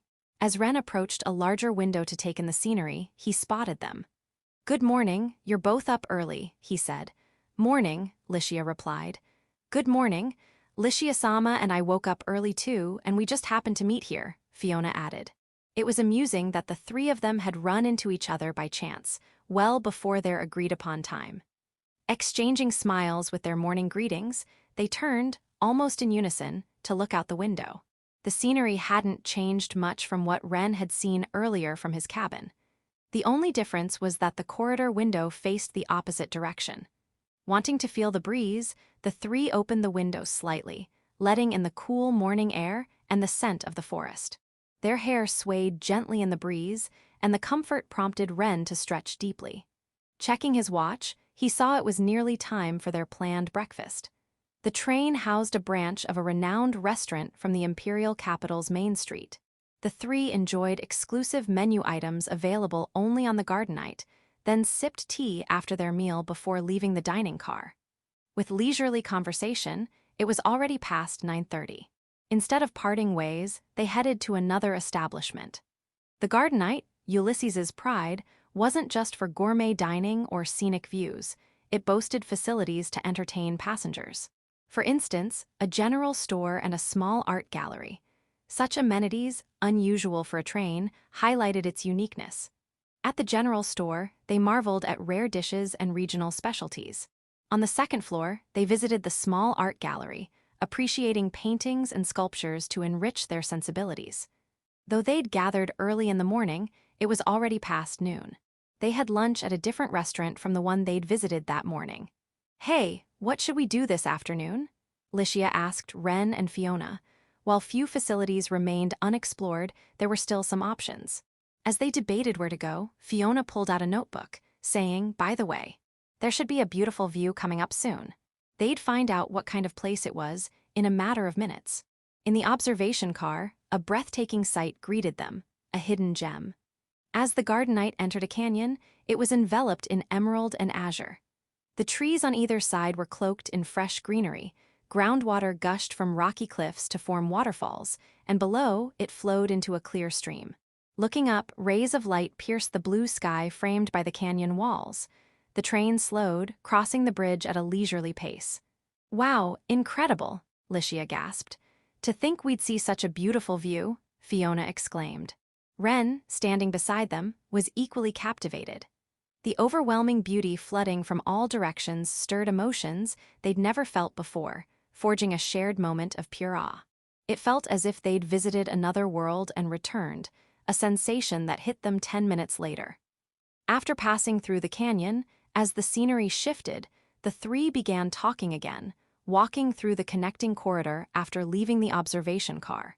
"There's supposed to be another beautiful spot too," Fiona said excitedly. Ren, listening, looked forward to it. A glance at his watch showed it was still early afternoon. Despite the dense, eventful morning, their time was far from over. End of Volume 5.